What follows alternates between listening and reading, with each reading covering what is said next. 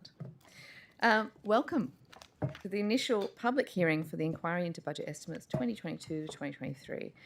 I acknowledge the Gadigal people of the Eora Nation, the traditional custodians on the lands on which we're meeting today.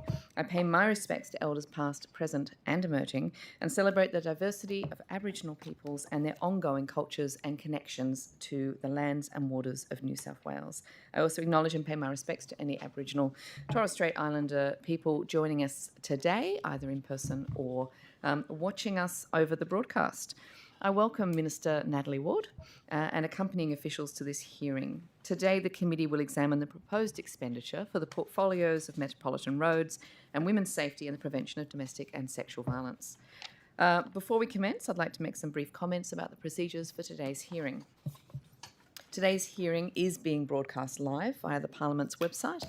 The proceedings are also being recorded and a transcript will be placed on the committee's website once it becomes available. In accordance with the broadcasting guidelines, media representatives are reminded that they must take responsibility for what they publish about the committee's proceedings. All witnesses in budget estimates have the right to procedural fairness according to the Procedural Fairness Resolution adopted by the House in 2018. There may be some questions that a witness could only answer if they had more time or with certain documents to hand, and in these circumstances, witnesses are advised that they can take a question on notice and provide an answer within 21 days. And just on that point, I will remind witnesses that you may only take a question on notice when you are unable to answer the question unless you have more time or with certain documents to hand. If witnesses wish to hand up documents, they should do so through the committee staff. Minister, I remind you and the officers accompanying you that you are free to pass notes and refer directly to your advisors seated at the table behind you. Finally, could everyone please turn their mobile phones to silent for the duration of the hearing. All witnesses will be sworn prior to giving evidence. Minister Ward, I remind you that you do not need to be sworn, as you've already sworn an oath to your office as a Member of Parliament. But for all other witnesses, I ask that you each in turn firstly state your full name, position, title and agency, and then swear either an oath or an affirmation, and the words of both the oath and the affirmation are in front of you on the table. And I will begin with the first witness to my left. Hi, Anne Campbell, Acting Deputy Secretary, Strategy, Policy and Commissioning. I swear that the evidence now about to be given by me shall be the truth, the whole truth and nothing but the truth, so help me God. Thank you. If I could ask witnesses, I think that one was okay, but if we could ask witnesses to bring the microphone towards them when they're speaking, that would be great. My name is Paul McKnight. I'm the Deputy Secretary of Law Reform and Legal Services in the Department of Communities and Justice. I solemnly, sincerely and truly declare and affirm that the evidence now about to be given by me shall be the truth, the whole truth and nothing but the truth. Thank you, Mr McKnight. Mr Tipple, sorry. Michael Tipple, Secretary, Department of Communities and Justice. I swear that the evidence now about to be given by me shall be the truth, the whole truth and nothing but the truth, so help me God. Mr Sharp. Robert Sharp, Secretary, Transport for New South Wales. I swear that the evidence now about to be given by me shall be the truth, the whole truth, and nothing but the truth, so help me God. Thank you. Ms Mayers. Trudy Mayers, Deputy Secretary, Greater Sydney for Transport for New South Wales. I swear that the evidence now about to be given by me shall be the truth, the whole truth, and nothing but the truth, so help me God. Thank you. Ms Rose. Pamela Drover, Deputy Secretary, Infrastructure and Place. I solemnly, sincerely and truly declare and affirm that the evidence about to be given by me shall be the truth, the whole truth and nothing but the truth. Thank you. Is that Ms McCarthy? Sorry, I can't see your sign very well. Tara McCarthy, Deputy Secretary, Safety, Environment and Regulation, Transport for New South Wales. I swear that the evidence now about to be given by me shall be the truth, the whole truth and nothing but the truth, so help me God. Thank you. Mr de Kock. Joost de Kock, Deputy Secretary, Customer Strategy and Technology at Transport for New South Wales. I solemnly, sincerely and truly declare and affirm that the evidence now about to be given by me shall be the truth, the whole truth and nothing but the truth. Thank you. Mr Carlon. Bernard Carlon, Chief of the Centres for Road Safety and Maritime Safety, Transport for New South Wales. I swear that the evidence now about to be given by me shall be the truth, the whole truth and nothing but the truth, so help me God. Excellent. And finally, but by no means least, Mr Collins. Thank you very much. Good morning. Howard Paul Collins. I'm the Chief Operations Officer for Transport for New South Wales. I swear that the evidence now about to be given by me shall be the truth, the whole truth and nothing but the truth. So help me God. Thank you very much. So today's hearing will be conducted from 9:30 to 12:45 with a 15-minute break at 11 a.m. for morning tea. We have celebrations to my right already at the prospect of morning tea.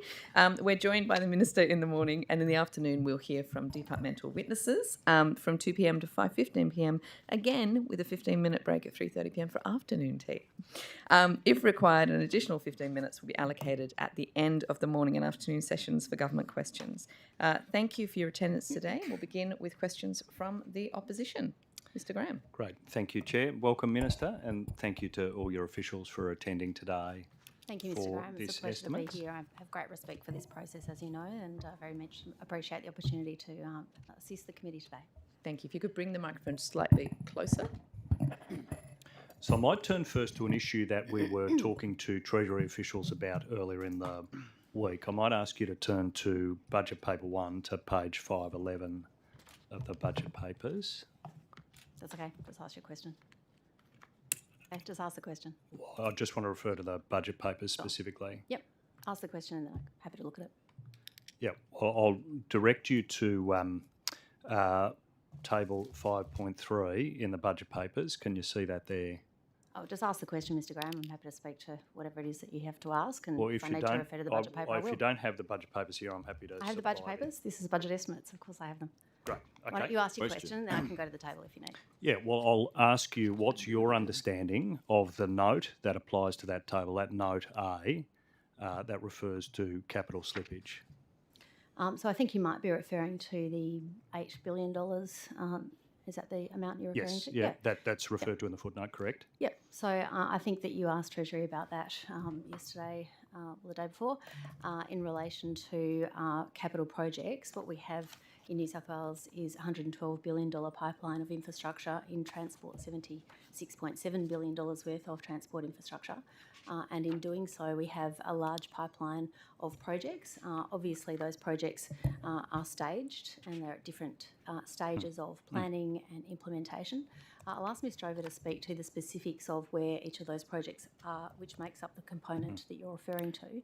But there's no surprise in that. It's printed in the budget paper to recognise the challenges we have with global headwinds, with labour supply challenges, with the issues of securing enough people to build multiple large mega infrastructure projects. So there's no surprise there. That amount is recognising the payment flow, but there's no change to our program. But Ms. Drover might speak to the Well, I'm happy to come back to Ms. Drover in the official session. I think I'd like to give a full answer because it's a very important question. Yeah. I know that was raised with you. So we'll return to Ms. Drover for a full answer in the official session. No, This is our time to Well, question Mr. Graham, the Minister. I think it's important. You've asked me to come here and I very much appreciate the opportunity to provide fulsome answers to the committee. With respect, it is a matter for me for how I answer a question to the committee. Ms. Drover is here, the officials are here today, and I'd appreciate this is an important question that you quite rightly point to in the budget papers, and I think that the people of New South Wales and the committee should be informed by a fulsome answer from Ms. Drover specifically on that. I'll take a point of order. Yeah, I'll hear the point of order. Not out that it's consistent practice in budget estimates that the person asking the question is capable of directing to whom the question is answered. And given that the question that my colleague actually asked was just pretty straightforward, what was the Minister's understanding of the $8 billion slippage? Ms. Drover's understanding is fine, and we can hear it this afternoon, but the question was very specific as to what the Minister's understanding was. So I just think that we should perhaps set out early on that members are capable of directing the questions to the person that they wish that they should direct the question to. To the point of order, Madam Chair, it is not recent practice, not consistent practice. It's actually rather recent practice introduced by Mr. Mookie and Mr. Graham that they can cut off the Minister from asking other officials to add substance to the answer they're trying to give. This is an opening question. It's a really important question. Clearly, Mr. Graham's framing it for his media grab. The Minister wants to add some content to that to make it a proper answer. So it's not a consistent practice. It's only a recent practice. The ministers bring their officials along. I mean, why do they bother? Why don't they just come by themselves? So I think I've heard enough for the point of order, and I think it's important that we do clarify this straight up. We have a situation now with budget estimates where we have agreed that the minister only needs to attend in the morning session, and we get the chance to speak with the officials only in the afternoon. That means with a limited period of time with the minister, which I believe is of benefit to most ministers, then it needs to be the case that in order for us to actually hear from the minister adequately, that members of the committee can direct their questions where they're needed. So if we could try and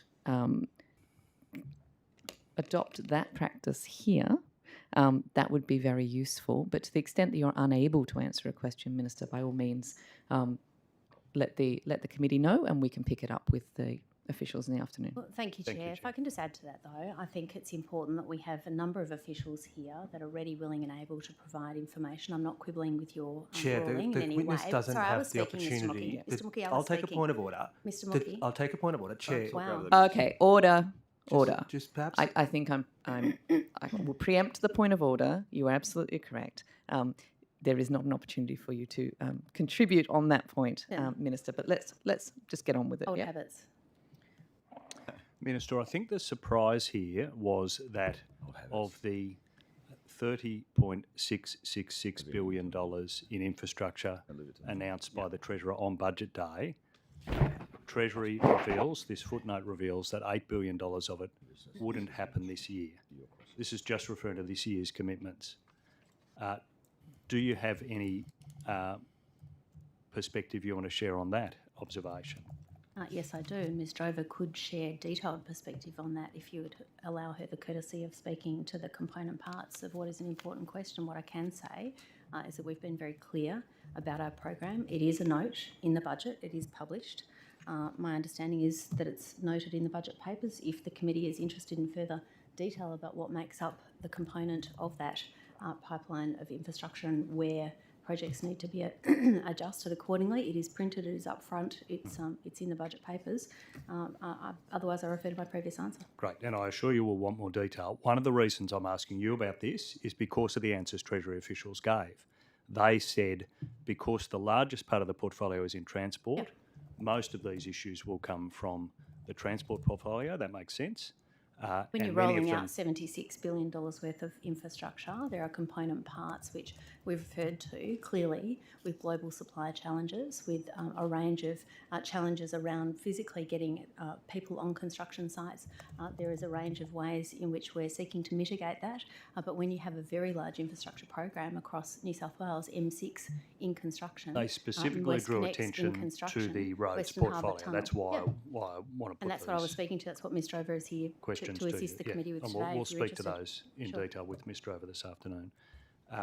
Given those comments, which projects will be delayed this year out of the roads portfolio projects that you announced in the budget with Treasurer Keane? Oh, that's a matter for the Treasurer in relation to the budget, but Ms. Drover can speak to the timelines on specific projects. What we are clear about is that we have a pipeline of projects that we are rolling out.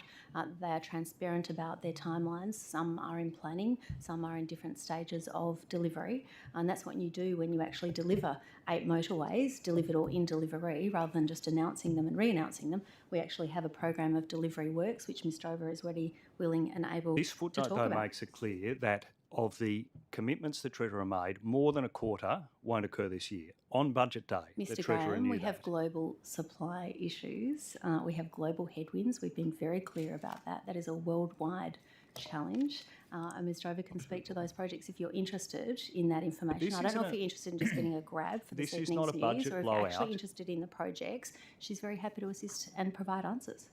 Minister, this isn't a budget blowout. On budget day, the Treasurer knew, we've printed and it. presumably It's no you knew surprise. in the it's roads printed in the budget, portfolio, Mr. Graham. It's printed in there. that these promises would not occur this year. No, it's not. Is that correct? There's global headwinds, Mr. Graham, and we've printed that in the budget. You can see it. There's no surprise. There's no revelation. There's been a worldwide global shortage, and we're very clear about that. But Ms. Drover can speak to the specifics of each of those projects if you're actually interested in the substance of the answer.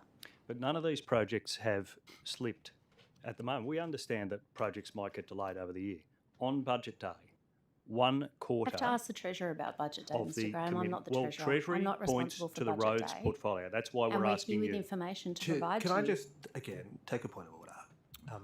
Punch It's and judy. unusual, Punch but and judy. ordinarily members are accused of interrupting witnesses. But in this case, for the last 3 instances which my colleague has tried to ask a question, he hasn't actually been able to get to the question because the minister has interrupted. I think Mr. Graham can handle I just think that if we can just establish early on question and answer, it will make for a much easier hearing for all. Order, yes. I will rule, really for the benefit of Hansard, it's next to impossible to record what's happening when everyone's speaking over each other. We're only at the beginning of this session. If we could do question, answer, that would be very useful. On budget day, 1/4 of the capital promises from this Treasurer were not going to occur this financial year. Treasury knew that, the Treasurer knew that. I do a point of order myself, Madam Chair. I mean, seriously, this is like the 10th time the same question's been asked. We haven't the, been able to the get Minister the has question out given the door. an answer 10 times, wanted to refer to an official 10 times and been told she can't. This is 10 times Mr. Graham's asked the question. The answer is it was acknowledged in the budget papers. Chair, just okay. again, the And, time... and punch and judy over here. Can I just... Jake, Order, enough. allow the member to actually ask Order. the question. You don't have to run a protection racket for John Graham. He's an adult. Minister, Are we did done? you... Sorry, can I just Sorry, yeah, rule no, on certainly, Chair, that? certainly. It is well within a committee member's rights to ask whatever questions they like. And if you think it's a waste of his time, Well, the minister's time, more fool frankly. him. But he is Things to ask perfectly about. entitled. Great Western If Highway. we could cease the interjections from the right side of the chamber, that'd be very useful. Minister, let me just ask you clearly. On budget day, it was known that 1/4 of these projects would not be delivered this year, even though they were promised by you, by the Treasurer. Which roads projects Mr. Graham, will not it's printed in the budget. You can allocated clearly this year? see we've printed it in there on budget day, as you refer to. Those are questions for the Treasurer. Ms. Drover is here to provide detailed information if you're actually interested in the answer. I don't think you are interested in the substance of the answer. tell you what, but it was what's- printed in the budget printed in papers, the and I budget refer to my papers earlier answer. in transport is $21.3 billion worth of promises, and at least 1/4 of those won't happen. Which ones? Do you know which road Drover projects is won't already proceed? willing and able to provide an answer to I'm you, Mr. asking you, Graham. Minister, do you know? Ms. Drover is able to provide that information if you're interested in the answer. I'm asking, Minister, about your knowledge. On budget day, did you know Yes, that it was these printed in the roads- budget, Mr. Graham. We were very clear prior to the budget in saying there are global headwinds, that we have supply chain challenges. That is a global phenomenon, and you can't continue to deliver mega projects if you don't have enough supply, if you don't have enough people to build it. And we've had 2 years of COVID shutdown. Minister, you So there are promised challenges these that are roads just a fact, in Mr. Graham. suburbs There's no across surprise Sydney. in there. The budget You papers knew printed they on weren't budget day going to a note. occur.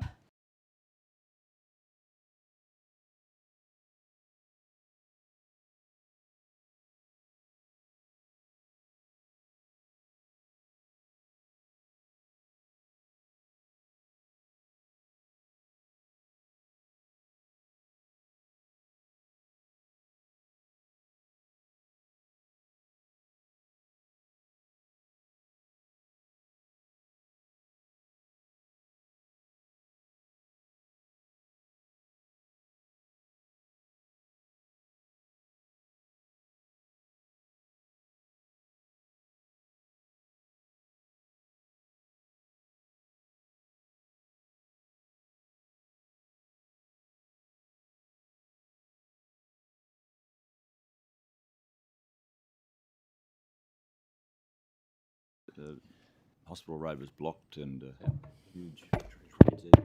We're good. Back? Yep, we're back. Greetings, Minister. It's a pleasure to see you, and greetings to your officials as well. And for the record, we've missed you. Oh, thank you, Mr. Mook. No I've problem. missed you too. I It's know. such a joy. Indeed. We have 3 Minister, hours together. Yes. Minister, if you don't mind, page 4-18 of budget paper number 1 makes clear that you and your government seems to be the first in our history ever to have to return $715 million to the Commonwealth because of an incapacity to meet agreed milestones according to Federation funding agreements. Minister, what is your understanding about why your government has failed to collect this money and why we will now have to wait for a further 4 years in order to access the funding that's been made available to us over the last 10 years? Yeah, well, thank you, Mr. Mookie, for the question and for diligently reading the budget papers. I bring them every year in the hope that people will read them, and I appreciate it. And I know I've seen you with your highlighter in your office with the budget papers. Can I just clarify to begin with that it's a misconstruction to say that money is being returned or not collected. That's not the case. We are delivering these projects and the milestones will continue to be met. Ms Drover can speak to the specifics of how each of those projects, what makes up that funding amount and how that is rolled out, and that has Well, been... if Ms Grover does have the specific parts of the roads portfolio for which we are not collecting the money from the Commonwealth of that 715, I'd love to hear it. Does Ms Drover know which of the $715 million, which projects we're not collecting the money for? That's not correct. Look, I might just make an opening statement. We're not expecting material delays in the coming year, and the Treasury paper that you're referring to is Treasury's paper, and I think you'll note that Treasury have already said on the record that they moderate their budgets, their Yes, forecasts, Ms Drover, based on a portfolio basis, not on an individual project. Indeed, by project they basis. did say that, and they did say that it was on a portfolio basis, but they also indicated that the nature of the Federation funding agreements means that it's almost certainly likely to be roads. Now, the Minister has made extensive reference to your knowledge of these matters. Given the Federation funding agreements apply to projects like, for example, the ones that are to do with the Western City that we are building in Bradfield, Minister, is it the case that you're returning money to the Commonwealth because you're behind when it comes to building the infrastructure that's required for the second airport? No, it's not the case. The money is not being returned. These are project milestones, and when you roll out large infrastructure, there are stages and milestones to that infrastructure. Federal Minister King has also referred to the challenges that we have and the need to look at federal spending commitments, but these are about project milestones. This is not cash being returned. We're not writing a cheque and returning no it to dispute tender. with you, Minister. They are about project milestones. That is absolutely clear. And according to your budget, we are so behind on these project milestones that we won't be in a position to collect this money next year, the year after that, or the year after that. In fact, we're going to have to wait beyond the forward estimates. Now, this is unprecedented. Because as you rightly point out, I do read the budget papers. When you're building unprecedented... Minister, if you just let me finish. Having checked all the previous budgets, it's the first time we've had reference to the fact that we've had to return. And look, no disrespect. It's not being returned. To coincide. Can I just be clear about well, my it's money not evidence to being the collected. Mr. It's money not being collected, Mr. Minister. Mookie. And to be fair, you are the first roads minister ever to find yourself in a position where you effectively have to sign a novelty cheque and send it back. No, that's absolutely wrong. So I just want to hear from you, Minister. The facts. I just want to hear from you, Minister. Can you just explain to us, Minister? Okay, order. We ask questions and then we provide answers. We don't give answers in the middle of questions. If we could try and show that respect. Please go ahead, Mr. Mookie. But Minister, for which of the road projects are you responsible for which you are failing to collect the money that the Commonwealth has provided Mr. Mookie, us? You're just trying to get the grab. You're not actually Well, I'm actually trying to get an answer, Minister. Minister. I'm trying to finish my answer. I'm trying to get an answer, so perhaps if you could just direct your attention to the question. The question is pretty straightforward. Of this $715 million that your government's not collecting from the Commonwealth, can you tell us how much of it is coming from projects for which you are directly responsible? Mr. Mookie, the premise of your question is wrong. I'll just put that on the record for the benefit of the committee. There is no cheque being written and returned. That's not how it works. And when you actually deliver infrastructure, you understand that there is a process of project milestones, but nonetheless, we are delivering city-changing infrastructure, life-changing infrastructure across New South Wales, which quite rightly, as you referred to, the city of Bradfield and another airport in New South Wales, right across the state, we are delivering improved services, roads and infrastructure to get people across our network where they need to go. And this will transform the future of mobility in New South Wales. These include WestConnex, as you refer to, in Western Sydney. It includes the M12, which we were out Minister, at you're the other day. you're answering generally now about growth. I might direct you back to the underspend. Whichever way I like. I might direct you back to the underspend question. Is one of the reasons we're returning money or not collecting money from the Commonwealth, if you prefer that, because the budget paper shows that you've underspent on specific Western Sydney growth roads by $242 million in the last 12 months. It is. Is that one of the reasons? Well, I'll ask Ms Drover to speak about that project specifically, No, Mr. Minister, Graham. I'm entitled to answer really the question, important. Mr. Graham. I haven't even I'm finished my asking sentence. about your knowledge of your All right, portfolio. order. I want to get the grab. You're not interested. Minister, if you could finish that question. Or try. Should be allowed to. Sorry, if you could finish the answer to the question. You were about, sorry, you started. What was the end of the answer that you wanted to provide? Yeah, I think I forget the question now, but nonetheless, Ms. Drover might speak to the specific amount. It's a Treasury amount. It's printed in the budget papers. You can nod your head and shake your head, but the fact is, this is not cash going one way and being returned another way. That demonstrates with respect, a fundamental misunderstanding. Minister, I'm asking about your knowledge of Point of order. Seriously, Mr. Graham, the Minister has been hardly given any chance to answer these questions. They're constantly talked over, constantly interrupted.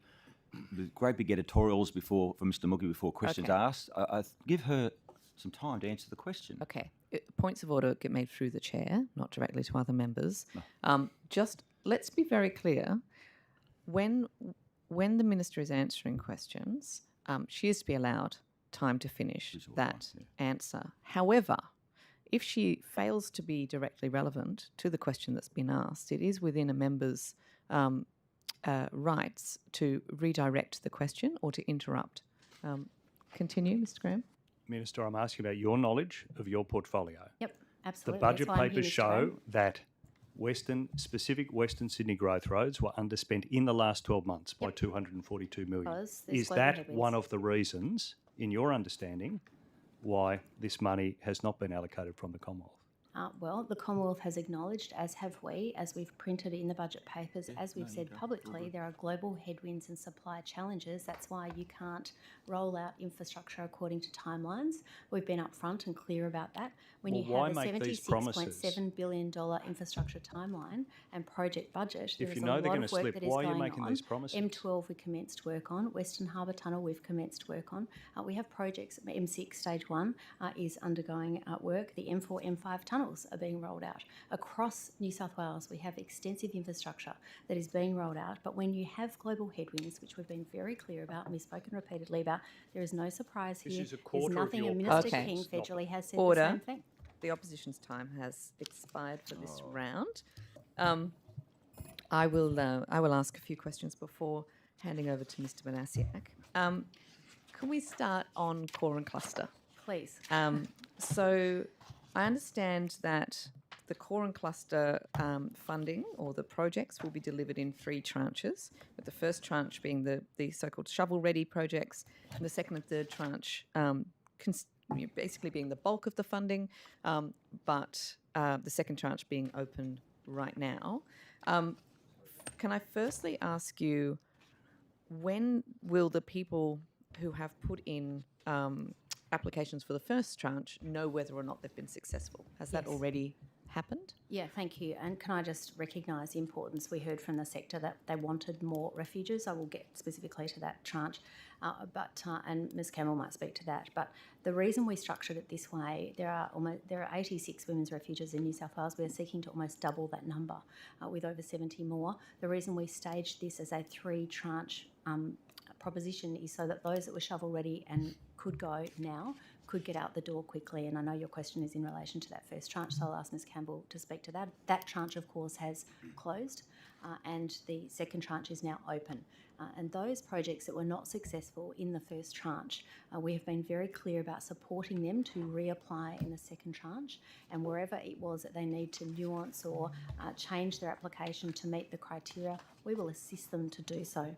Okay, so the assumption then from your answer is that they have been told when they've not received the funding for tranche 1?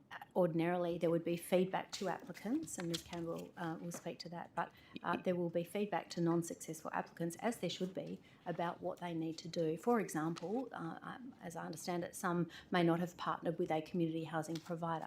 Some might not have met the specifications for the core accommodation, which was to ensure that they had a separate kitchen so that they could have self-contained. Yeah, I understand. I'm just trying to get to the bottom of whether, and perhaps Ms. Campbell, if you could be quite specific, because I've only got limited time with the Minister, but were people informed of the success or not of their first tranche offer prior to the second tranche being opened? Yep.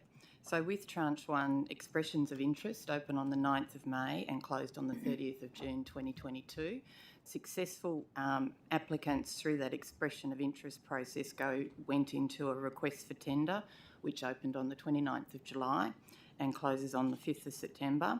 Anyone who was unsuccessful in the tranche 1 expression of interest process has received direct feedback from the department about where they could improve on their application. Sorry, just coming to the request for tender then. So we have a request for tender process that doesn't end until the 30th of September. The 5th of September. The 5th of September. If one of those is not successful, will they won't know yet, so they won't know to have put into the second tranche. No. So given that closes on the 5th of September and that those organisations or individuals won't know whether or not they've been successful, why are we closing tranche 2 so early? There is, with the tranche 2, we've made accommodation in the criteria for assessing expressions of interest. So, for example, in tranche 2, the expressions of interest opened on the 25th of July and close on the 26th of August. So we will have obviously the request for tender for tranche 1 closes on the 5th of September. There's also tranche 3. Sorry, let me just stop you there. So, Minister, we've just heard that people who have put in the request for tender for tranche 1 won't know until at least the 5th of September whether or not they've been successful, and yet we still have the expressions of interest for tranche 2 closing on the 26th of August. Yep. Will you extend that timetable for tranche 2? No is the short answer. We have record funding of $484.3 million. We want to see that funding get out the door so that we have safe spaces for women. The purpose of having the 3 tranches is to ensure that we can see success from applicants, but we also know that we need to get on with construction of these refuges. So in doing so, the first tranche was to be shovel ready. They will be supported if unsuccessful into the next tranches, and there is still a third tranche where there is the bulk of funding. Will you at least put the unsuccessful bids from the tranche 1 automatically into the expression of interest for tranche 2 so they don't miss out? No, I don't think we can automatically do anything, but what we are doing is working closely with each of those applicants to identify why their application may have been unsuccessful. They might have been very close, but they might have a component that needs assistance, and we are very keen to support them to do that. What I want to do is see success in this. I don't want anyone to fail, and I certainly don't want the money sitting in Treasury. I want it out the door so it can be built. But these are projects that have been assessed through the expression of interest process to be acceptable enough to go to an RFT process. You're saying that you want these refuges to be built as soon as possible. These ones are pretty close, and yet you're denying them the opportunity to be in tranche 2 if they fail in tranche 1, just because of a failure to extend the timeline by a week? Ms. Campbell. I think it's important to note that the funding is over 4 years. So in 2022-2023, there's $47.24 million. Sorry, you're giving me detail that's not related to the question. The question is that what we're doing here? We're denying some of these almost shovel ready. They've not quite met it. They're going to go through the RFT process. They then don't succeed, and you're saying, but now they can wait till tranche 3 simply because you're refusing to extend the deadline by a week. So what we want to see is success in all of these applications so that we can almost double the number of women's refuges in New South Wales. This is an ambitious project. I want to see that money out the door. I want to see those safe spaces built. The purpose of having the 3 tranches is to ensure that we can stage those projects. Now, they might all be successful in tranche 2. We don't know that. I'm not going to preempt the outcome of those stages. But I hear what the sector is saying, and I hear what you're saying, Ms. Boyd, about ensuring that there is time for applications to occur, and I understand that, and I've heard closely from the sector about what we can do to assist them. We are walking beside them throughout this process to ensure success. This is not a one-off. It was deliberately designed with flexibility. I understand, to but ensure the sector has told you in no uncertain terms that they would request that there be an extension to this timetable for tranche 2. You're saying no, but really we're coming down to a week difference. That seems pretty absurd. Why would we why wouldn't you just extend it till the 5th of September? But we have said we want to make this process as smooth as possible for applicants. We want you're to be not, clear because about you're our not extending it. timelines. Well, for those that have been successful, we wanted to make the opportunity for them to get those out the door Minister, and literally built. This is your to be done opportunity to quickly. provide. Yeah, I'm not On the gonna- face of it, this looks really very, very odd that you would be having this overlap in timeframes that then denies people who are unsuccessful in tranche 1 to go into Not at tranche all. 2. Not at I'm all. giving you the opportunity to explain why that 1 week Yep. won't be given. Ms. Boyd, that's why we have a third tranche, so that we can doesn't support those entities. And I understand what you're saying, and I understand potential concerns, but this is record funding. This is almost $500 million to double the number of women's refuges in New South Wales. And no one's If we can taking, no one's assist saying them- that it's not. we- that it's if not we can really assist them relevant in to the tranche 3, question. that's exactly what we'll do.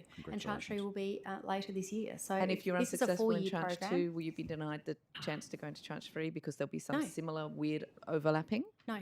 So No, the we tranche want to 2 see success. There's no conspiracy here. We I'm absolutely not saying want there's to a see success. conspiracy. I'm saying that there's a strange administrative decision that's been made by you Oh. and your department that the sector has very reasonably asked Yep. to be changed.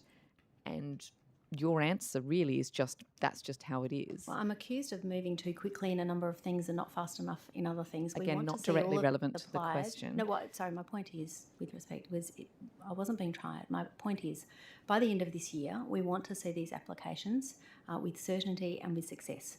And so in getting $500 million out the door, my aim is to have these projects either starting construction or through that process by the end of this year so that they have certainty, so we can get on with the job of providing safe spaces for women and their children to recover.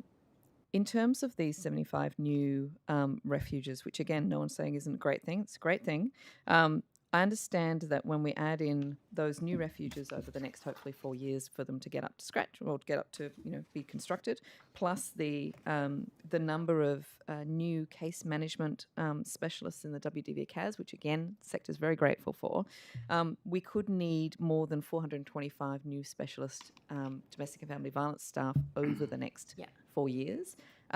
What investment into workforce development is the New South Wales government making to ensure that that staff are actually there? And thank you. It's an excellent question, and it's something we have heard clearly from the sector. Like in all sectors, that we need people. It's great to build these refuges, but we need people to service them, provide those services, and provide those wraparound supports on the ground. We've heard that, and so a component of this is specifically for capacity building in the sector, particularly in Aboriginal controlled community organisations. And so we specifically have funding to that. Ms Campbell can speak to the specifics of that funding, but we have heard from the sector they need support to increase the workforce and to support those who are there. We know that during COVID, people left the sector, as they did in many jobs and many roles, and we need to do more to ensure that there are people there to support and provide those services. That is a component of this funding, very specifically. And also in relation to Aboriginal applications, I just wanted to make the point for the committee's benefit that we also have support for those Aboriginal organisations to apply, to support them for tender writing, to upskill them, to ensure success in that sector. Thank you. Mr Panasiak. Thank you, Chair, and welcome, Minister. I might just do some follow-ups from our previous estimates. We were talking about the domestic violence assessment tool, and you spoke about a trial that was going to commence this year. Has that trial commenced? Sorry, Mr Panasiak, I enjoyed very much our time last time, but you just might remind me of the specifics of the trial, because there's a couple on that. Yeah, there was the assessment tool that was being revised down to, I guess, 5 predictive questions rather than the long-winded interrogation. Has that trial commenced for the use of that assessment tool? Yeah, I might.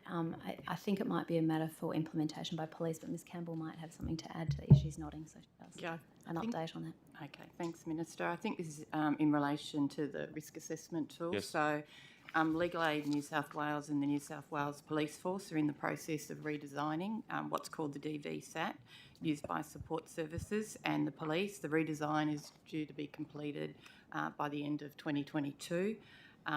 And both organisations will consider the findings from a recent Boxer study into the redesign of that tool. Okay, so the information you gave me last time was incorrect. You said the trial of that new tool was going to commence in 2022. I think Now, the evidence is it's ongoing. It's on. So now you're telling me it's going to be when? When will the trial begin? My advice is at the end of this year. End of this year. Yep. And how long will the trial go for? I'd need to take that on notice. Okay. And maybe perhaps on notice, what is the reporting mechanisms for that trial? What are the metrics in terms of how it will be assessed and evaluated? We may be able to get that information for you today, Mr. Banaszak. If we can, we'll endeavour to do so. If not, we'll get it to you as quickly as possible. No problems at all. I might just refer to, or go over to transport now. As far as it relates to your transport portfolio, are you familiar with the Future Transport Technology Roadmap from 2021 to 2024? I haven't memorised it, but I am broadly shocked. familiar with it. No. Yes. To your knowledge, how much of the budget has been allocated to delivering that roadmap? I might ask the Secretary to speak to the delivery of the roadmap. Thank you. Yeah, there's a large number of initiatives in there, but I'll have to pass to Mr. de Kock. Yeah, thank you for the question. And so we did publish that roadmap over a year ago, and it's got a large number of initiatives in there. Quite a few of these initiatives are underway, and they are in a different stage of funding. So we've received funding for a variety of projects over the last budget, as well as over the last years. So you don't have a total dollar figure for in terms of how much this will cost? I don't have a total dollar figure at my fingertips here of how much it will cost altogether, but most of those projects are either underway or planned, and we actually request funding on a case-by-case basis for some of those. Okay. And some of the trials have commenced and other work has commenced in that space. Sure. Absolutely. So many of the projects are well underway, and obviously the Open Next Generation project that was announced in the budget is a key part of that as well. Okay, can I go to some specific parts of the budget? One particular is the mobility as service, which obviously has, I guess, largely will be beneficial to the metropolitan areas.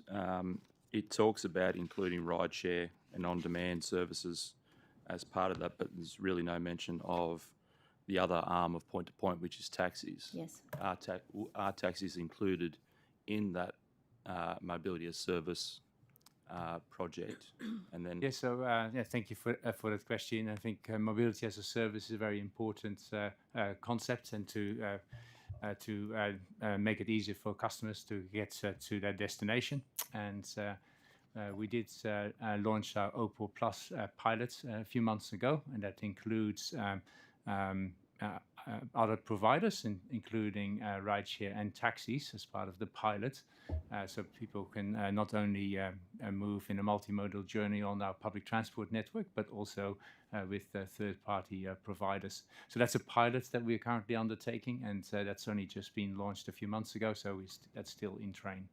Okay, so and Mr. Banaszak, can I just note on that, it's an important part that taxis play, particularly in mobility, and we've seen over many years the important role that taxis do play, and I recognise your question, but a lot of that work is within Minister Elliott's portfolio, so we will provide to you whatever we can today, but I'm just flagging that a lot of that is Minister Elliott's responsibility. I will probably follow up with Mr. Elliott. Obviously, as it relates to your portfolio, Minister, though, in terms of one of the other projects was about improving freight efficiencies, and you would agree that getting less trucks on the road, and perhaps or making their journeys a lot easier is beneficial for all road users. Where are we up to with that strategy, where it says more efficient freight through technology? Especially the development of a freight community system. Through that future plan? Yes. So freight essentially is Minister Farrell way, but you're quite rightly pointing out that the purpose of our roads network and an extensive network is to get trucks off local roads and return those local roads to communities and free up congestion. So that's why we have a lot of that in place. Two of the real choke points are actually probably more part of your portfolio. We've got Port Botany, I guess that's a metro road in and around that. You've also got Port Kembla, Wollongong. Yeah. That's where the two major choke points are. Your own transport forecasts in terms of Port Botany show that it's running above capacity now. and with the forecast for 2036, that's beyond, coping. I'm interested to know how technology is going to fix that Mr. problem. Mr. De Kock might speak to that specifically, but in relation to freight, it is Minister Farraway's responsibility. I recognise the location. That's why we have infrastructure like Sydney Gateway and others at those locations to free up that local traffic and get it off those roads, and obviously a priority for us. And we saw in COVID the importance of freight, getting what we need, supply in particular, through to where we need to go. Minister Farraway does look after freight as a whole.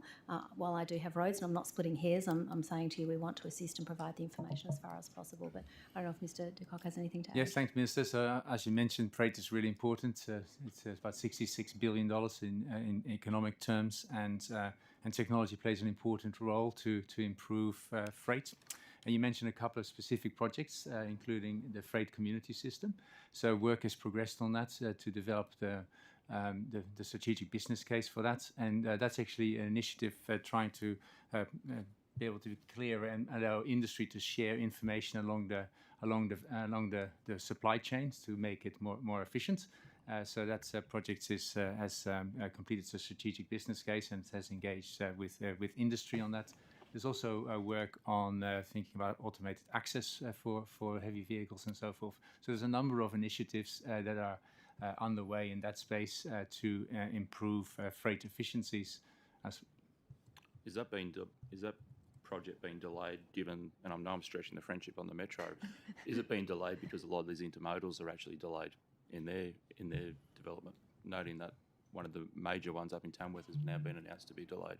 Is that going to delay this community, freight community system? No, that's the freight community system. So that's, as I mentioned before, we're just working on the strategic business case, and the next step will be then to move on to the next stage, which is the final business case. So that's still work in progress, and more work to be done on that front. Pass back to you, Chair. I've only got a minute. Thank you. Session that was. In this 1 minute, I might just ask about Reinvest, which I know that you and I have had discussions about in the past, Minister. As you know, $7.1 million was given to the researchers for the Reinvest trial. I understand that funding for that trial has finally been cut, which is of great relief to anyone who was paying attention to it.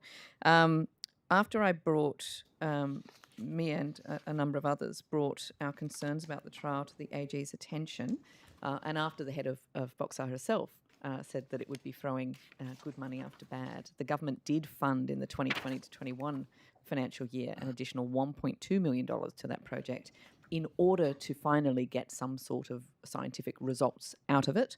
I want to ask you if we did have any final results out of that project. Yep.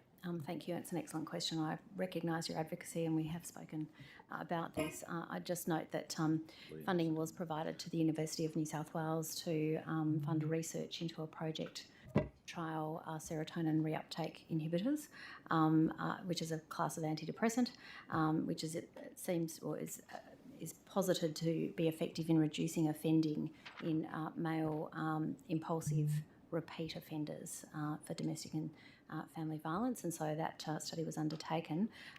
We, as you say, I'm not sure the funding was cut. I think the funding completed and has finished. So that is at the end of that stage. Ms.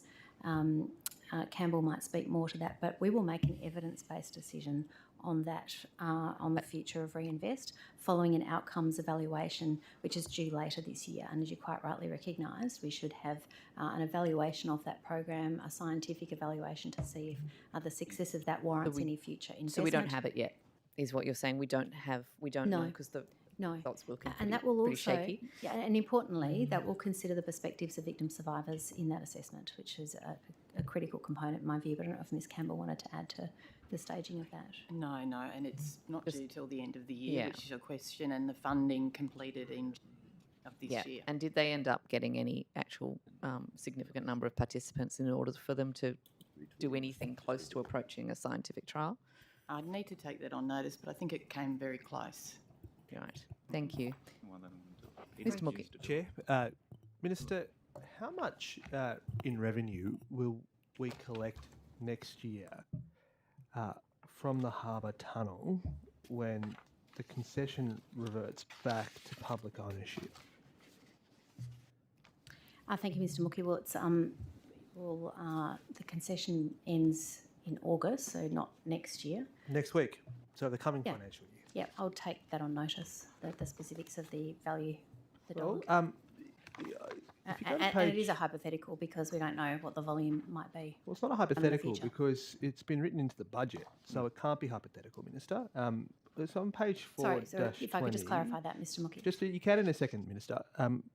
If you turn to page 4-20. Sorry, could I just clarify that point? And in a before we minute, move on? second, let me just ask the question. Minister, your budget says that we'll be collecting $164 million in road tolls, which is up $30 million from last year.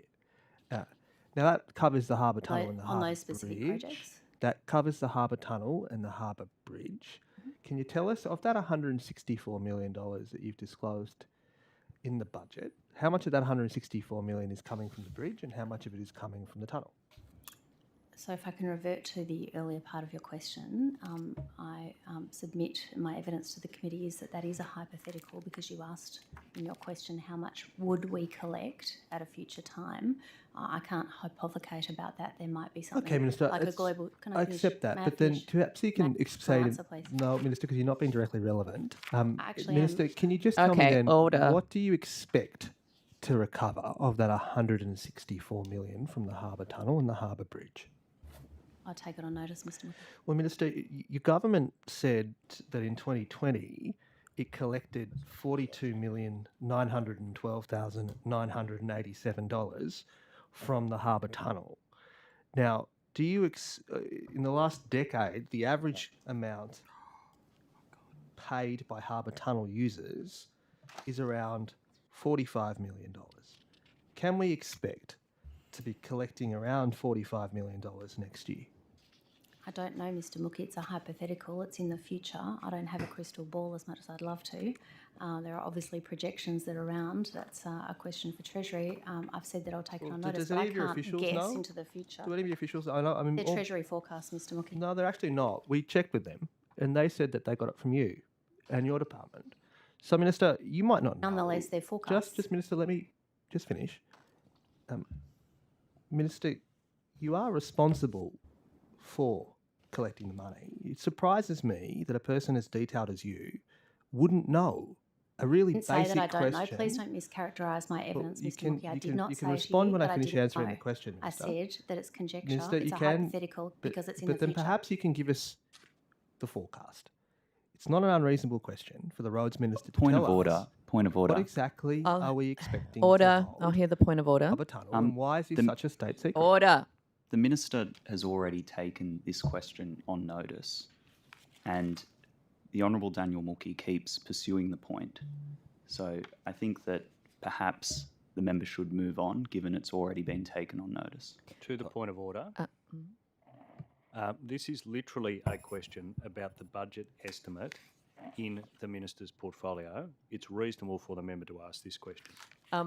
There is no point of order on the basis that it is entirely within a committee member's right to ask a question over and over if they so choose and they feel that's a good use of their time, so long as they're not badgering the witness. The minister is more than capable of defending herself in this circumstance. If you could go ahead, Mr. Mookie. Well, Madam Chair, I mean, we're not wanting a point of order on that ruling. If a member takes a question on notice, that's the end of the debate on that particular question. Don't canvass the room. Okay. I did a point of order. Order. I did a point of order. I will remind the witness, although I don't think she needs reminding, that she could answer in exactly the same way to those questions that are being asked in exactly the same way. It's completely within your rights. Continue. Minister, over the forward estimates, in 24-25 to 25-26, there's an astonishing jump in the amount of money that we expect to collect from the Harbour Bridge and the Harbour Tunnel. It goes from $177 million to $227 million, which is roughly an increase of about 25%. 28%. 28%. Is that because that's when you intend to introduce two-way tolling on the Harbour Bridge? Absolutely not, and it's offensive that you would scare the people of New South Wales into such a ridiculous and terrifying campaign of lies.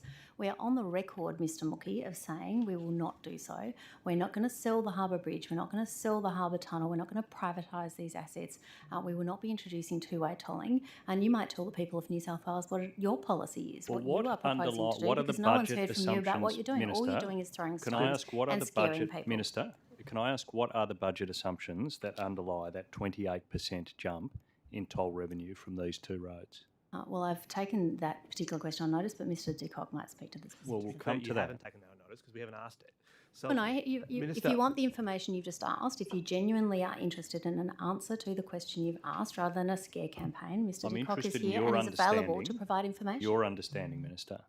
What is your understanding of the policy assumptions that lie behind a 28% jump in toll revenue from these two roads in that year? Mr De Kock is here to provide that well, information. Minister, have you been briefed?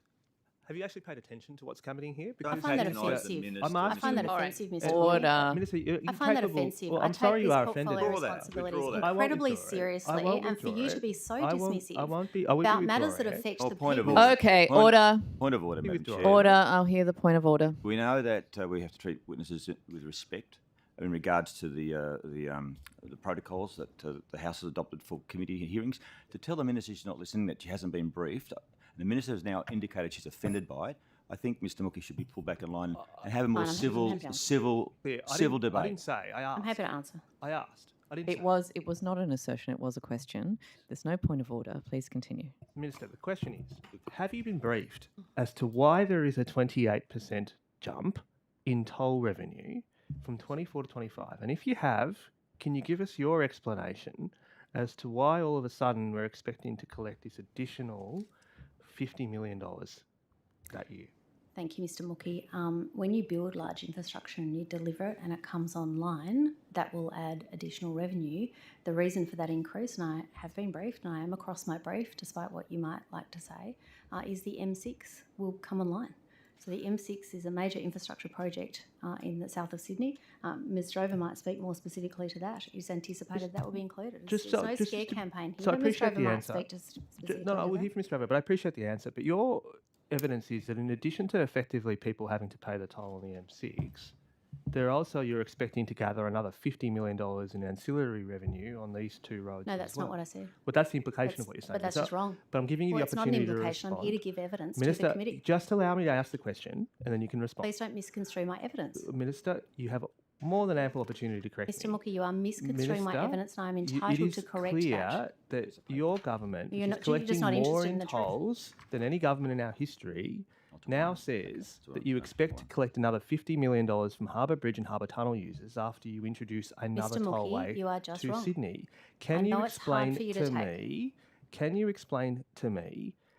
Is there likely to be other additional tolls paid as a result of the M6 project on privately owned toll roads? Mr. Mookie, what you're clearly doing is running a scare campaign. What we are doing is considering how we provide infrastructure for the people of New South Wales to get across our roads network. The M6 Stage 1 is exactly what we're doing. Ms Drover can speak to the specifics about the tolling Minister, one of the information. reasons You're we're just asking wrong. about this, You're just wrong. these projects in particular, is because the opposition has made clear that toll revenue from the Harbour Tunnel and the Harbour Bridge will be kept in public hands. Well, point of order. It's not Will about your you- policies. It's about the government's budget. There's no It's point nice of order. to finally see a policy from you. Well, I'll put the question again. One of the reasons we're asking is the opposition's made Here we clear go. that toll revenue from the Harbour Tunnel and the Harbour Bridge As will of be when? kept in public hands. Will you rule out privatising Yes. toll revenue Yes. from Stop these your streams? scare campaign. At any Stop point your in the scare future, campaign. you'll rule out The other reason for privatising. increases in toll revenue is post-COVID. We've had 2 years almost of shutdowns and people not being able to drive their vehicles. There's been a significant increase in use of our fantastic you're roadway and committing- motorway. Can I finish my sentence, please? You're committing May I the please government finish to my ruling sentence? out Order. privatising Order. roads. Point of order. I don't think I need to hear the point of order. If the minister could be allowed to answer that Hear, hear. question. Thank you. Mr Graham, what we have in New South Wales is a comprehensive roads network together with a comprehensive road relief program. 40% relief across all toll roads, across all of New South Wales, putting more money in the I'll pockets draw of you more back to the motorists more question, often. Minister. Well, you You're spoke now answering about toll increases. relief. I'll ask you to be directly relevant. I'll draw you back to the question. You're committing the government to ruling out privatising these toll Already done revenue that. streams on the bridge and the tunnel for this term and the next Not term. Are you ruling that privatising the out? Harbour Bridge. You don't need to run the scare campaign. We're not privatising Let's the see, tunnel, acknowledging we've got and another we've term put that on the coming. record Even as before part today. of a There's no business surprise. We case, put that on the record. even as part of a business case for building the Western Harbour Tunnel and Beaches Link, you're ruling out privatising these I toll can't be revenue any streams clearer, at any Mr. point. Graham. Your scare campaign is not something One of that's the reasons I'm necessary. Why don't you asking- be clear with the people of New South Wales what Well, you one will of the do? reasons I'm We asking, know that Minister, you is won't that build Beaches Transurban Link. has updated the market, saying this is a future market opportunity I'm not for them here to purchase these. Third parties do commentary all the time. The McKell this Institute is a comes up with market ideas about update. congestion tax and other strange ideas all the time. It's not for me to run a That's why I'm commentary on asking you third party stakeholders. the I've been time, very Madam clear Chair. about it. The Premier's been clear No, about it's it. the bill. I can't be any clearer. So, Minister, I do appreciate you ruling out the future privatisation of the Harbour Tunnel and the Harbour Bridge. Can you rule out the future privatisation of the Western Harbour Tunnel?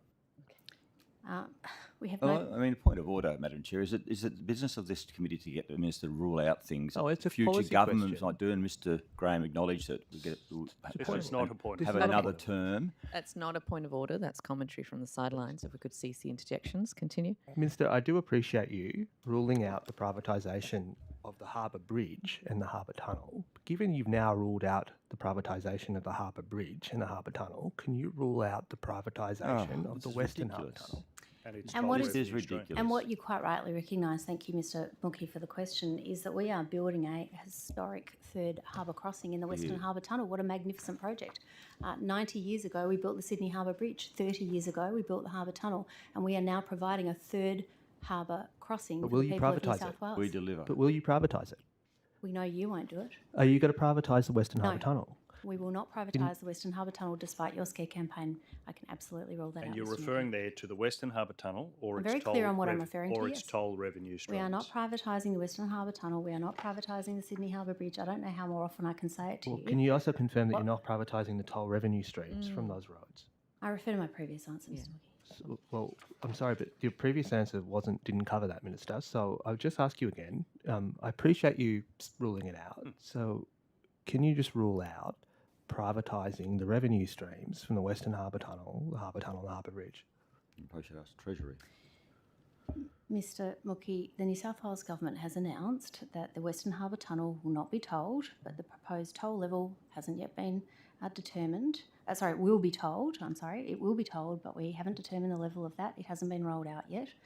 The Warringah Freeway will be upgraded as part of that program.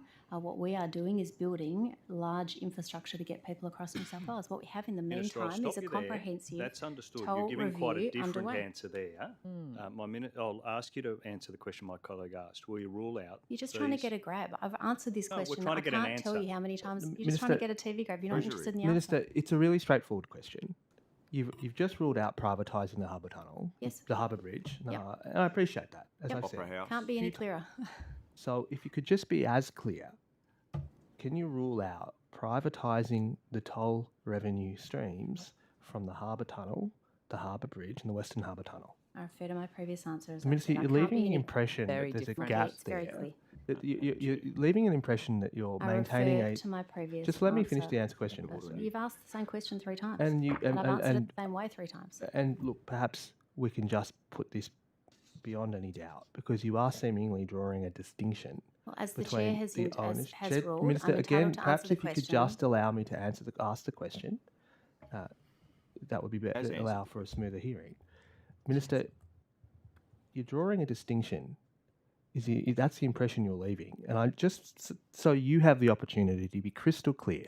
We are not this. privatising the Western Harbour Tunnel. We are And not are you? privatising I'm the asking Harbour you, Bridge. We are Minister, not so you could be privatising crystal clear. Bridge or the Are Harbour you Tunnel. We're not ruling out privatising the Opera House. I privatising? can't be any clearer. Are Mr. you Mookie. ruling out privatising the concession streams and the revenue that arises as a result for the Can't Harbour be any Tunnel? clearer, Mr. Mookie. What is your party offering? Well, What we is it can that you're guarantee going to we're do? not. Minister, you haven't. You're drawing. And I've been a clear about that as distinction. well. Actually I've been answered the absolutely question. clear. So, Minister, do you know what the Just a scare campaign, Well, Mr. Minister- Mookie. You and Mr. Graham don't have a Work policy. in You the don't last have an election. alternative.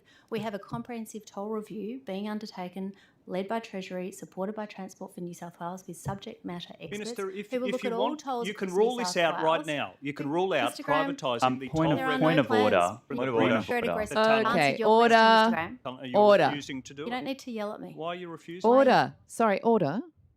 I'm not sorry. Order. If we cannot yell at witnesses, we're asking questions. Stop badgering. If we could have a little bit more of an orderly discussion, and perhaps I will acknowledge, though, that the Minister has not answered the question that has been given to her already, that she answered quite a different question. If you could now repeat your question and see if we can get an answer. So, Minister, I will try one more time. Can you guarantee that you will not be privatising the revenue streams from the Harbour Tunnel, the Western Harbour Tunnel and the Harbour Bridge? Mr. Mookie, I've said it before, I'll say it again. There are no plans. Can I ask you how much Just tell money... us what your plan is. we're not going to privatise it. We can give you that commitment. There we go. We're in furious agreement. Can I ask you, Minister, how much money do you expect us to have to borrow to build the Western Harbour Tunnel? Ms. Drover might speak to the specifics of that. The first part of that has been awarded, and the second part is under tender at the moment. But Ms. Drover might Careful speak to about that. the answer. Ms. Drover, know how much we're borrowing? Project. Commercial in confidence. The budget for the Western Harbour Tunnel, which is being directly delivered by Transport for New South Wales, comes from Treasury. Treasury's borrowing requirements, etc., I'm not privy to, but that the funding for Western Harbour Tunnel comes from Treasury. Yes, indeed it does. Can I add to that specifically, though? Well, Mr. perhaps Mookie, just we if can, you rather than add to it, are if we could just interested. answer it. The question was, how much money are you intending to borrow to build the Western Harbour Tunnel? So I can note that a $722 million contract has been awarded to build stage one of the project, which includes 1.7 kilometres of tunnels from Rozelle to Birchgrove. That stage is a joint venture between John Holland and CPB. The balance of your question relates to the Treasurer and to Treasury in terms of borrowing, Mr. Mookie. And what is the estimated total cost of building the complete Western Harbour Tunnel? Ms. Drover might speak to that, but we've allocated over 4 years $558.5 million I know in it's been capital allocated. expenditure. And But I'm just interested in what the actual I'm estimated... trying to finish my sentence. Point of order. Well, I'm just Hear asking the- for a direct sorry, I relevance. will hear the point of order. I think this is going to be an incredibly long day if the members of the opposition continue to interject and interrupt the minister when she's in the middle of answering the previous question. To the point of order. We've really had repeated attempts to slow this down by the members of the government. I'm just indicating that they are almost guaranteeing a supplementary estimates hearing in this portfolio. No, we look forward to it. Okay, that a order. threat? I think that there is interruptions on both sides from both the Minister and from questioners, and if we could be more respectful of Hansard, I would appreciate it. And if we could also stop the non-point of order interjections from the government members, that would be very useful. Thank you. Mr. Graham, I'm very happy to answer questions about this government's record investment in transformational infrastructure across New South Wales. Then 8 perhaps then- motorways in delivery. Then perhaps the question I'm you very could happy answer... to stand with that. I'm glad you're happy about it, Minister, but then perhaps you can express your joy by answering this question. What exactly is the estimated total cost of building the complete Western Harbour Tunnel?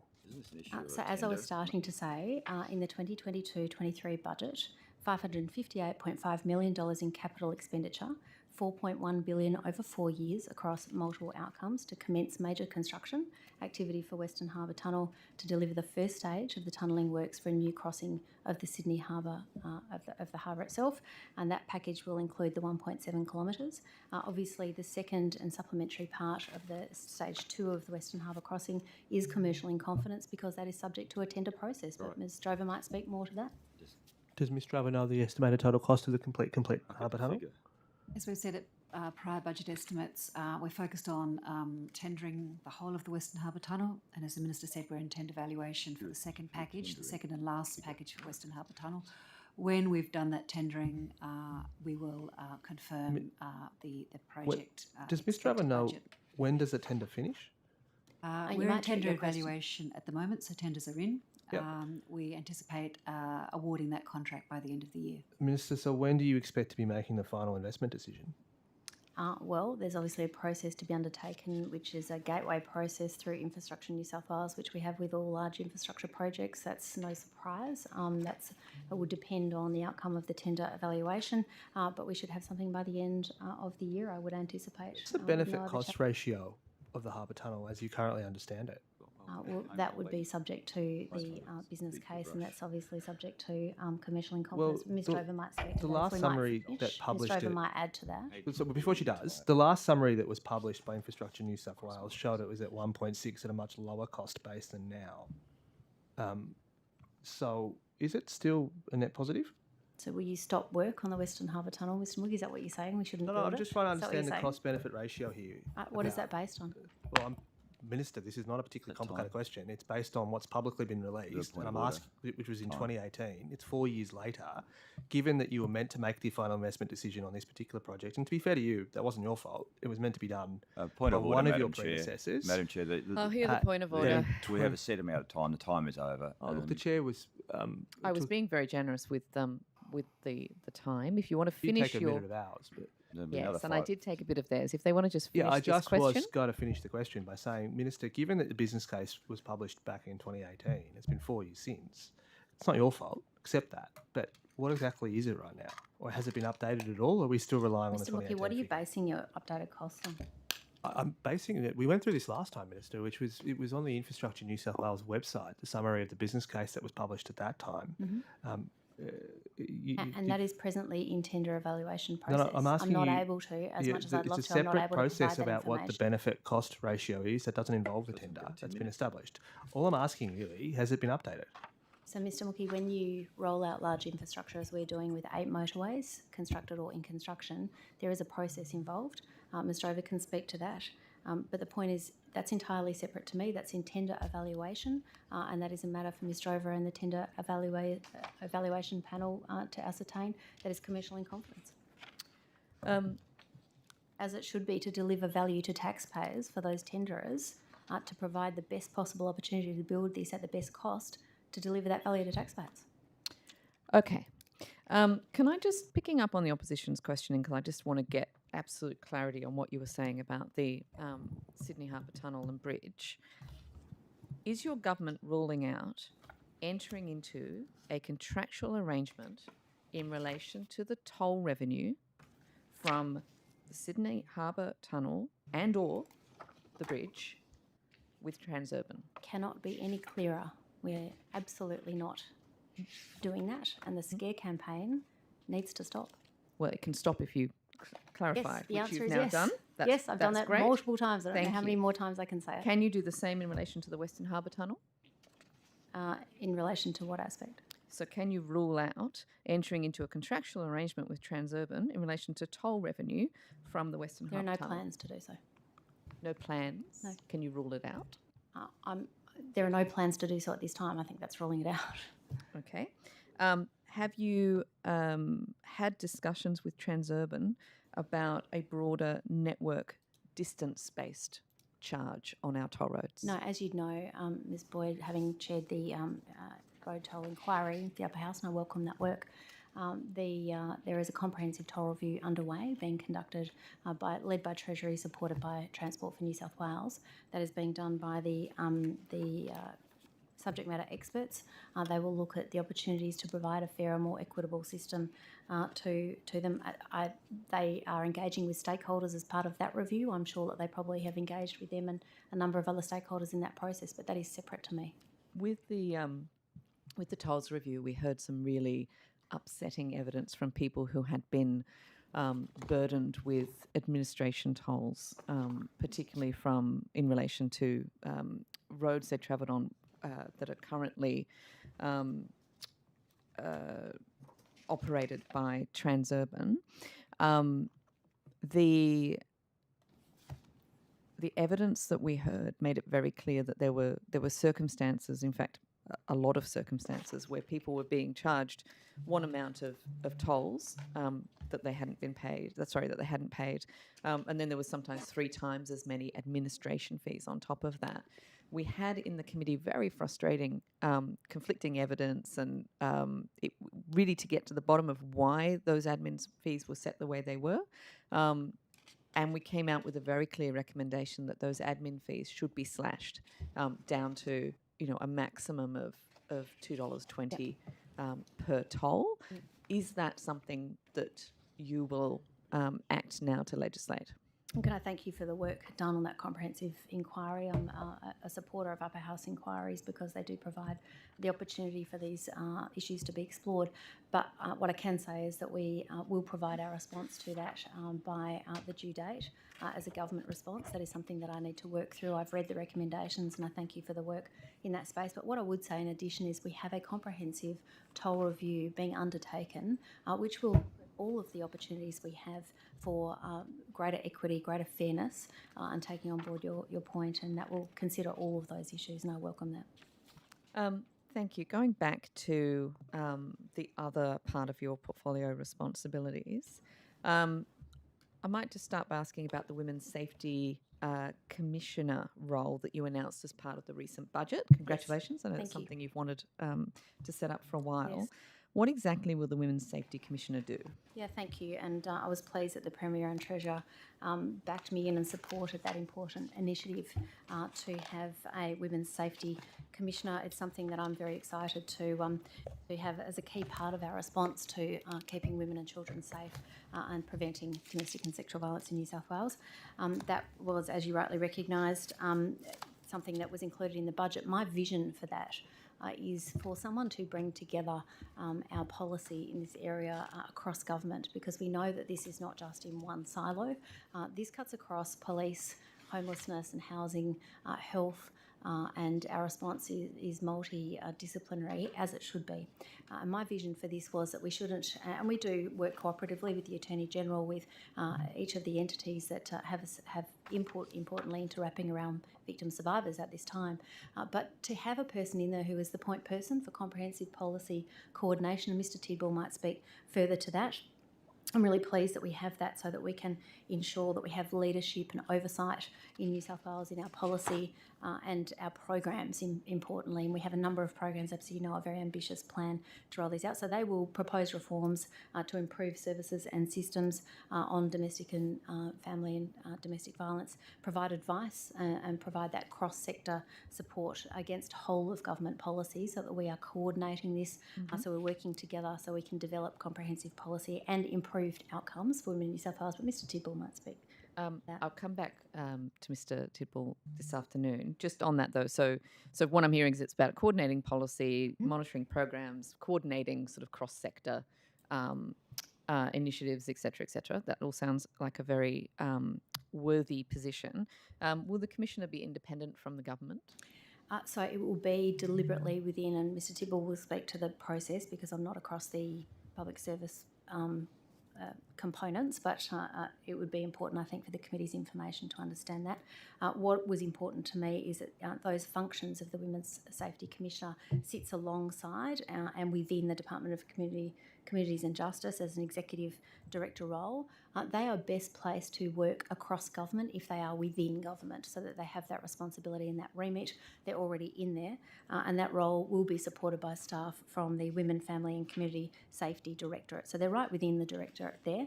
They will have vision across each of the government departments, and this reflects our record spend for women and the prevention of domestic and family violence in New South Wales. I'm really pleased that we're committed to this significant work, and this will lead our response. But Mr Tidwell might speak to where that will sit specifically. Again, I'll come back in the afternoon because I do have limited time. But what I'm hearing is it's not independent from government; it's within DCJ, and we'll come back to work out exactly what that looks like. Have you committed funding to that role? So that will be internally. So Mr Tidwell was best placed to speak about that because it's an internal operation. All right, I will ask Mr Tidwell. Has funding been allocated to that role? Yes, it has. How much? It is an SES Band 2, so it would be the amount of an SES Band 2. Okay. All right. Thank you. Can I ask, beyond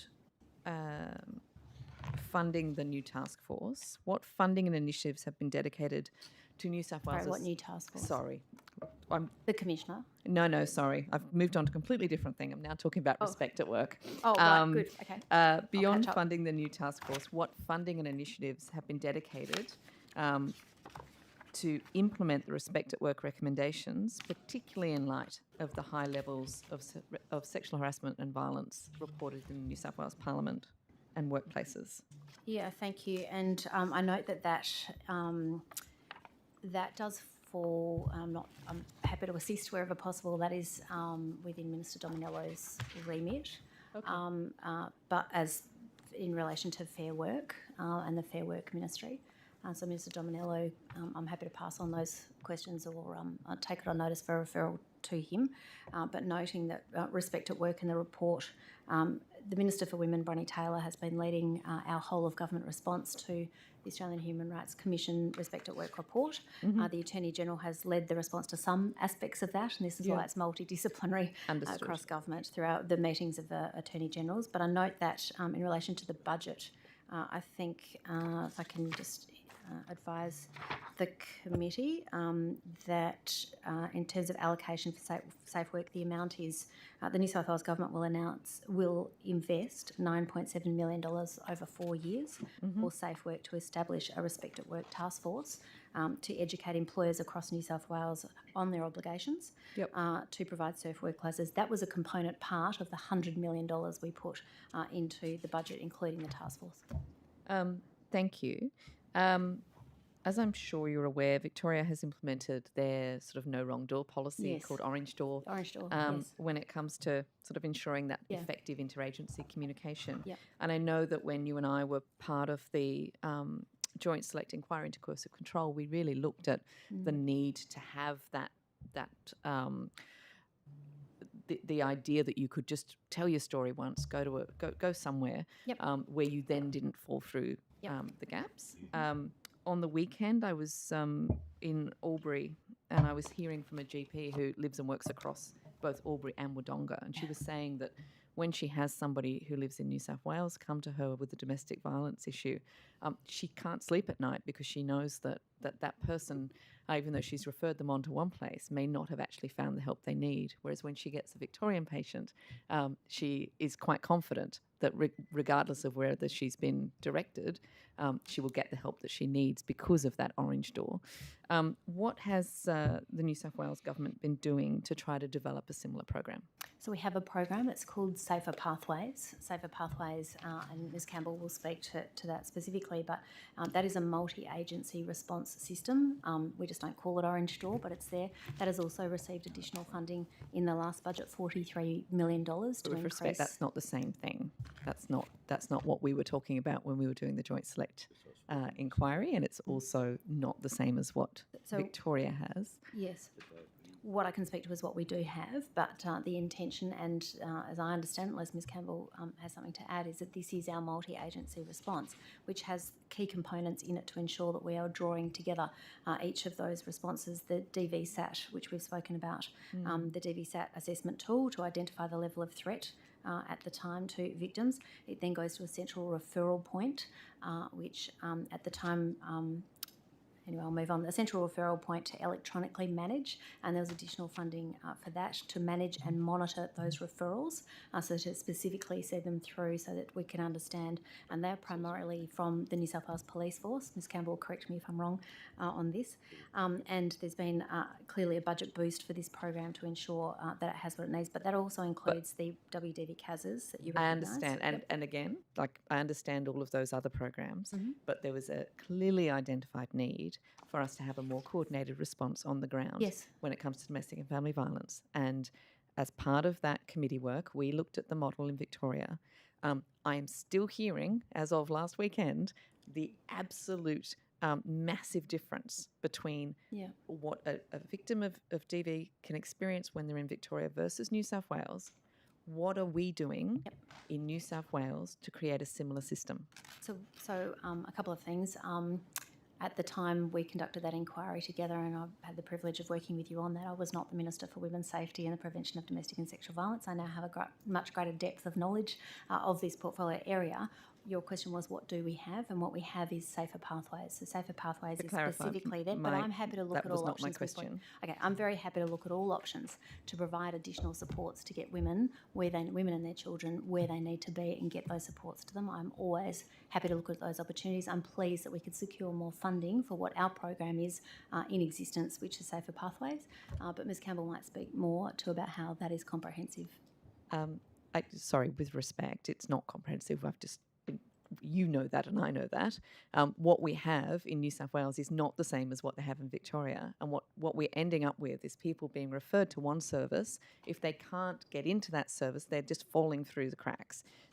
Which is why we have the tool there to ensure that is monitored and it is followed up. So there's a central referral system which is there, the central referral point to electronically manage and monitor referrals primarily from the police force, and that's why we invested more money to make Safer Pathways a more comprehensive program, recognising that we can always do more to ensure that is not the case. And I absolutely hear you. We can always do more in that space. So when we look at recommendations 14 and 15 coming out of that inquiry, which were looking at the Victorian model and recommending that we have something similar, the government then responded as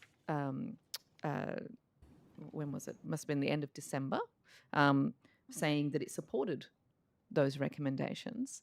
Are you now saying that those recommendations were not necessary? Or that the government's not working on implementing them? No, what I'm saying is that we will always take on board opportunities for us to expand the program. What we have in place is Safer Pathways. That is a program that has been given additional funding. I think we're on the same page, Ms. Boyd, about the need to provide a comprehensive response once the referral is done. We don't want anyone falling through the cracks. Yeah. That is absolutely agreed. Additional funding has been provided so that we can ensure we have that comprehensive follow-through with those referrals, but Ms Campbell might speak to how we're implementing Minister, that. And with respect, that's not what the recommendation was. It wasn't let's give more funding to Safer Pathways. The recommendation was let's have a service similar to in Victoria. And what I'm saying is we have this. The starting point is Safer Pathways. Right. We have, as part of Safer Pathways, a no wrong door policy. We just don't call it Orange Door. We have a policy that says whatever avenue you come to us in, we will wrap around you and we'll provide a referral. That is part of this. But Ms Campbell can add to this specifically. No, Minister, are you saying then that it's part of this program? We just don't call it that. Okay, I understand that that's your answer to that, which is curious given that the government endorsed the recommendation that we establish an orange door style. There should be a no wrong door policy. That there should be a way in which once you come to us, no matter the agency, no matter how it is, mostly through police referral, and then that system comes into place. And we were speaking about this the other day. We can talk about this later with Ms Campbell, but Minister, this is not what's happening right now. If you're a victim of domestic and family violence, you are falling through the cracks in New South Wales and you're not in Victoria because we don't have the same system as in Victoria. So either we're intending to have that system in the future and we're progressing towards that, or we're not. But what I'm hearing from you is now that you don't think that there is a difference between New South Wales and Victoria when it comes to this, which is just not correct. Is that your evidence that we have the same system? Basically, if you go to somebody in New South Wales, that you will not fall through the cracks because there will be a comprehensive interagency response. A comprehensive wraparound support once you come through whatever door it is, whatever agency, through whatever means, is we have Safer Pathways with increased funding for that very reason, to ensure that we're identifying the level of threat. We have the assessment tool, that we have a statewide network of service providers, that we have the central referral point, and that is another thing that we spoke about, that is there to manage and monitor referrals wherever they come from. They primarily come from the police force, but we have that in place. And we have safety action meetings. That's the first thing that happens as soon as it's assessed that is required. Those all fall into place. That operates statewide. We're always happy to consider further opportunities. I'm always looking at ways that I can secure more funding, as I did in the last budget, to ensure that women and children, victim survivors who come to us in that critical time, have the wraparound supports that they need. They are followed through. If you have specific cases, Ms Boyd, I'm very happy to have a look at them. If there are specific examples of where someone hasn't received received Yeah. a follow-through or I a do comprehensive encourage response. you to speak to the sector and to speak to I do regularly. pretty much Yep. anybody. Yep. Yeah. Sorry, I'm finding it extraordinary that is your evidence. Can we talk about the sexual violence helpline? Yeah. As you know, 1 in 3 calls to the New South Wales sexual violence helpline have been going unanswered. And I do know that the Phase 2 National Partnership Agreement funding has plugged that hole for the next 12 months. What is going to happen after that? So I would state at the outset that it is extremely important that victim survivors, when they have experienced a sexual assault, have a service to turn to immediately, and that is our starting point. To that end, that service is funded by New South Wales Health, and I think we did deal with this last time. There's ongoing funding to ensure that is funded. That is annual and that is repeated, so that's annual funding for that service. For the delivery of the New South Wales Sexual Violence Helpline. That is, and also in addition to online counselling, which is provided for anyone in New South Wales who has experienced sexual assault, along with their supporters. New South Wales Health provided funding to Full Stop Australia to deliver the New South Wales Sexual Violence Helpline for nearly 50 years and provides over $1.5 million annually. If you could just answer the question, though, we have limited time. Yes. I don't need to know all the information about the helpline. We're all very well aware of what that is. You have been funding as a standard amount of funding, an amount that leaves 1 in 3 calls going unanswered. There has been a funding plug through the NPA, which is great. Will you give a commitment to Full Stop Australia that going forward they will continue to have that funding? So I'd make 2 points on that, maybe 3. The first is that funding has been provided annually through New South Wales Health. So they get that annual funding. Yes, as you but the rightly insufficient recognise, the levels have additional been funding provided. The additional funding from the National Partnership Agreement has been approved by the Commonwealth in June this year. Yep. And that was allocated. There was $20 Again, million you're telling me for things I that. already know. I want to know what happens after. And I have invested an additional $1 million from the funding that I What have this happens year. after? I can't provide hypothesis about future No. budgets. So we're just I will plugging always it be for a small period of time. This problem's not going to go away. An additional $1 million has been provided.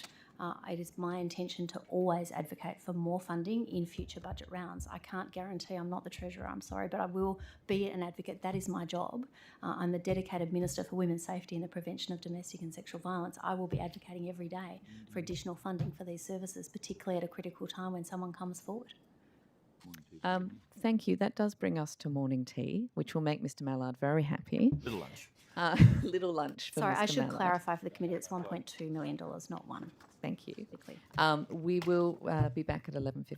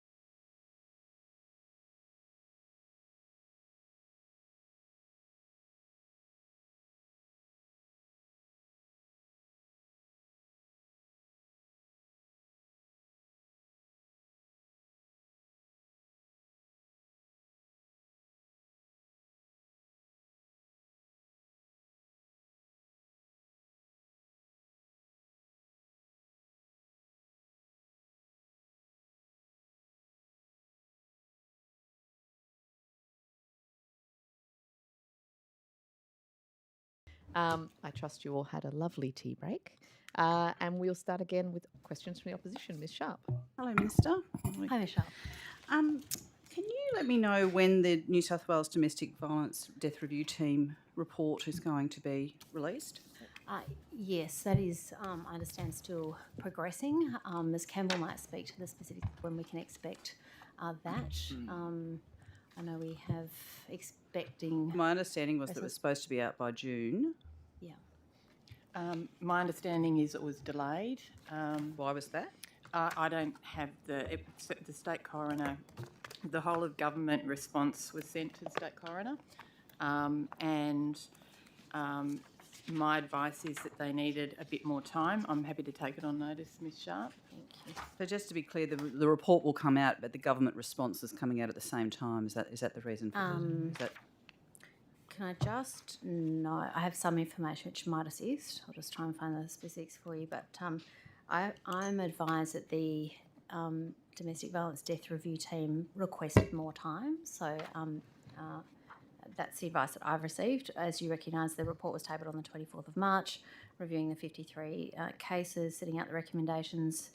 We supported in full or in principle those, and can speak to the delay in the response. But I understand that's being run by the Coroner's Court, or by the Coroner. Okay, I mean, it's obviously we're keen to see it, so that's Yes. great. Minister, can I just go back to, I understand that Ms Boyd asked some questions about the rounds for the new refuges. The name core and cluster is unfortunate. We need so a better I'm going name. to talk about the I new agree. refuges plan, I think. We're trying to come up with a better name. I think Yeah, I Home hope and so. Hub was one that was positive, which I think is more positive. Yep, no, I think that would be great. Just to be clear, how many EOIs were received in tranche one? I'm not sure if we're releasing that information publicly, given that the I'm second not round asking who is... they are, I'm asking how many people actually put in an EOI. Yeah, I think... I'm not sure if I can answer that, but I'm happy to take it on notice and come back Just to you. given that the process is underway and we're encouraging those to continue to apply, we would love to have hundreds and hundreds, clearly, but I think given it's currently in process, I'm happy to take it on notice if we are able to provide that information, and certainly happy to do so if we're able. I just don't want to jeopardise the other rounds if there's any delicacy With respect, Minister, I don't think that there's any... I don't think you're jeopardising any right rounds by telling people how many people actually applied. I mean, the point that I'm trying to understand here is it's a very truncated process. You are aware that there have been concerns raised from the sector in relation to the process? Yes. I engage regularly with the sector, and I've heard specifically in relation to this program the concerns that it's happening too quickly. That is something that I've heard consistently across the sector. However, I would say that when you're rolling out record infrastructure of almost $500 million and you're seeking to double the number of refuges in New South Wales, that is something we are keen to do, and that's why we have the 3 tranches, so that those in the first tranche that are ready to go, that are shovel ready, can occur, and we're not held up by only having one open and closed. I'm not trifling with you about that issue. Yep. I'm asking, I do think it's not an unreasonable question to understand how many people. I'm not asking you how many tenders you're letting. If you're able to tell me that would be useful, but I'm assuming you're not going to do that. I am interested, though, in how many people applied in the first round. Yep. The point being that everyone wants to see these refuges open. We know that infrastructure is under immense pressure across the entire sector. Yep. This is a complex project, finding land to actually build new housing. There are concerns from the sector that the rushing through is actually not going to deliver the refugees in any reasonable time. That's why I'm asking. Yeah, no, and it's an excellent question, and you quite rightly recognise the challenges we have in delivery of a very large program, but that's why we have the 3 tranches in place. There are a number of applications, I can assure you, in the first round. I'll take on notice whether we can provide the specific number, but I'm assured that there was a number of applications, which is pleasing, and we would encourage those to continue through. I've heard from the sector about the constraints, which is why a component part of the funding is capacity building in the sector, and specifically in Aboriginal communities and controlled organisations, so that they can be successful in their applications, be supported in tender application, tender writing, and to see success. Is this in place for tranche 2? Yes. and how much money is of the program is being spent on the support work to getting these up and running? Yes, I think it's about $4 million. I'll find the specifics for you in just a moment. It's about $4 million in capacity support and the delivery of that. But Ms Campbell, did you have that number to hand? Yeah, the program's been jointly administered by Homelessness New South Wales, Domestic Violence New South Wales and the Aboriginal Community Housing Industry Association. Organisations are able to apply for grants for up to $20,000 to engage or approach professional services for activities such as tender writing support, procurement advice, support to design tender applications, including relating to financial advice, training and legal advice for contract So negotiation. can I just be clear? Was that put in place for tranche 1, or has it only been put in place for tranche 2? Tranche 2. So you realised there was a problem in tranche 1 in terms of people getting this sorted out. No, I wouldn't say realise a problem. The idea of tranche tranche 1 was always to try and assist those that were ready to go, that were shovel ready or had existing. How many premises. are ready to go, Minister? Well, those numbers are obviously in the process of being assessed. So I'd say You a announced number. the money in October last year. Yes. Record funding. Yes, yeah. 10 months later, you can't tell us how many are going to be ready to go. A number have been successful. I'm pleased about that. The idea of that tranche was always to support those that are relatively quick to provide safe spaces for women as quickly as possible, and to allow the others the time to put in applications and support them to do so to see success. How much funding has been allocated for tranche 1?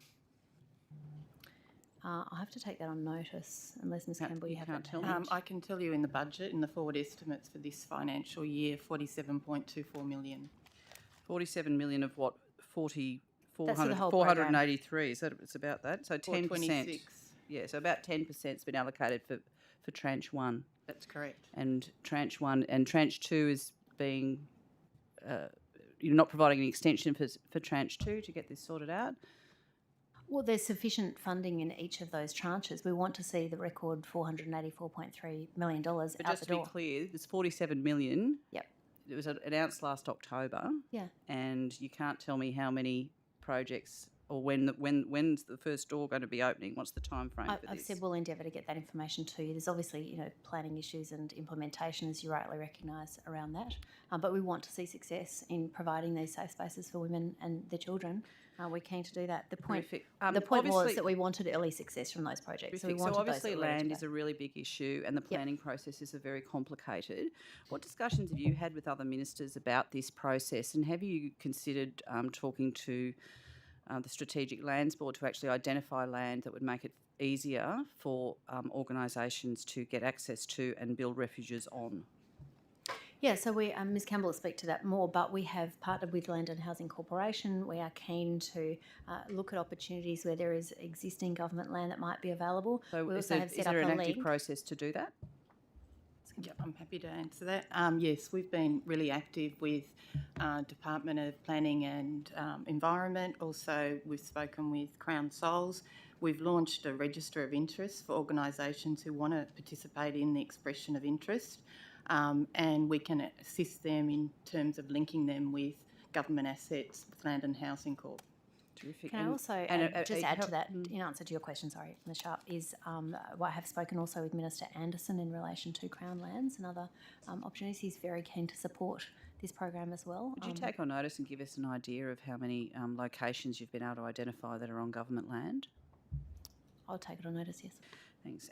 And obviously there are very complex DA issues when you've got to deal with local government. These projects will have to go through a local DA process. Yes, but we've had some applications, as I understand it. I don't have every specific one, but the idea was for those that could partner and make the application with councils, together with councils, to do so. And those that were shovel-ready, for example, refurbishments, where they were ready to go, that the council would be supportive of those at the outset. But obviously there will always be ways in which we will try and support them to get those through councils, and councils have been supportive as well from the initial feedback I've had. But Ms Campbell, did you want to speak to the council? Do we know how many councils are in the EOI have been able to partner or are working through that? I'm happy to take that on notice, Ms Sharp. Great, thank you.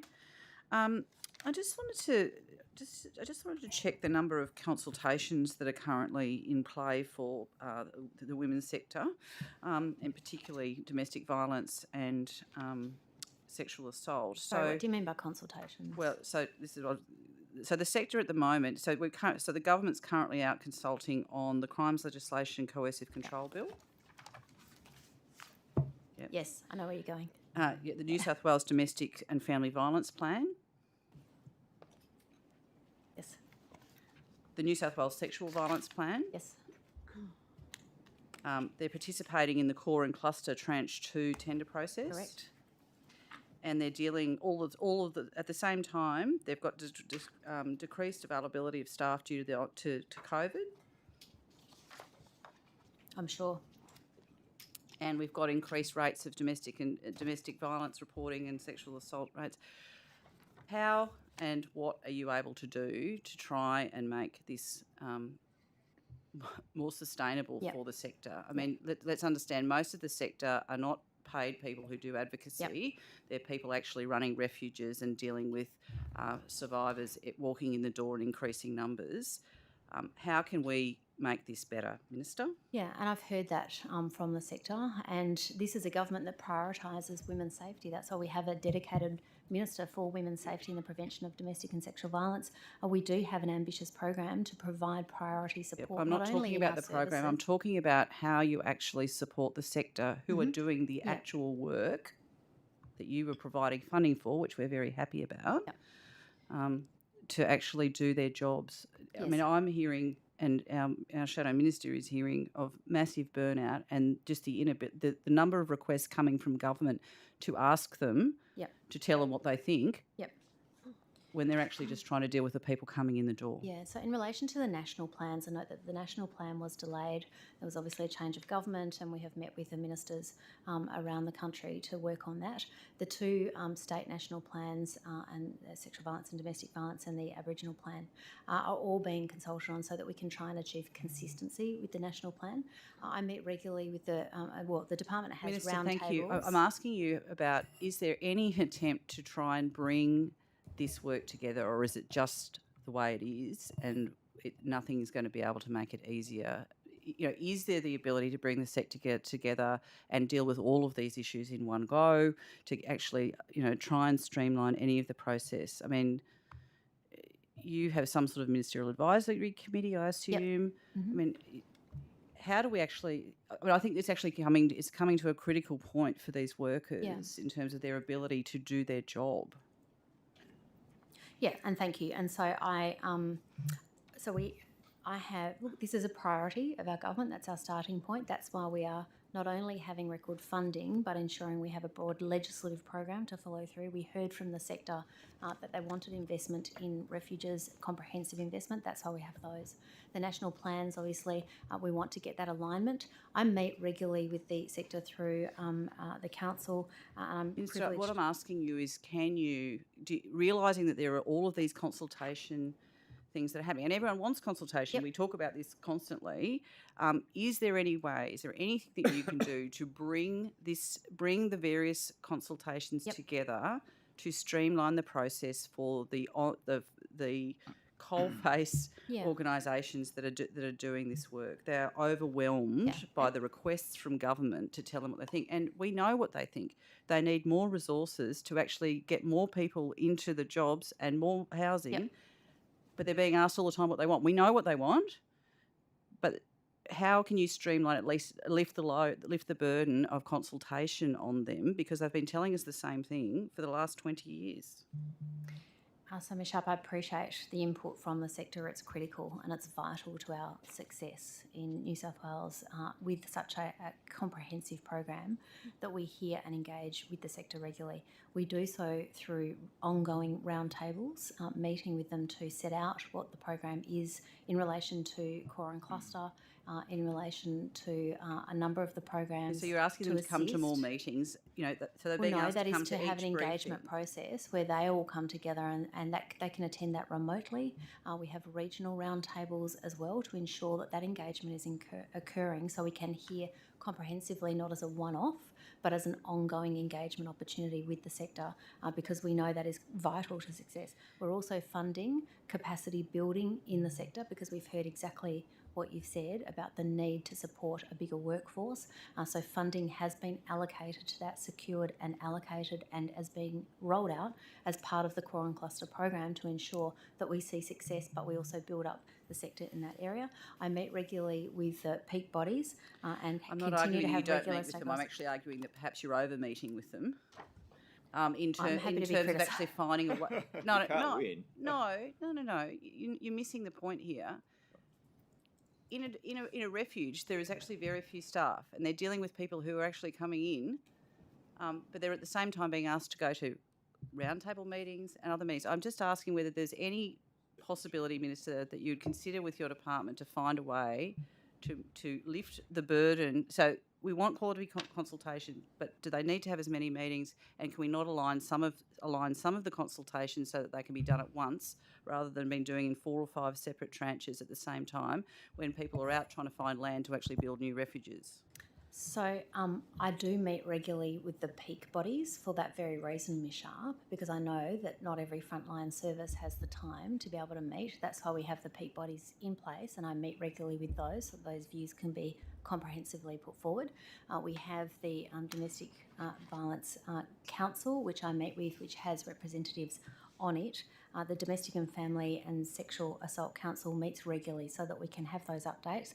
They meet with the peak stakeholders in this sector, including the Country Women's Association. Okay, the thank Sexual you. As I ACON. said, I'm not being critical of who you're meeting with. I'm asking about whether you can make it easier for the sector. Sure, and Can I we- understand that, Ms. Sharp, and I understand the motivation. It's key that we work closely with the sector to see success in this area. They're not just meetings, they're ongoing engagement with the department so we can see success in this area. And can I thank all of them for their input and their feedback.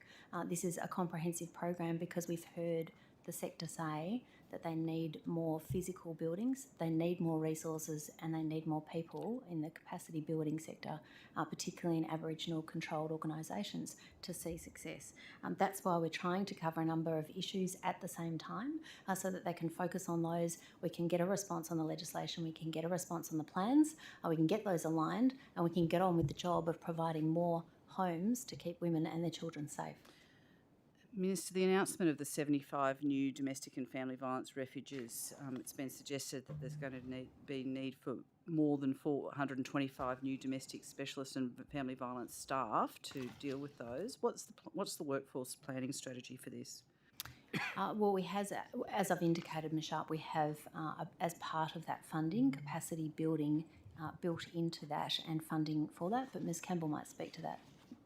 Yeah, happy to. I think I mentioned it earlier. We've got a core and cluster capacity and and capability building program. So we're working really closely with DV New South Wales in terms of looking at a workforce strategy for the workforce. So as I said, I've been advised that there's possibly, if they've got 75 new refuges, that there's probably 425 new specialist staff required. Is that number accepted by the department or yourself, Minister? I don't know what that's based on, but I'm happy to accept that we certainly do need a lot more workforce in this space, and that's why we're supporting that with funding and with programs as a part of So I'll this tell you what it's program. based on. It's based on 5 staff per refuge plus WDV CAS, 2 on site. So. And that's considered a conservative estimate. Is that something that's kind of broadly agreed? I'd have to take that on notice. I don't know the analysis of that, but I certainly agree with the principle that we need more capacity in the sector for sure. And we've seen during COVID, as in all workforces, people decide to change careers or change what they're doing and they've simply had enough. It's something we absolutely recognise and we're working closely and we have funding to support that. Minister, the coercive control bill's coming to Parliament in the spring session, is that right? Yes. You'd be aware that there's, concerns about the need for education programs in the lead up to that. Can you give us an update on where that is up to?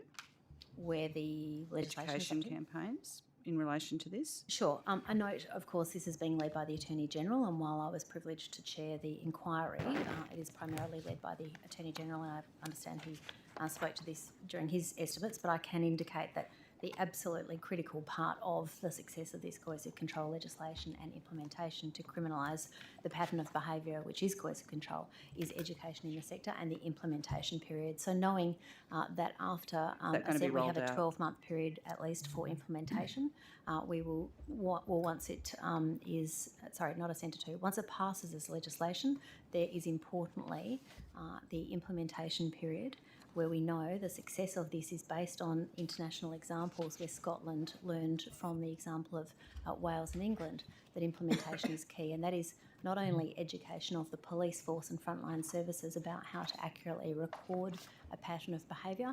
That is a difficult challenge. Now, the necessity is to ensure that we're providing that education and training to police because it's not an incident-based response. So it's not literally turning up to a scene and recording. This is and properly recording evidence to reflect the context of a pattern of behaviour, which we know precedes domestic violence. Homicide is an important component. We know that, we've recognised that. And I'm advised that the Department of Education will review the school programs about respectful relationships. We've seen our consent laws also passed. Education has been key about that, and I understand that they will also include education about coercive and controlling behaviour. Thank you. Thank you. Minister, you said before that you have been meeting with the peak bodies within domestic and family violence services. Mm-hmm. How many times have you met with with DV New South Wales in the first 6 months of the year? Multiple times. As a priority, my diary is obviously published quarterly, so those meetings will be in there.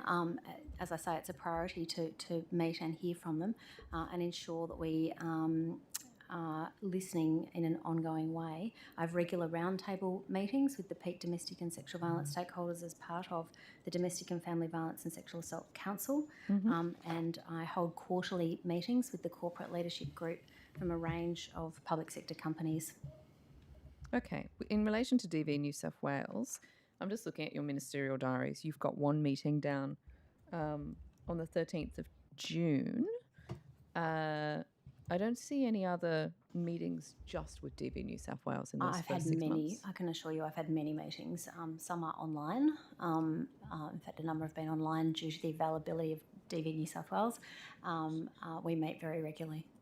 Okay, so your diary is just not up to date, these disclosures? I'd have to clarify that. It might have been in the first.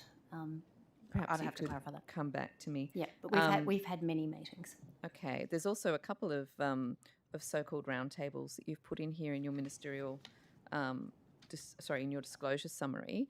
But when we look at what they are, they're not necessarily roundtables. So, for instance, the meeting on the 17th of the 3rd was a regional forum that DV New South Wales had organised, and it was like an online event that people could sort of... which I attended. Dial into. Did you attend in person? No, it was online. Yeah, it was also in person, but yes. No? Sorry, you attended online? Yes, as did you many speak? participants. Did you speak at that? I believe so. Look, I'll have to check. I'll just have to... Okay. Yeah. I note that I'm actually put down as attending that, and I was an apology. So maybe your disclosure summary needs to be updated. I'm not responsible for running those meetings. They're either organised through the department, which kindly convenes each of those councils. I meet as often. I mean, I've just been accused of meeting too often, and I'm now being told I don't meet often enough. I'm very happy to meet as often as is necessary, and particularly through those peak bodies and the great work of DV New South Wales, noting that we do meet regularly. I met on a Sunday night by Zoom because we had important matters to work through. I am available. I hope that my attendance at those, wherever possible, and it gives the opportunity. But I also have ensured at the last couple of council meetings that I'm attending. You asked about speaking. I made a point at the last one of not speaking because my purpose and my role is to listen to the sector. And so I was very clear about that on the last occasion, and I'm very grateful for the input of the sector. I'm very happy to meet as often as I possibly can, knowing that they have a job to do and I have a job to do. And they do feed through to the department. And those roundtables, they're not so-called roundtables. The point of them is to really make sure that we're offering the opportunity to hear from them and also outline our vision as we go along. Well, I guess my point there is that they're not roundtables because that one was as you say, you did not outline any vision. There was no backwards and forwards. It was simply a presentation that you happened to dial into. And then I don't think that's fair. And then the one on the 16th of February is also described as being a roundtable, but was actually a strategic plan launched by DV New South Wales. Again, these are... Which is a very important No, strategic plan launch. This is in disclosure. Here. Apologies. Well, she's supposed to adhere to the disclosures. It's not an unreasonable No, I have absolutely. What I'm saying is that I know that I've attended a number of meetings with DV New South Wales. We have regular meetings scheduled. We have the regular council meetings. I've just been told that I meet too often and I'm detracting from the sector doing its work. My point is more that now I'm told I don't meet often enough. Some of us do read your disclosure summaries. We read all the ministers' disclosure summaries. Of course, and this one that's why we have them. It would be great if everyone in Parliament disclosed their diaries. That's fine. I'm very happy to. And mine would be disclosed as attending a webcast, not as being part of a roundtable with a number of organisations. Sure. Ms. Boyd, can I just indicate also, and that won't be included in the, I don't think it's included in the diary disclosure because that relates to meetings I attend. My office meets with them fortnightly. Okay. So also in your disclosures for the first 6 months, you met with either transurban or transurban related entities. Are there more of those meetings that haven't been disclosed as well? No, I'm not saying, sorry if I can be clear about my evidence, I'm not saying that my disclosures are inaccurate. What I can say is during the time that I have served in this portfolio, I have had multiple meetings with DV New South Wales. I, to be clear, have had many more than one meeting with DV New South Wales. So I don't accept that there's anything misleading in my diary disclosures, but I'm happy to check them and check whether an online meeting or whatever it is. But I can say comprehensively, I'm very pleased to meet with the sector as often as I possibly can. My office meets regularly every fortnight, and I know that we have a comprehensive program with the department to engage particularly on programs like the National Plan, like our state plans, like Core and Cluster, to ensure that we're engaging on each of those issues, and like coercive control will be rolled out during that. I would suggest that you go and double check your disclosures because it's in everyone's interest for them to be as accurate as possible. So there will be subsequent meetings since the 1st of July. I think that disclosure is up to the 30th of June, so there will be subsequent meetings after that. So sorry, are you saying then that you've only met with DV New South Wales once as in the first 6 months of this year as is disclosed in the summary? That is probably accurate, yep. That's not to say my office didn't meet with them regularly. No, but you personally met with them once. Yes, yep, certainly. That's probably accurate, but my office meets regularly with them and and we do as part of the council as well. So I don't know if you're including the council meetings at that as well. So I think there's 1, 2 of those. Yep. Okay.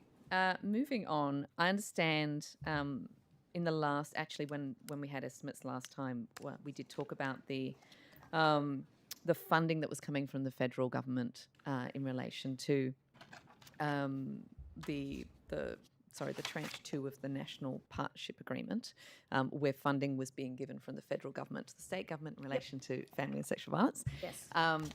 We now have the tranche 2 list of recipients, which is great, thank you. But what we don't have is the amount of funding that is going to each of those organisations. I'll pick up with the officials later this afternoon in relation to how much was given to each of them or is to be given to each of them. But I just wanted to ask you, why are no numbers presented when this information was released? So I can note that the second phase of the agreement was approved by the Commonwealth in June this year. $20 million was allocated to 16 initiatives to support sexual violence service delivery, victim survivors of domestic and family violence, and men's behaviour change and closing the gap programs. Included in those were pilot projects for hearing support. Sorry, with respect, we've got limited time. I've got the list. I Certainly. just want to know why the amount of funding Yeah, to each of those organisations was not specified. I'm advised that that is common practice for these, but Ms Campbell might like to add to that. But my understanding is that is common practice, and it was the same in the previous year when the Attorney General managed the first part of this funding. Thank you, Ms Campbell. Other than it being common practice, is there any reason for it? I think it's common practice, but I'm happy to take that on notice and come back Thank to you, and we'll pick it up again this afternoon. Minister, I've spoken with you many times about the Illawarra Women's Trauma Recovery Centre. Yes. As I'm sure you know, they were very pleased to get $25 million in funding from the federal government, which covers the operating costs of that centre. Yes. But they still need money for the land so that they can actually have somewhere to operate out of. They've been asking the state government for a very long time. Why was that not included in the budget?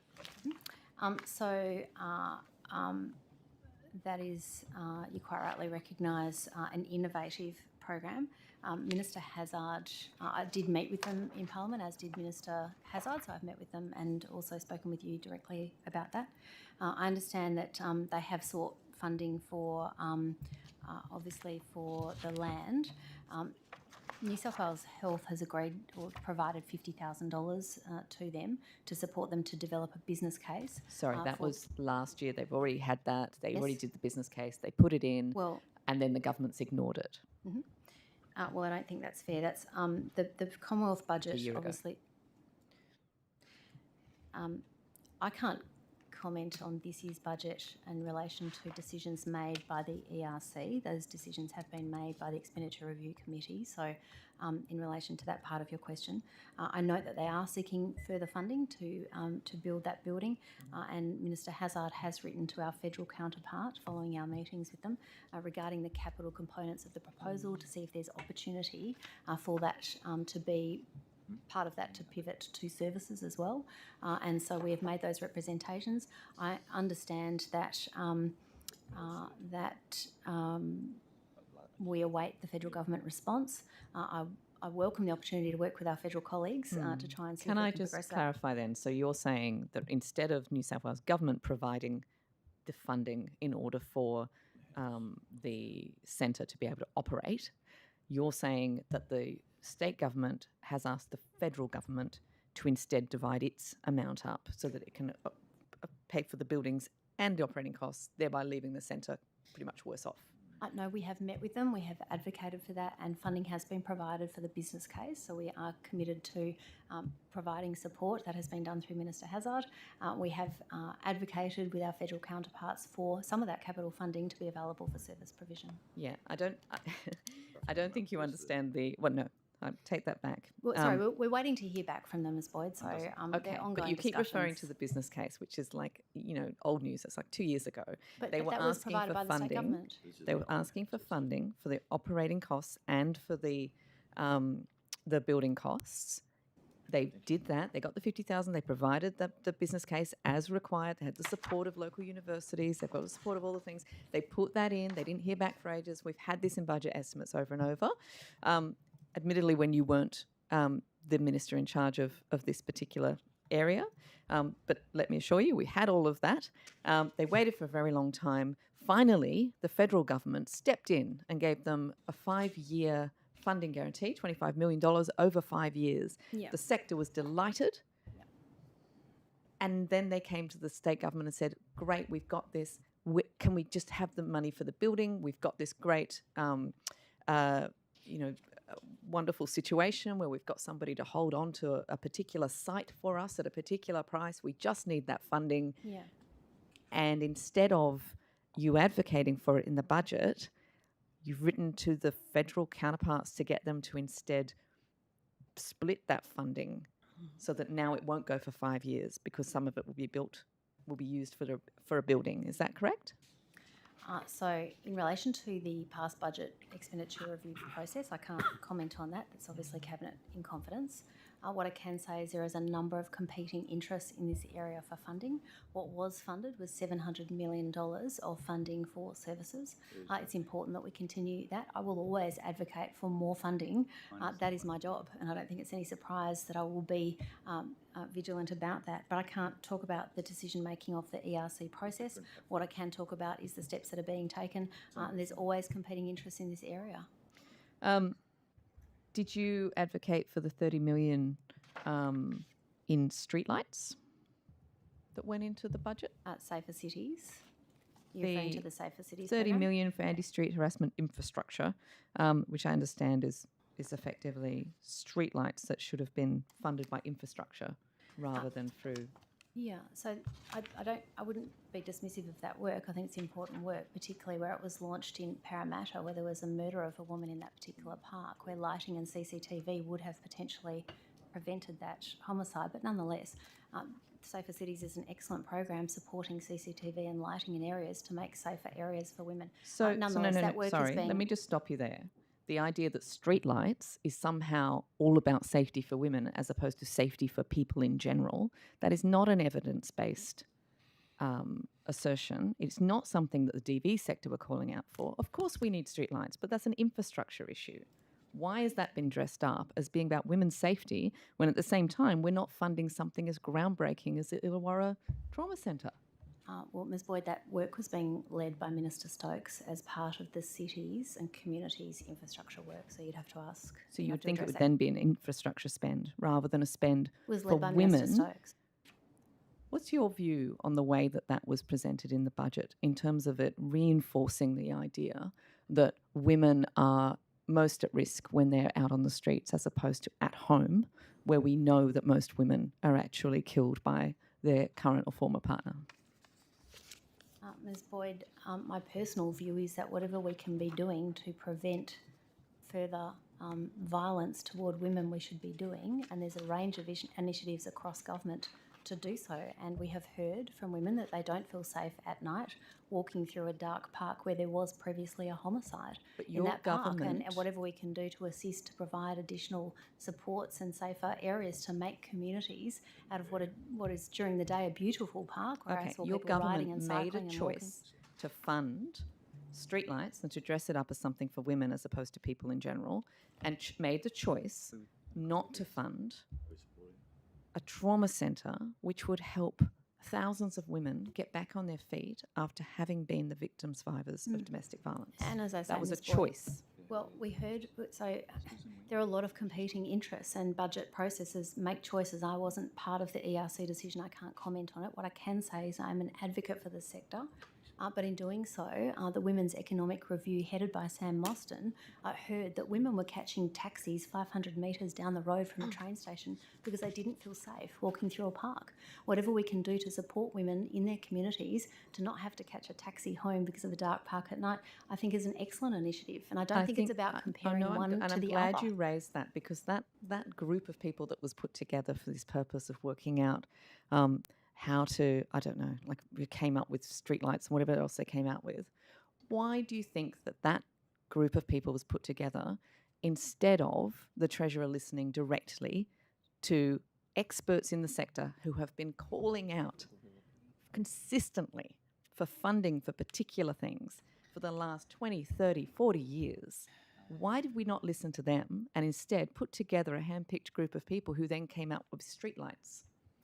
So, Ms Boyd, I would point out respectfully that Maha Abdo was on that economic review, and she is very much involved in women's safety in her community. So I wouldn't be dismissive of that group. I'm not that was dismissive a group of that group. Women who informed that. You'd have to ask the Treasurer about the process for putting that group together. I think it's somewhat disrespectful, if I might say, to those women who participated in that economic review. Can I recognise the work of the Treasurer who asked women to inform his budget, which is a first in New South Wales and a first and the attempt nationally. to make it sound like I am somehow disrespecting the women on that group. What the government was doing was disrespecting the experts in the sector for for not having listened to them for 30, 40 years. But Ms. Boyd, that's my job. I'm here to listen to the sector. That's my dedicated role. That's why we have a specific Minister for Women's Safety and the Prevention of Domestic and Sexual Violence. I listen to those women. I advocate for them. And $700 million in the budget to support women's safety is a significant investment in the sector. And this is a budget that is focused on women, is absolutely focused on listening to women and ensuring that we prioritise programs. And I'm sorry, but I think that supporting lighting for women is an important component.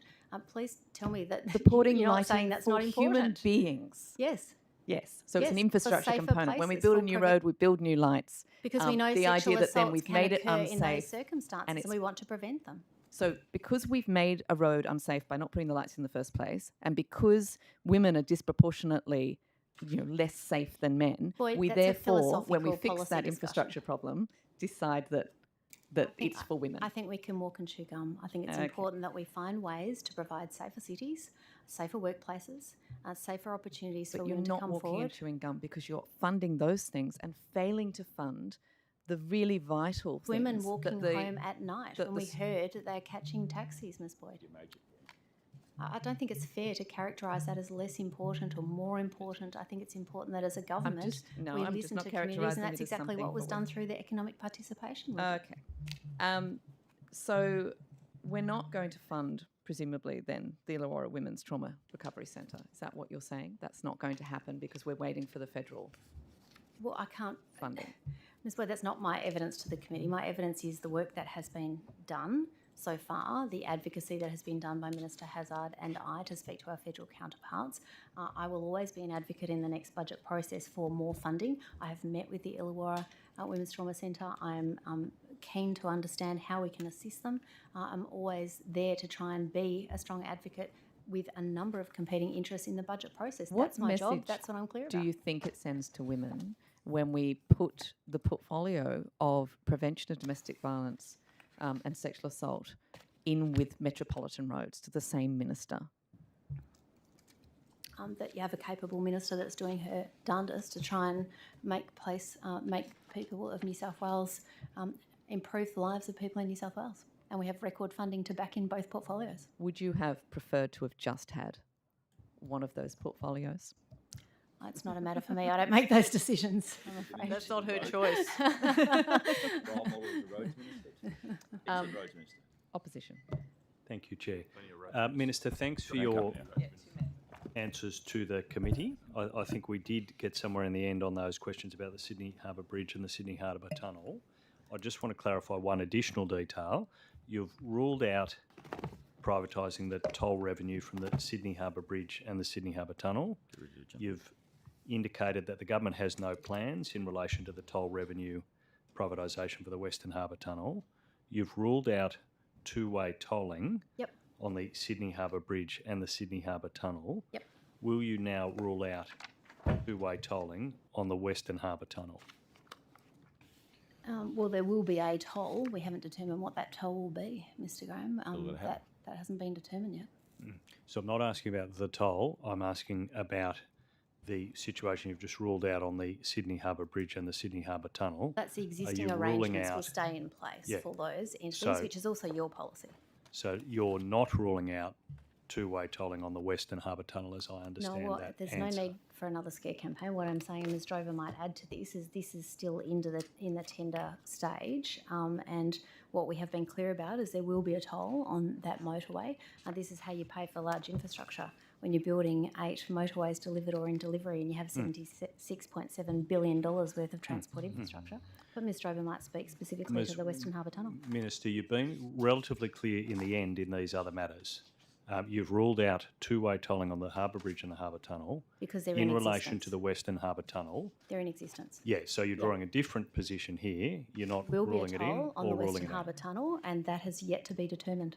Yeah, including Hasn't whether been it's determined. one-way or two-way. It That's hasn't yet to been be determined. Yeah, it hasn't been determined, Mr. Graham. And in relation to the M6, will that be two-way tolling on the M6, or are you ruling that out? Because we're building these things. You guys didn't build any of them. Minister? All right, order. I was invited to interject. So the M6, Ms. Drover can add to that. Yeah, so For many years, we've announced the tolling regime for the M6 Stage 1. It aligns with WestConnex. So it is two-way tolling. It's distance-based Yes. tolling. There's a flag fall and then a distance-based component. Thank you. And Minister, will you rule out, in the way you have for the Sydney Harbour Bridge and Sydney Harbour Tunnel, rule out privatising the toll revenue from the M6 tollway? So, Mr. Graham, I think I'm happy to answer your questions and assist, but future policy is something that is subject to our toll review. I can rule out those. We've already previously ruled that out, and so that's on the record. I'm not revealing anything new. But what I can say is we also have in place a comprehensive toll review, which is being undertaken of all of our toll roads to establish equity across all of the toll programs, which have I evolved know over this is a time point under in your time. I government think and it's ours. fair for you to make the point. This is a point in time. I'm Ruled asking. it out. We've ruled it out. You've ruled out privatising the toll revenue from the M6. So M6 toll revenue is for maintenance and operation of that toll road, Yes. as is the tolls on the bridge and the tunnel. With a 90-year-old heritage-listed bridge, there's I obviously understand those comprehensive things, but maintenance. as I understand it, you've so just it's not ruled revenue. it out. It's not just revenue. It goes to maintenance and operations of those large infrastructure projects, and that's my advice on M6. Minister, what's the budget allocation for this financial year for planning for the Beaches Link toll road? Beaches Link has been allocated. I'll find that number for you, Mr. Brown. I'm sure you have it in front of you. It's page 550 of budget paper 3, if that's of help. So, Mr. Over, did you want to speak on that first? So we've allocated $60 million in the 2021 New South Wales budget for Beaches Link, as you know, page 134. I'm asking that is for obviously the allocation part for of this financial year. that is obviously part of the whole of the Western Harbour Tunnel project. Yeah, so I'm asking about the Beaches Link planning allocation for this financial year. Mr. Over? It's $1 million for this financial year, and there's another nearly $9 million for the following financial year. So for this 12 months, it's $1 million, I think, and $50,000 allocated. Minister, in the roads budget, $1 million of planning money is the equivalent of the loose change drawer in the car. It's a tiny amount of money in the roads budget. How would you know? You never built anything. What are you planning to do with that $1 million for the Beaches Link road in this financial year? What will actually happen? So noting that part of the project, which is the third part of the Western Harbour Tunnel Warringah Freeway upgrade, is part of that entire project. But those allocations that you refer to are obviously a matter for the budget and for Treasury. And so part of that work is being undertaken. Noting that we have had... Is that property acquisitions? Just acquisitions. Yeah. Mr. Over might speak to the allocation of that, but that will be to assist with the investment decision and making acquisitions of property, which I understand Mr. Thank Over you. can I speak accept to. that answer. Minister, in relation to the INSW advice about this, they were very clear. I'll quote this: faced with these realities, that is the funding issues, Infrastructure New South Wales recommends reconsidering the timing and sequence of a number of large, complex projects that are not yet in procurement. These include Beaches Link. Mm-hmm. Minister, do you accept, when you think about this advice, do you accept or reject that advice from Infrastructure New South Wales? Well, I very much respect Infrastructure New South Wales. It was established by a Liberal government to ensure that large projects were managed, have gateway processes and are properly assessed and delivered.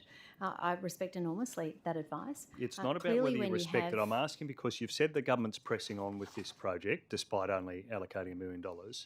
Do you accept, would you characterise your position as accepting or rejecting that advice? In what respect? Well, it's quite clear advice to defer this project. You This look government like is you've committed to deferred it in the Beaches budget. Link. This government is committed to Beaches Link, Mr. Graham, unlike yours. Mr. Minns has So ruled that out. We know for a fact that under Mr. Minns there will be no Beaches Link When will an to the northern beaches. We know that if for you're a fact. committed to it, when will an investment decision take place? Yeah, so we obviously have the planning process, which is underway at the moment, and there is property acquisitions, but we've given clear indication that given the global headwinds, supply chain challenges and the number of mega projects we have underway at the moment, that we will be staging this. It's always been the third part of the Western Harbour Crossing, Warringah Freeway upgrade and Beaches Link. But we Minister are undertaking the Stokes. property acquisitions, and Yeah. we've made it clear with the property acquisitions I'll that we've come put to those that, on hold Minister. for 2 years to give certainty to those residents in Dudley Street, to let them know that we have more time. Minister, we'll If they come want to the to property. have their properties Minister, acquired I'll now, just we stop can you do there.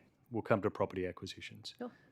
Minister Stokes says this: we do have a bit of time to make the investment decisions. We Yep. can't build the Beaches Link until the Warringah Freeway upgrades and the Western Harbour Tunnel are done. Yeah. The timing is probably 27, 28 until those projects are completed. Do you agree that an investment decision for the Beaches Link will not happen until after 27, 28? I can't guarantee when an investment decision, you're asking for conjecture and a hypothetical into the future. What I can say is it's in the planning stages, as it should be. That should properly be considered, noting that the environmental impact statement was extended so the community could have further consultation on that. Well, I'm Mr. asking, do Over might you speak to agree the or next steps. disagree with your senior cluster minister who says this investment decision will not be made till after 27, 28? I'm sure that's probably absolutely right. But what I am saying Well, is Minister, that why we, are are, you we, saying we this don't have a project's planning proceeding decision. that you're pressing ahead, given Minister Stokes is saying Well, because an we investment delivered North decision is Connects, years because we away? delivered the M2 that you said was the road to nowhere, because we have delivered major infrastructure across New South Wales. We have a record of a decade of delivery for the residents Minister, of New aren't South you Wales, misleading because the our public record is when clear. there's only $1 million of planning money, and rather than pressing ahead, Minister Stokes says this decision is years away? We've made it clear to the residents of Dudley Street that they have 2 years. If they would like their properties acquired now, we will happily do so. But if they'd like more time, as we've heard from some of them, there's more time. When you are rolling out $76.7 billion worth of transport infrastructure, you have a large job, and that's what we've demonstrated to the community that we are capable of doing.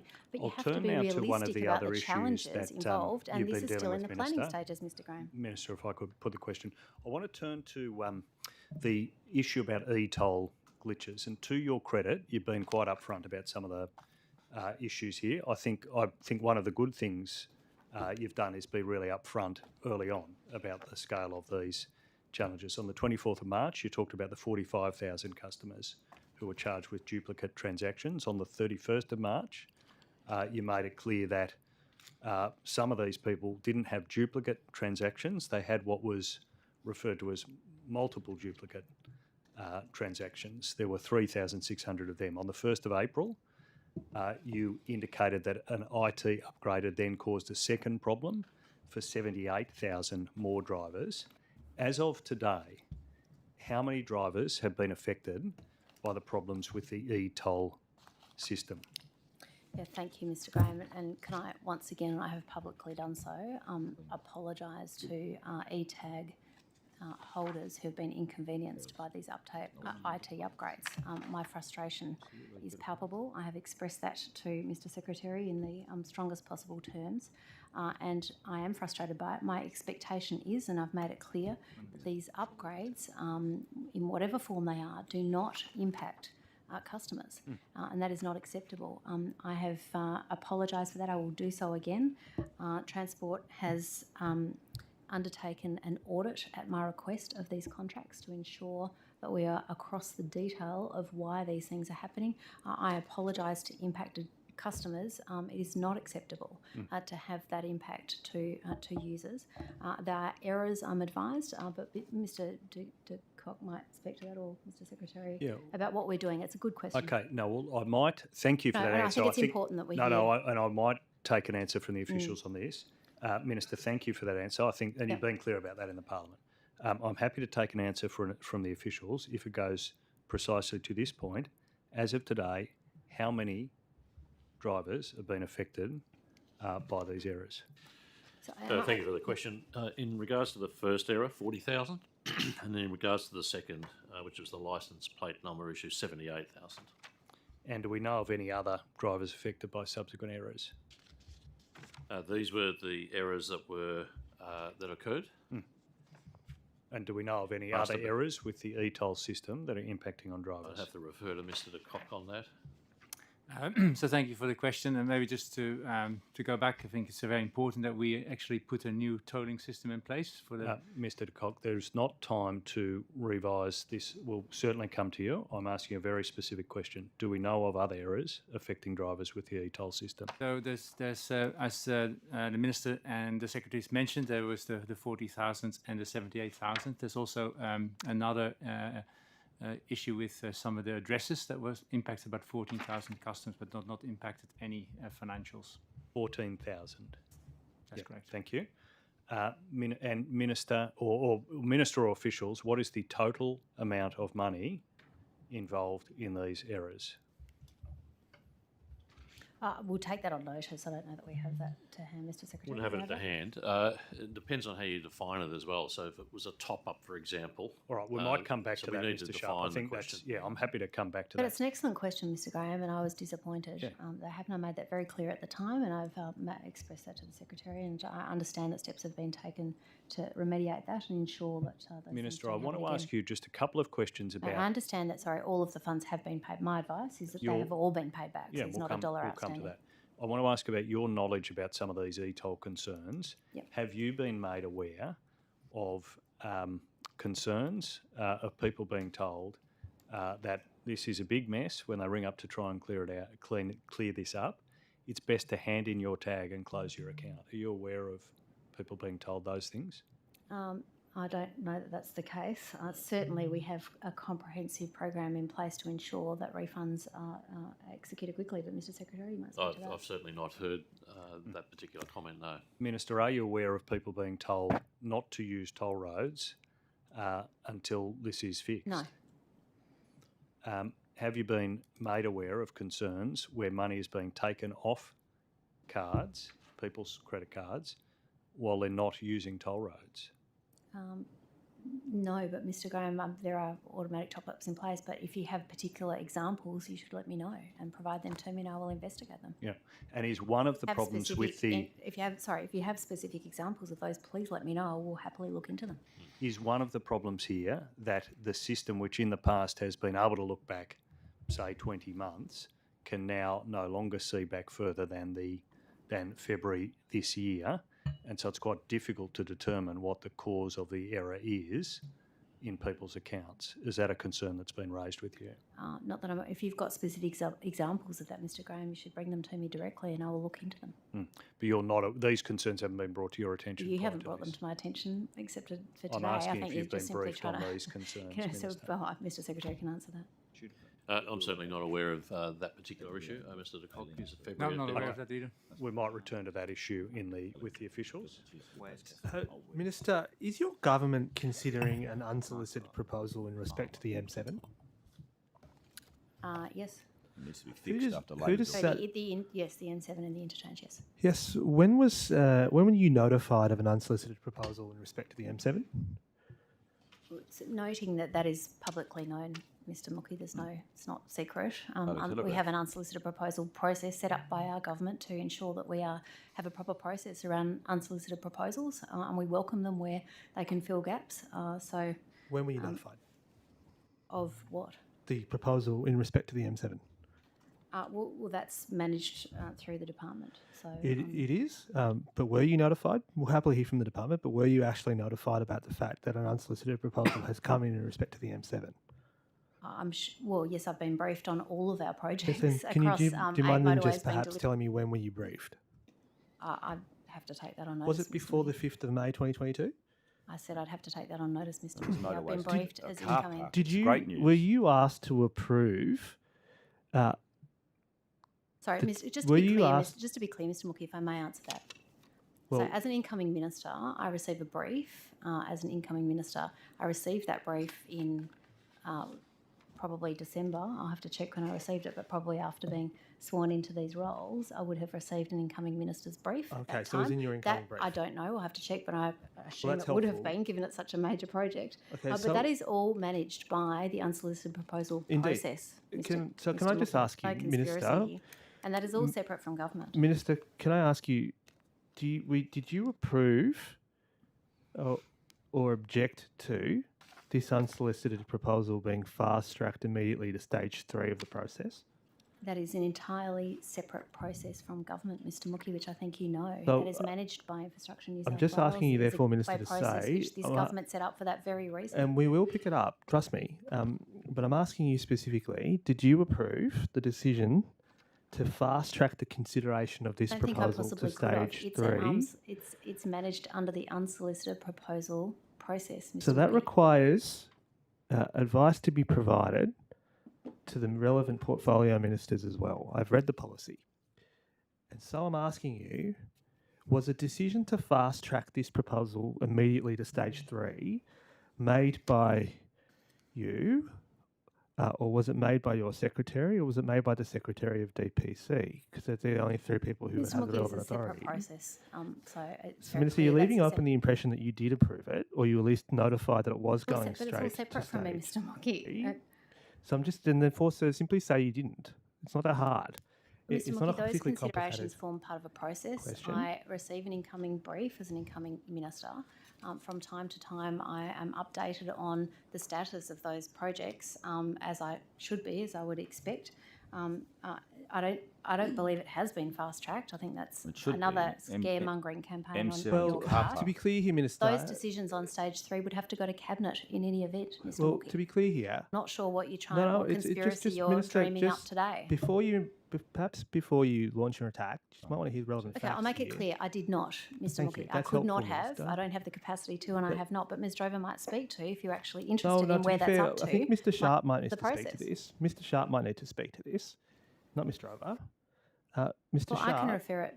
Mr. Sharp, through you, Minister. Mr. Sharp, can you explain why this particular proposal was fast tracked to stage 3?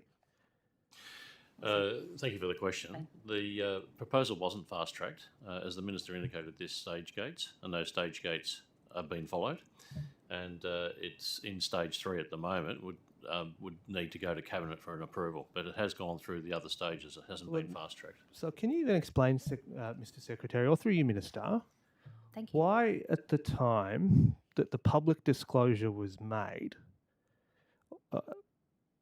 publicly this project was disclosed as 5 May 2022, and at the point of public disclosure, it was listed as being in stage 3. It was never notified in respect to stage 1 or stage 2. The first time the public learns about this is already at stage 3 of the process. Given that on the face of it clears to be a clear breach of the unsolicited proposal policy, what were the reasons why public was not notified about these proposals in stage 1 or stage 2? Why are you Well, opposing Mr. upgrading Mookie, M7? Mr. Mookie, firstly, I don't agree with your assertion. I don't believe that's correct, and our evidence today has been that is not correct. So I don't know what latest conspiracy it is that you're dreaming up, but Ms. Drover can speak to the process Don't of the want better unsolicited roads. proposal. Again, It hasn't been fast tracked. Don't want better roads in Western Just Sydney. perhaps we should hear from from the Your project time's up. steering committee chair, who is Mr. Sharp. Mr. Sharp, why do you know why or not this proposal wasn't disclosed in respect to stage 1 and stage 2 in light of your earlier answer? I'm not aware that it has or hasn't been disclosed. What I will do is take on notice and ascertain what the history is around those earlier stages. Excellent. And can you explain, Minister or the Secretary, why? Order. Time's up. Oh, sorry. No, you're right. Let's have one. We'll come back to you. Can I just ask, Minister, we referred to the tolls review earlier, which I understand is being led by Treasury. Who in Treasury is heading it up? Do you know? You'd have to ask Treasury. You don't know? You'd have to ask Treasury. It's not my responsibility. It's being led by Treasury, supported by Transport for New South Wales. I understand there's a dedicated group conducting that that review. I don't know the specific person inside of Treasury because it's You not don't. my remit. Okay, so just no. Well, why would I? Why wouldn't you? It's a review relevant to It's a matter your for Treasury, portfolio. Ms. Boyd. But okay, that's fine. If you don't know, you don't know. Can I ask you? There was a tweet from Minister Dominello last week around the cooking one? around His mum's food? e-tags, and he said he'd been speaking with you about e-tags and the idea of giving people an option to use an app on their phone instead. Yep. Where did that idea come from? Victor, no doubt. Minister Dominello has lots of great ideas to make the lives of people in New South Wales easier. A big loss to our state. A huge loss, yeah. A great person who's Don't revolutionised Service New South Wales, who got us through COVID with with the this, QR code app. yeah, and we will have the chance as always, to, he's looking to at speak with- opportunities. I think his most recent one was birth certificates. And All right, but my he's also been question- very helpful in domestic violence, in online My documents. question was, whose idea was it? Yeah, good. Was it yours or was it? I'd love to take credit for Yes, great it- ideas. it was I Minister think that we were Domino's. having various discussions about good things that we could do into the future, and I was congratulating him in relation to domestic violence because we've heard in the sector Yeah, if that I could ask you paperwork to be can be a directly challenge. relevant, I it's a am. very I simple am. question. We were Whose having- idea was it? We were having a conversation about what good things we can do. I don't remember whose idea it was, but I understand it's utilised overseas. It's already in place, and it could be a good thing to do. Okay. Is it an idea that was raised with you by Transurban? No. Okay. It's just a very simple Conspiracy question. theories here. I don't need to create conspiracy theories when it comes to Transurban. We're always looking at ways to modernise our government, Ms. Boyd, and if we can do that effectively with great support and great ideas, Heavens make forbid people's we lives ask easier, an that's what we'll do. innocent question. It's clearly pressed a button. All right. Oh, he's on Can Twitter, I and it's ask not like it's a you secret. about... Now, tell me if this is not within this portfolio, but is actually within Minister Elliott's portfolio. But I wanted to talk about a particular red light camera within the Metropolitan region. Would that be something in your portfolio? Yes. Thank you. I understand that there is a red light at the Victoria Road and Darling Street intersection in Rozelle. Jamie And Parker's there has seat. been a request for a red light camera to be put there. Now, I'll refer you to the existing condition road safety audit of Victoria Road and Darling Street, Rozelle, that was prepared for Transport for New South Wales on the 10th of September 2020. In that audit report, it was referred to the risk of pedestrian crashes at that spot, resulting in potential fatality, being at a level of risk of intolerable. And yet here we are almost 2 years later, and I understand there is still no red light camera there. Can you please let us know why that is? Ms. McCarthy manages the process for that. Sorry, Mr. Dicott manages that, so he might speak to that. Yeah, sorry, Bernard Carlin. My apologies, Bernard. So the camera strategy, New South Wales speed camera strategy, which includes red light cameras, has criteria for selection of sites. I don't have the details specifically on this site, although a risk may be identified as intolerable in any road safety audit that might be conducted. There may be multiple ways of actually addressing that intolerable risk, including infrastructure changes to the location, fencing, a whole range of strategies. So again, we could take it on notice, but it may not be that the best solution is a red light camera, but there may be other solutions. So, but again, without the details, I'm happy to take it on notice. And can I just add to that, Ms. Boyd, just to be clear, we have a focus on installing additional red light cameras, focusing on crash risk. So that is clearly a component, and we're installing those at high priority locations. We have committed to installing an additional 10 red light speed cameras each financial year, and to date 21 sites have been approved as part of that commitment. So my understanding is that this is very close to a school and there are school children who regularly walk across there. I also understand that nothing has been done. I appreciate that you will need to come back to me, but if you could come back to me this afternoon on exactly what has been done 2 years later to address the risk of fatality being intolerable, that would be appreciated. If you could also let me know what the average time is to address an issue that has been rated intolerable across the board. We'll take that on notice, absolutely. Thank you. That would be very useful. Going back, sorry, I'm just going to look. I wanted to talk to you very briefly about something that is a bit of a increasing issue, and that's drink spiking. And in your capacity as women's safety, prevention of women's safety, start that again. Prevention of, you know what I mean. Women's safety and the prevention of domestic and sexual violence. Yes, it's already been a long day.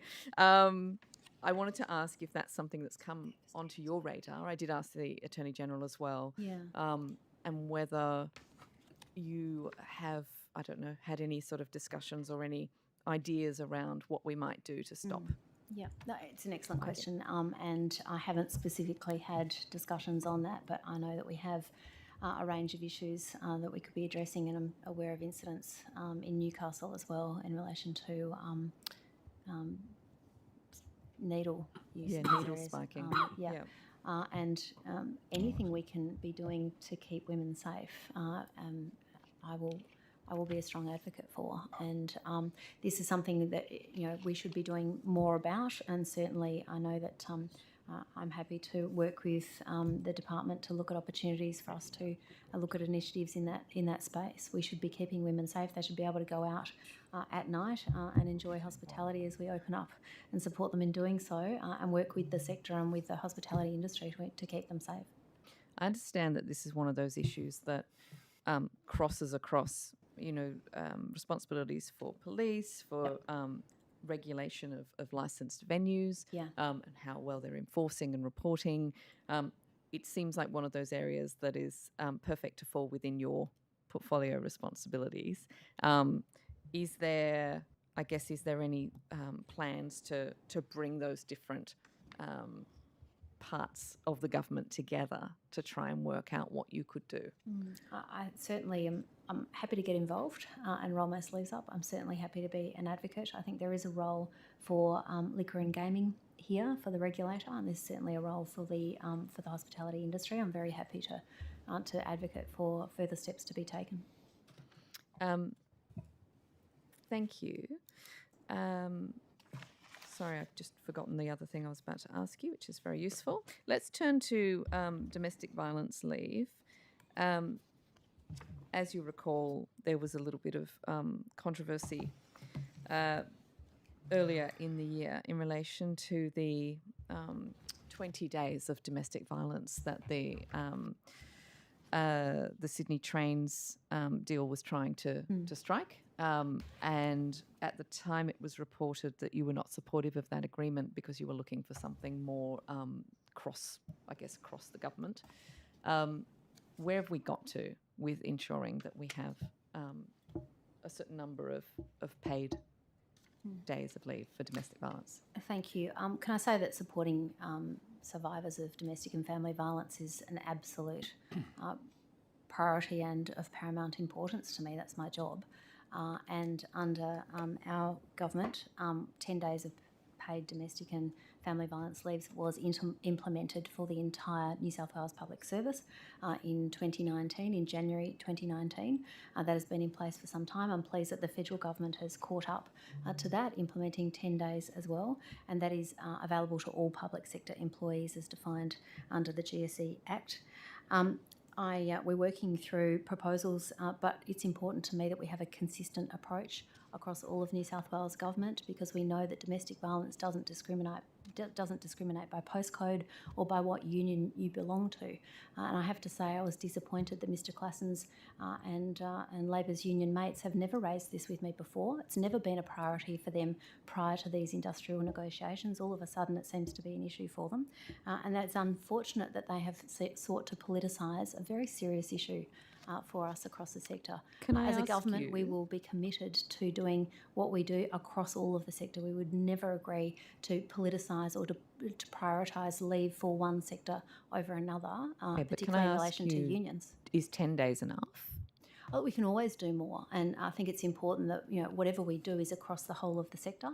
10 days, importantly, I think provides that comprehensive response to be able to ensure that you can take leave and do what you need to do. But we can always do more to support victim survivors and, frankly, perpetrators to get help during that time. So I'm always happy to advocate for more, but knowing I'm not able to advocate for one union over and above another, but I'm very happy to do so across the sector.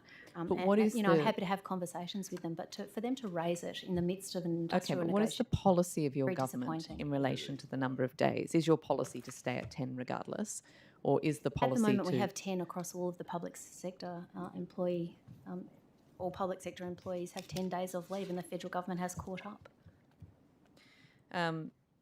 Thank you. I might just pass back to the opposition and come back to me in a little while.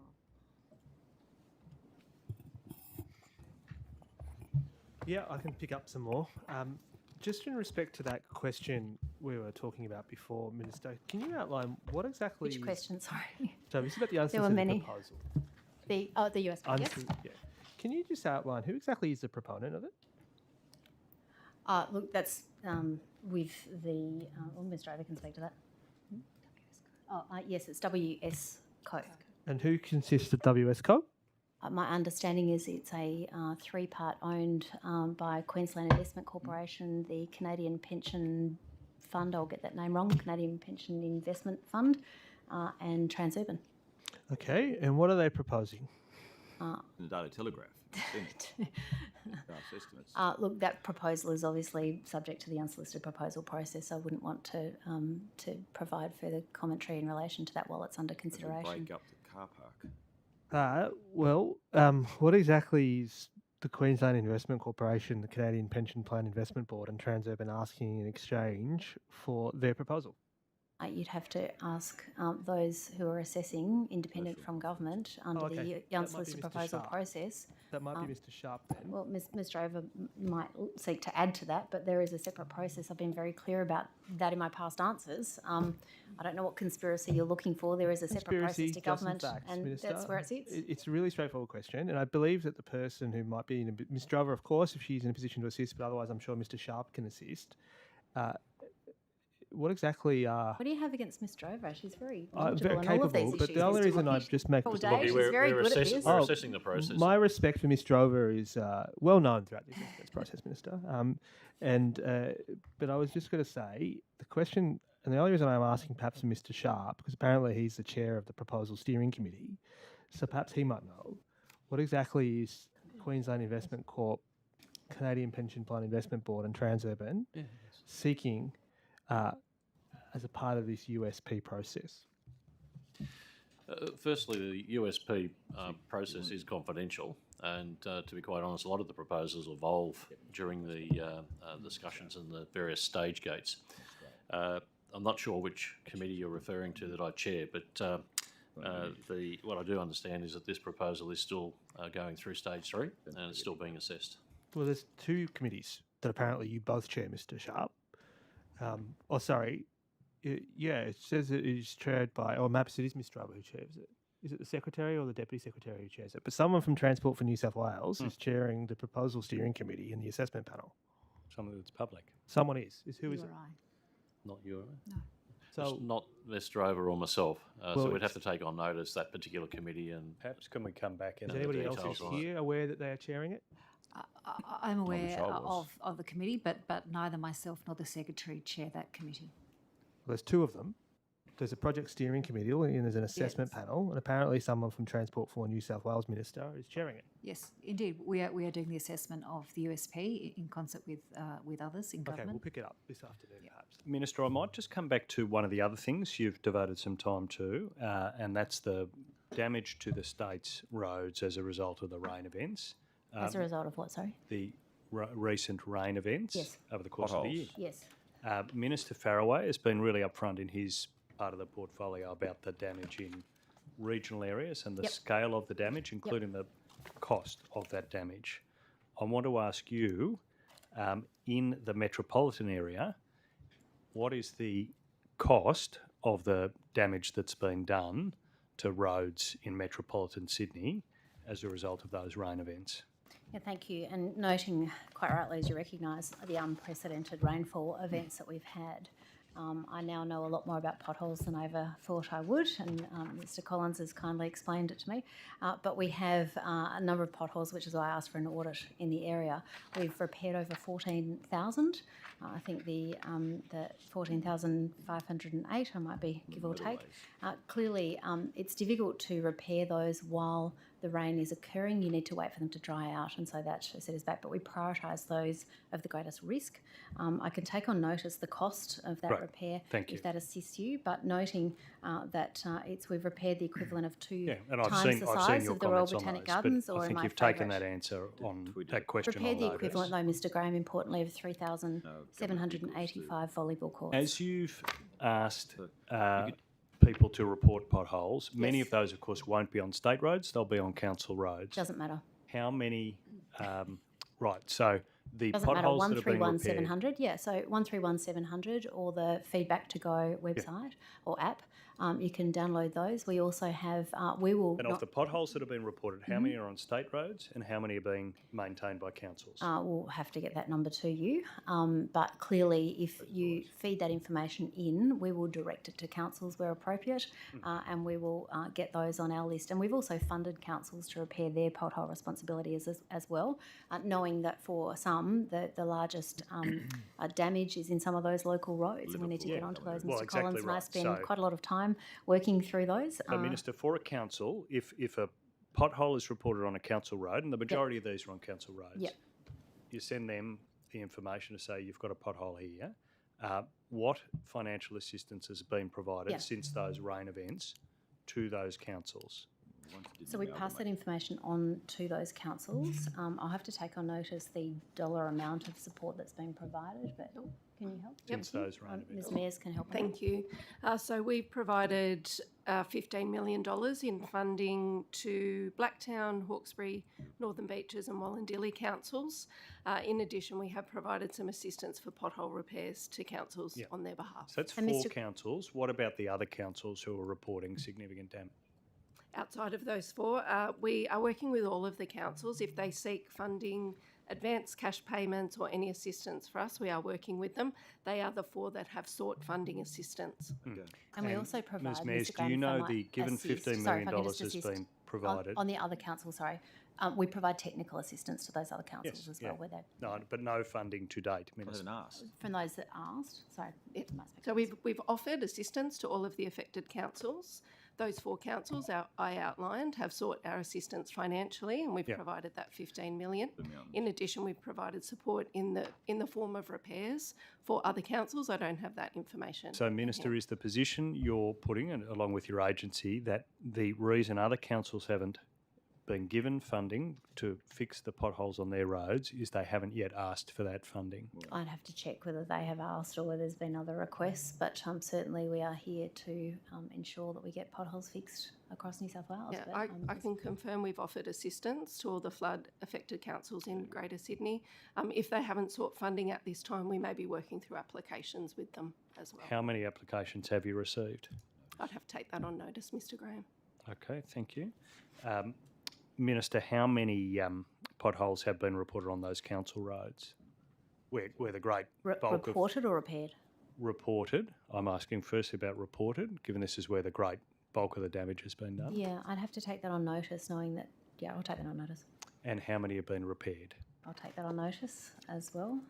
But I can say that for state roads, it's over 14,000. Yeah, but it's and that's exactly why I'm asking, because Yeah. you've been clear about the state roads. Yeah. There's been no real clarity over what's happening Yeah. where the bulk of this damage has occurred. How much damage, how much repair? Yeah, That's I'll really just what we're say seeking. we will take that on notice. If we can get that number to you, we will get that to you. It might be that that's with the remit of council, so we may not have that number to hand, but Mr. If I Collins may just clarify, whilst we work very closely with councils for their local roads, they hold that information. Obviously, we may be able to facilitate that, Mr. Graham, in terms of the numbers of repairs they've carried out, which and also the extent of the works. Generally speaking, what we have done here is collaborate with Mr. local Collins, councils. I'm aware my colleague's got a question, so I'm going to come back to you on that, precisely on that point. Minister, can you give us an update as to where we're up to with the Future Transport's 2060 strategy paper? Yes, I think Mr. Secretary can speak to that. Thank you, Mr. Lucky. The strategy document's in the final stages of preparation before it gets released publicly. Thank you. And can I just ask for specifically, Minister, in respect to the part of that paper which refers to flying vehicles, how are we going? What vehicles? Airborne vehicles. Yes, the Good. flying vehicles. Yes. So we're apparently getting ready. Didn't Uber have a proposal for that in Melbourne? Have you? Well, have you received an unsolicited proposal for flying vehicles? I have not. Okay, fair that I'm enough. aware of. Good that we, I'm sure I'd remember it. Good that we clarified. We this, get but- lots of but proposals for apparently- innovation in roads, but apparently you're considering that the will use put me out of this- a job because we won't need roads. Currently, you're considering this technology apparently as part of that strategy to provide fast and affordable point-to-point and on-demand connectivity. And can you Sorry, give us could you repeat that, Mr. Mookie? I couldn't quite hear that. I had visions of Back to the Future in my mind. I'm sorry, I got distracted. Let's go back to money. You're apparently getting ready to provide affordable point-to-point and on-demand connectivity using these flying vehicles. Can you take us through what the budget implications are of that? So point-to-point strategy is a matter for Minister Elliott. Well, I'm very supportive of the taxi industry. I think it's his portfolio responsibility. And are you, apparently according to this, we're apparently meant to be having a certification regime in place by 2026. Are we on track? We won't be asking questions, but I'm The operational rollout of that, Mr. Secretary, might speak to. Yes, the vision document is a forward-looking document. If you're looking for a very specific date, I'd have to refer to Mr. de Kock on that. Well, it's apparently we're funding developmental test flights with the goal of having a certified aircraft capable of commencing operations by 2026. That's according to the version of the document that we've seen. So given that that's sort of... Mr. Mookie, firstly, the document was unofficially released. The final version is quite different because it is subject to a lot of consultation. So I wouldn't be able to talk specifically to that document at the moment, but in respect to the actual flying cars, is there a... Minister, are we abandoning the flying car policy? Work on that strategy is ongoing. I don't think it's a laughing matter. It's important for us as a government to have a future strategy. I'm not asking and ensure that we are compliant, that we're setting ourselves up for success in the future and embracing technology. And if that means we don't need to have roads and pothole issues, then I welcome that. But that work is ongoing. But the issue I ask you, Minister, is because it's not just a strategy document about future development. It contains clear reference to a process that's meant to be completed by 2026. So that's not too far away. So I'm asking you, have you had any advice as to where we're up to in terms of developing that certification regime, and is that still the government's policy? So the process for developing that plan is underway. That work is continuing. There's a number of components, as the Secretary said. There's been different iterations of that. That draft strategy has not yet been endorsed by our government, I'm pleased that we have a forward-facing future strategy, but Mr. de Kock might speak to Minister, are you aware of the $950,000 that the government's put behind this flying cars proposal in Narromine? It's a draft strategy. No, well, that's why I'm asking if you're aware. On the 8th of July 2020, Minister Barilaro announced a $950,000 grant for flying cars in Narromine. Are you aware of that grant? That was before my time and not part of my remit, but Mr. de Kock. But referred to in your strategy, Minister. Referred to in your strategy. It's a draft, as I've said. So my evidence to the committee is, and on the record, it's a draft strategy. Yeah, Mr. Graham, which has not yet been endorsed. Referred to in your draft strategy. Has not yet been endorsed. Has not yet been endorsed by the New South Wales government. As Mr. Mookie's just said to you, you're promising flying cars will be operational. No, we're not, Mr. Mookie. That's just a grab for television tonight, and that's just a cheap shot. We have a future transport strategy, which is exactly what we should have. It hasn't been endorsed by the government, and you're just scaremongering once again. Well, but Minister, come up with something for the people of New South Wales that gives them confidence and puts them first. Our question, Minister, is: given you can't fix the roads in Western Sydney, why are you promising flying cars by 2026? Oh, please. You're just trying to get a grab for television tonight, and it's just a cheap shot, Mr. Graham. What we are doing is building 8 motorways in delivery or delivered, not just promised, not just announced, not just repeated the same thing over and over. We actually build them. North Connects, Minister, the we've M2, got West the Connects, commitment there the to M6 you. Stage 1. Just at the bottom of the third paragraph, you'll see there, Okay. the paragraph that my colleague is... It's a draft strategy, Mr. Graham. You can try and make all you like Yes, of you it. But we are agree it getting on says- with the job of building life-changing aircraft infrastructure for capable the of people of New commencing South Wales. You're obsessed funding with this some proposal, draft Minister. report. Your You're government obsessed is with the funding draft this report. proposal. We are also Point of funding order. 8 Point of Order. motorways. Order. I'll hear the point of order. We cannot hear the Minister's answer to the question when there's constant interjections from the Honourable John Graham. What is it that you're building in Western Sydney? What is it that you are proposing to build to Okay, support order. people? I hadn't actually ruled. I'll uphold the point of order. If we could do it in a more polite way. Minister, given that CASA won't certify this sort of flight until years after that 2026 date, why does your draft strategy promise flying cars by 2026 when the roads in Western Sydney are in total disarray. Mr. Graham, why is Labor more focused on flying cars than building infrastructure for Well, this people is in your Western draft Sydney? strategy. What? Still on Name one infrastructure project that your proposed group Minister- will agree to. Name one infrastructure project Not this one. that you I will can tell you promise that. to deliver. We won't Name be one. promising You're flying focused on cars in the flying next cars. term Well, of we are Parliament. getting on with the I job can of delivering guarantee for that. people No in New vision. South I can Wales. rule that out now. Yeah, have no yeah. vision. Unlike your Focus. government, we won't This be is your promising focus. flying No cars. vision. It's extraordinary. Okay. Where's your The best vision? you can do is Roads in flying Western cars. Sydney. Minister, just in respect to the announcement that the then Deputy Premier made when he announced a $950,000 grant for this proposal, he said that construction will commence and testing was expected to commence in early 2021. Have we started the testing as promised by the then Deputy Premier? You'd have to ask the department about that. Elon Musk. I'm not interested in flying cars as Well, but you see, would the- like to. Is that's your line of No, questioning? it's $1 million, And of infrastructure Minister. projects It's that we are close delivering. to You a- don't have a single question Minister, about those in perhaps if you Western just Sydney allow me and what to- we are Order. delivering is a Minister, very disappointing perhaps day, if you Mr. Mookie. just I thought you could do better. allow- Given that government has, Mr. Barilaro has spent $1 million on this proposal, given that it's still in the draft of the financial strategy, given that you've said that that makes it clear in 2026, it's not unreasonable for us to ask you whether or not the $1 million of money that we put towards this has delivered the It's a facility draft it was promised strategy, to build Mr. Mookie, that the when we government hasn't gave $1 million endorsed draft to strategy. this organisation. We were apparently expected to commence testing in early 2021. It's a really straightforward question. Mr. Did we Mookie. commence the testing Mr. Mookie. in 2021 as Beg your was question. promised by the then Deputy Premier Beg your when he question. gave this organisation $1 million? So this is a hearing about roads, metropolitan roads, and how they impact families across New South Wales. And Labor is obsessed with flying cars. I mean, I cannot believe that is your focus when we have a Order. $76.7 billion infrastructure Order. pipeline to help people across New South Wales get where they need to go It's the quickly and Jetsons and efficiently. Okay. Means and Okay. the So I Jetsons. take it Best you can from do. the answers given that you would rather give that $1 million to, say, the sexual assault helpline Absolutely. than to flying cars. All right. Just noting the time, Unfortunately, Yeah, that's it. does the government have any questions? Well, we could ask questions of meaningful around infrastructure for Western Sydney and the M7 and why it needs to be upgraded, but we'll defer to that and ask no questions. Okay, fabulous. Thank you very much for your time, Minister.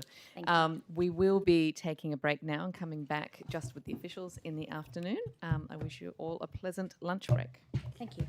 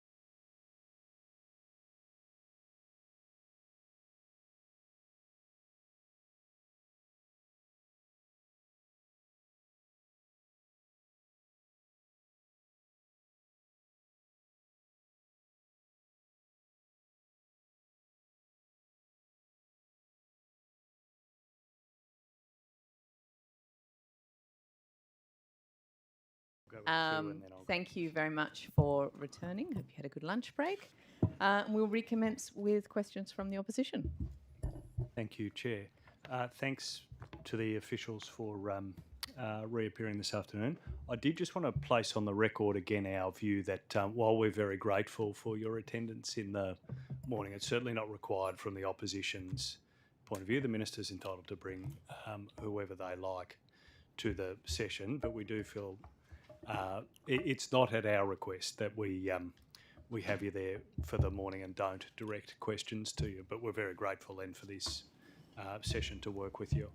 I wanted to return firstly to that issue that we were talking about the e-toll glitches was one of the terms, and the news that there's an additional glitch of, I think, 14,000 additional people affected. Mr. de Kock, could you tell us more about what has happened, when it happened, and what's going on? Yes, thank you for that question. And as you know, we introduced a new e-tolling system early this year, and it's there to provide a lot more features and enhancements for the benefit of our customers, including viewing and downloading transaction accounts, more preferences in account top-ups, managing tags and vehicles, managing some of the inquiries directly. Also, the new system allows us more flexibility to manage our customer support functions and help with our service operators doing first call resolution, and also provide more real-time banking and so forth. So many benefits to come from a modern tolling system. That system was implemented in February 22. And as you mentioned, unfortunately, there were a number of issues that arose from that. As I would say, it's a very large, complex system, and we had some issues regarding. There were three issues. One was relating to 40,000 customers being overcharged during duplicate transactions on their e-toll accounts, and all refunds related to this have been processed into people's bank accounts many months ago. And then there was a second issue related to the license plates number linked to an e-toll account that impacted about 78,000 customers. And that issue meant that some of our customers were incorrectly charged for unpaid trips when they were not the owner of the vehicle following the sale or transfer. Again, we corrected all of these errors in March and April and contacted impacted customers, and all those e-toll accounts have been recredited, and associated top-up related translation refunds have already been made to their bank accounts. And then finally, there was an issue that we only came across in July this year, where some customers may had their address incorrectly updated due to the migration issue, and about 14,000 customers have been impacted by that. So we're very sorry for these errors in the system, but as I said, we've refunded all our customers and have corrected all the errors. And just to be correct about the number, I think you said 14,000. 14,000, that's it. 14, yeah. And so if I was a customer, if I was one of these 14,000 people who was impacted, my address is as it is at the moment at my home, what would I have experienced when this... It was basically customers who previously shared the same address as another, and when they logged into their account, they may see and notice that their address has changed. So actually, it occurred when there was multiple accounts actually in the same address, and when then one of the people updated their address, it updated the other one as well, when it shouldn't. Right. Okay. So if I'm living at the same address as someone and they change their address, I'm immediately ported across to that address. For those 14,000 customers, yes. Yeah, even though I've taken no action on that. Correct. It was an incorrect match of a single account that had a single location had two different accounts associated with it. Yes. Well, they're separate accounts. They should have been separate accounts with separate but a single addresses. address. Yeah. But impacting on both accounts. That's happened with 14,000 people. Have those people been notified? They have been, yes, they've been contacted to inform them of the issue and ask them to verify and correct their address details. How were they contacted? Through, I'll have to take on notes, but I presume via email for their contact channels. And how many people have now confirmed their address, either confirm that they did not want it changed or that they did want it changed of that 14,000? I'll have to take those details on notice. I'll get back to you. And you indicated before this didn't have a financial impact on people, unlike those other. That's correct. Yes, just an address issue. Circumstances. Yep. Yeah. Okay. And so that's an additional glitch again that we weren't aware of. Are there any other issues with the e-toll system that are not public that customers are experiencing? No, not that I'm aware of. And why, given that the Minister was quite upfront about those first two issues and the agency was as well, they clearly impacted on quite a few people, why hasn't this been made public before? I believe there was a press release issued to explain that. Yeah, I certainly hadn't seen any reporting or that release. So can we have that on notice, please? Yeah, absolutely. I'll take that on notice. What is the amount of money that was, when you audited the first two errors, what was the amount of money that was involved in total in each of those errors? So in all those errors, we had repay those errors or refunded that. I have to take on notice the exact numbers and dollar amounts for that, so I will take it on notice. I didn't press the Minister on this mainly because of time, but you have audited these errors. I would expect you would have that information available to the Estimates Committee. So maybe just explain a little bit what the audit is. So when we uncovered these issues, we instigated an independent audit of how that occurred, and together with our development partner. And so that audit is still underway. We're still waiting for it. Will be ready in a few weeks' time. It looked not at the financial aspects. It really looked at what occurred, why did these errors occur, and for us also to understand what the lessons learned are for other system developments across transport, so that we can prevent these type of issues from happening again, and unfortunately impacting customer experience. Are you aware of how much money is involved in each of these errors? We can get that information, but I think I will have to take that on notice and ask the team to get those numbers. I'm asking though, I'm asking a separate question, which is, do you know how much, as we sit here today, do you know how much money was involved? I don't have that number at the fingertips, but of course we know what the number of refunds and recredits that we made part of that process. Have you been briefed on how much money was involved? I might come to you more appropriately in a minute, Mr. Secretary. No, I've not been briefed on the dollar amount. Secretary, I might ask you, you're in the crucial role in the agency. Have you been briefed about how much money was involved in these two errors? I've been briefed in terms of the transactions involved and the nature and the dollars associated with the transactions. I haven't seen a multiplication times, for example, the 40,000, what that would relate to.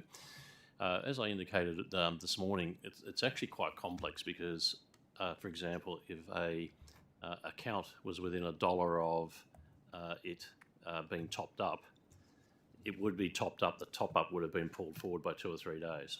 So the impact on the customer was probably a 2 or 3 day impact of the drawdown. Where there were some multiple drawdowns, and there's 1 or 2 cases where that occurred, the dollars were much higher. So the actual refund, we'd have to go back and look at exactly what the dollars were that were paid out to each of the customers and add those up. But in terms of the impact for your standard customer, I was briefed on those. Yeah. Secretary, how is it that no one's added this up till now? Like, isn't that one of the first questions you would want to know as the Secretary of an agency dealing with what was a major issue for tens of thousands? Well, yeah, look, I think we're over 100,000. There were 2 priorities. One was to actually fix the error, understand the error, and actually correct the errors with the customers. That was the key priority. The following priority was, what was the reason and the root cause it actually emerged in the first place? Now, it's a software development by a global company. The audit focuses in on why their development processes didn't have test cases. Within transport, what was the process around implementing a new process? As part of that, it was also ensuring were there other lurking issues in there, if these had come up, were there any others? So that audit process, there's an interim report, but the final review of that is taking place at the moment. So they were the priorities, and the importance here was to actually make sure that customers weren't out of pocket, and that was expedited at the time. So the refunds occurred in a reasonably short period of time. But you can't tell us how many refunds were issued or the value of those refunds? Not today. We'd have to come back with that number for you, which we'll do. I have to say I'm surprised by that. Can you give a guarantee, based on the information you've got, based on the briefing you've had to date, that you're now confident that this won't happen again, that there won't be further errors with the e-toll system, that these glitches have been ironed out? I think there's been clear process improvements highlighted through this. We'll be rolling those out. We've also focused additional teams into the testing phase. We're also monitoring a lot of our software changes that occur. So it's not just a new system. There's also patches. Obviously, in the cyber security environment, we want to make sure those patches are also being deployed, but also not having unintended consequences. So we've also tightened up and improved processes around those. So all of those will definitely minimise the risk of this occurring. Yeah. A bit before I hand to my colleague, though, I'm going to just insist on asking you this. I think it'd be fair to answer either way, but I do want to insist. How are you confident that this won't happen again, given the glitches that have happened, or is this still a risk? I think it's fair to ask you to give the committee a sense of those. I do not believe there will be any further glitches out of this system. We've performed considerable work to understand the root causes. We're not aware of any other items in there. There are ongoing normal processes of patches and improvements to the new system. We're not seeing anything new come out of those. Thank you. Just, Mr. Secretary, who's doing the independent audit? I'd have to refer to Mr. de Kock on the firm. An independent accounting firm. Which one? Deloitte. Okay, and will you be making the audit public? It will come down to the commerciality. The audit is actually commissioned under the contract, so we have audit rights in these large system contracts. So I'd need to take on notice whether there's a privacy issue with it, but it does talk to specific systems and processes within a commercial organisation. So I'd need to take that on notice. Okay, thank you, Mr. Secretary. Mr. Secretary, can we talk about the road tolls line item, picking up that discussion from this morning? I asked the Treasury officials if they could break down the road toll line item on budget paper 1 on page 4-20 between the Harbour Bridge and the Harbour Tunnel. And you'll be pleased to know that they said that they couldn't, and I should ask you. So here I am. And so, are you in a position to tell me by each year of the forward estimates how much of this money is being collected from the bridge, how much from the tunnel, and clearly in 25-26 the bridge, tunnel, and the M6? In respect to the Harbour Bridge and the tunnel, I'll just see whether I've got that number here. Mr. de Kock, do you have that number handy? So just maybe in terms of 86 million. Is that sorry? the number? 86 million? That is the Harbour Bridge and the Harbour Tunnel number. So actually the numbers that you refer to in the budget paper it's comprised of multiple components. So it has the Sydney Harbour Bridge, it's got the Sydney Harbour Tunnel, but it also has all the e-toll business revenues in there. Okay, let's just stick to the bridge and the tunnel. I heard So the number is 86 million. For which one? For the Harbour Tunnel and the Sydney Harbour Bridge combined. In next year? That was for June 22, financial year June 22. Right, so looking backwards. Okay, so that's of the 133 million. That's the actual number. Yep, that's for the 133 million. You said how much of that? 86 million of it was from... That's correct. And then the balance is from the e-toll, is it? It's from the broader e-toll business, yes. Okay, and then do you have the same forecast for the coming year? The 164? So we don't have a forecast, but just maybe just in a bit of broader context. In the last few years, as you appreciate, because of COVID, the revenues have dropped quite a bit. And so we expect that... Mr. de Kock, I appreciate that. I don't wish to necessarily cut you off, but clearly someone has a forecast because someone's written this into the budget and someone's written this into the system that defines the revenues that are expected. And Now, Treasury says it's Treasury says it's you. It's this cluster. So someone is responsible for coming up with a $164 million projection, then 173, then 177, and then 227.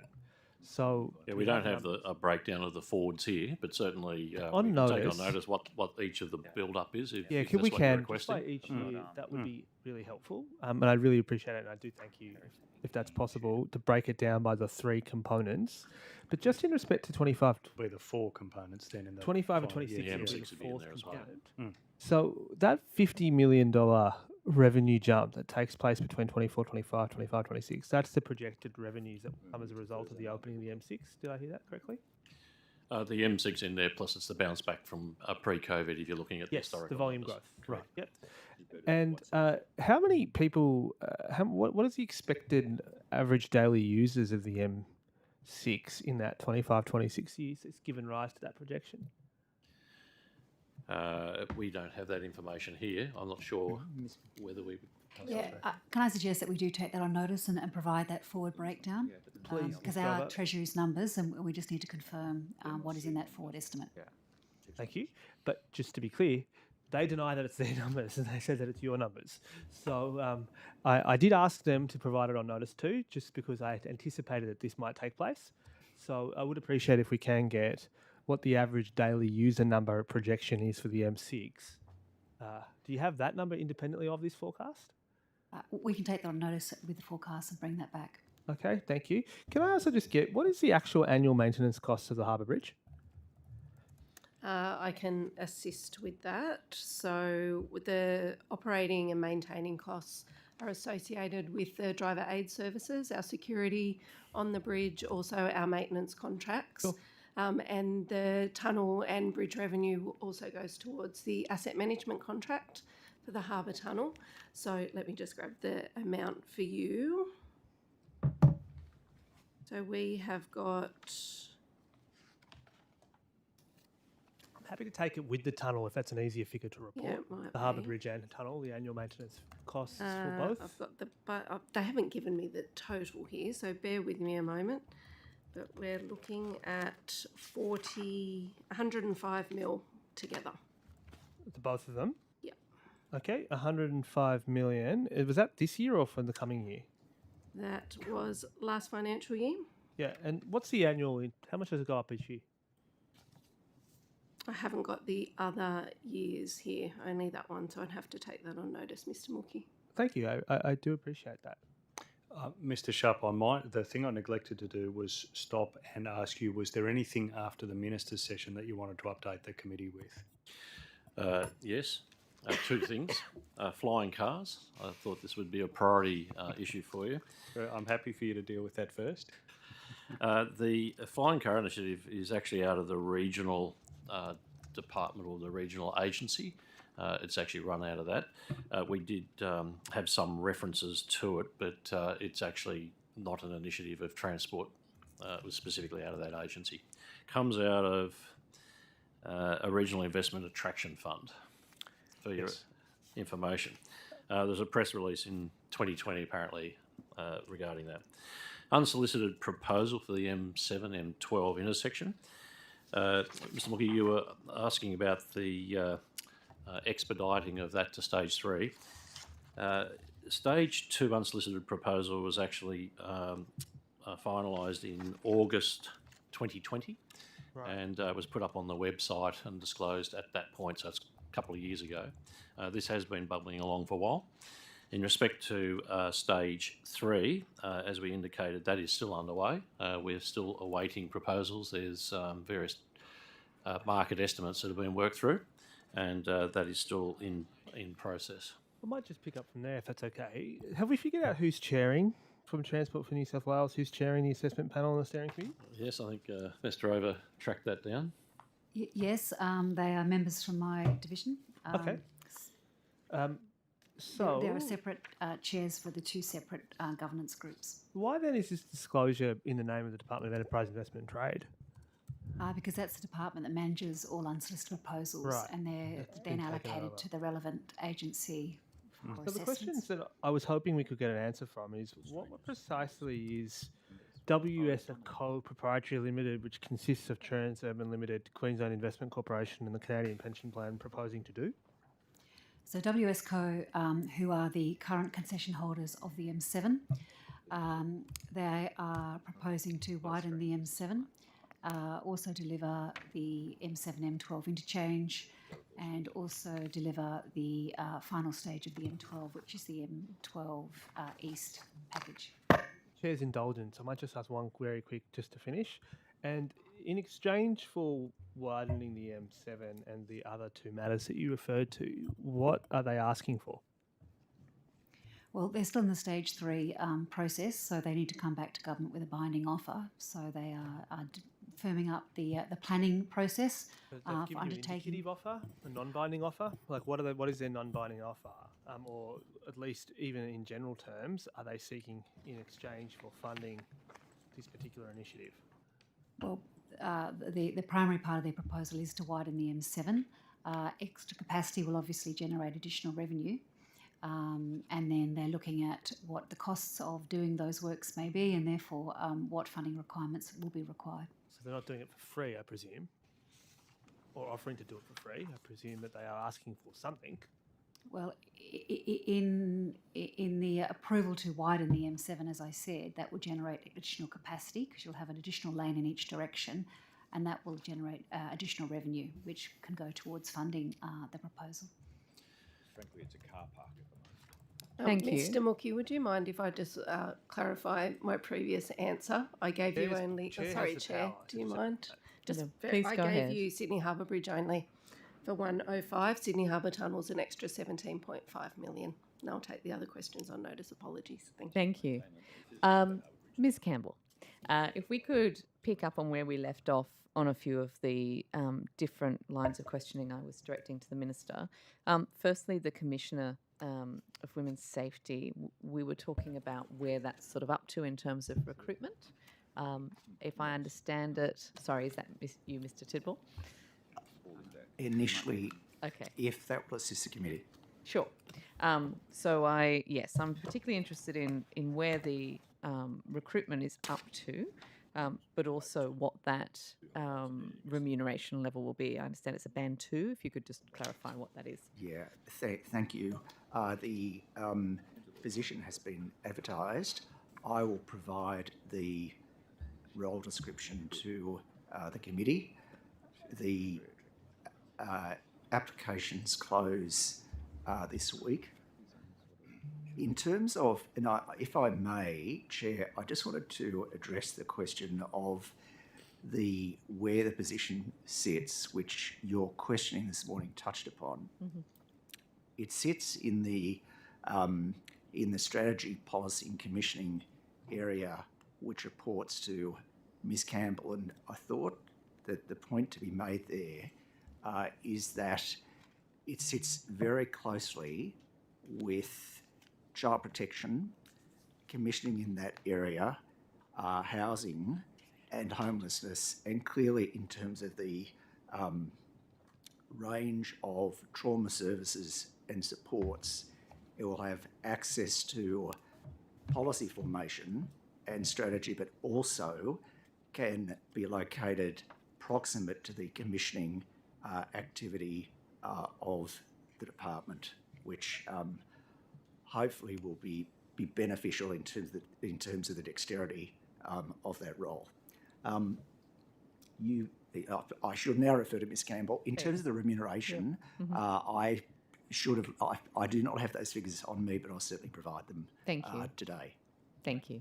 Ms. Campbell. Yes, I can probably update that. In the job advertisement, it has a total remuneration payable from $311,914 to $357,359. So obviously it will depend on the candidate experience and all those sorts of things. And will the Commissioner have their own staff? They will have some dedicated staff reporting to them. Yeah, how many? I didn't need to take that on notice. Okay, thank you. If you could let me know sort of how many and at what level, that would be really useful. Happy to. Can we come back then to the National Partnership Agreement funding allocation and the organisations that received that $20 million, are you able to tell me how much each of those organisations received? We don't normally report on individual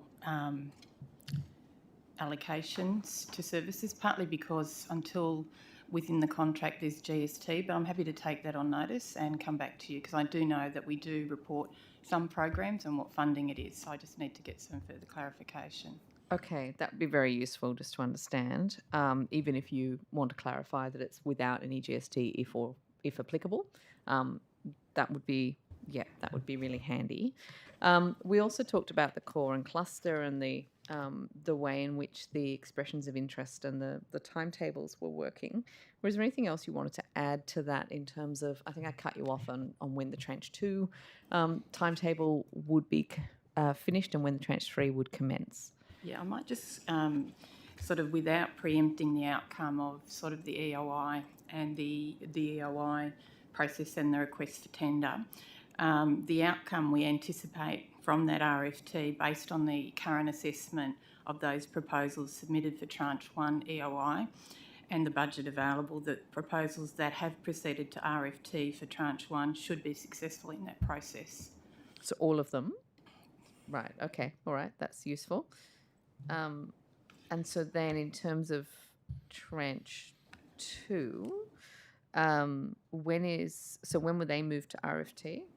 So expression of interest opened on the 25th of July and closes on the 26th of August. Request for tender opens the 26th of September 2022 and closes 24th of October 2022, which is indicative. It depends obviously on how many applications you receive and how long it takes the tender evaluation panel to review those applications. Okay. And I know that you were providing some of this information to Ms. Sharp earlier, and there's a sort of a limited amount you can give, but are you able to tell us how much of the funding has been dedicated to Tranche 1? Or how many new refuges are in Tranche 1? Okay, you just hold with me. I probably would need to take on notice because we haven't kind of finalised the first phase, and we've got Tranche 2 as well coming forward. But in terms of the budget allocation for this financial year, it's $47.24 million. $47.24 million expected for 2021 to 22. So that would cover tranches 1 and 2. And then what's left over then? So we've got... Okay, then for 2023 to 2024, $119.23 million. For 2024 to 2025, $152.88 million. And for 25-26, $107.25 million. So you can see there that a lot of the funding comes in future years, which gives people an opportunity through Tranche 3. And Tranche 3, expression of interest, is expected to open in early 2023. Okay, so, and that's because the Tranche 1 are shovel ready, whereas the Tranche 2 and Tranche 3 are going to take a longer lead time. That's right. So can we assume then that the $47.24 million is the value of the projects in Tranche 1? Yes, without, looking at the final, yes. Yeah.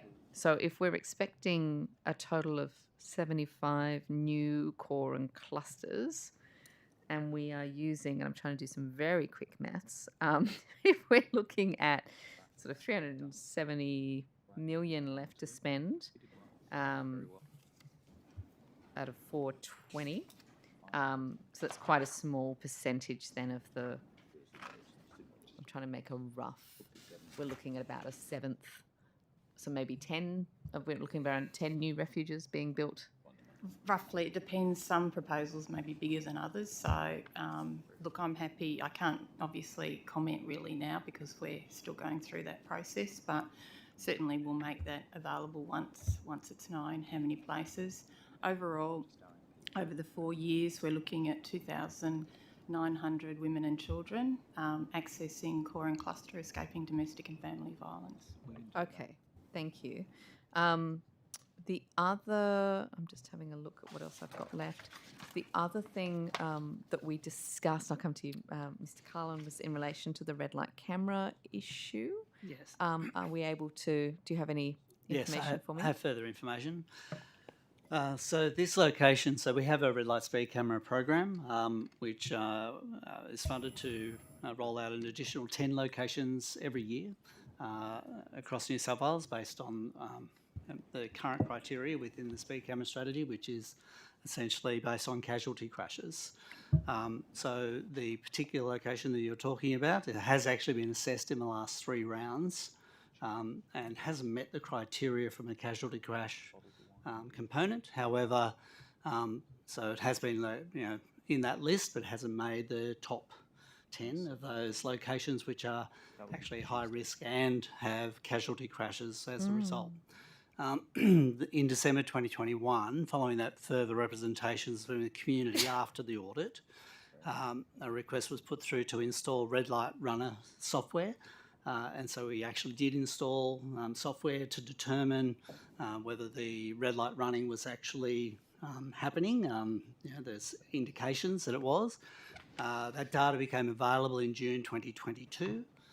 And that assessment was analysed and a technical feasibility study was done as to placement of cameras at that location. And because of the physical shop warnings and other issues at that location, it wasn't technically feasible.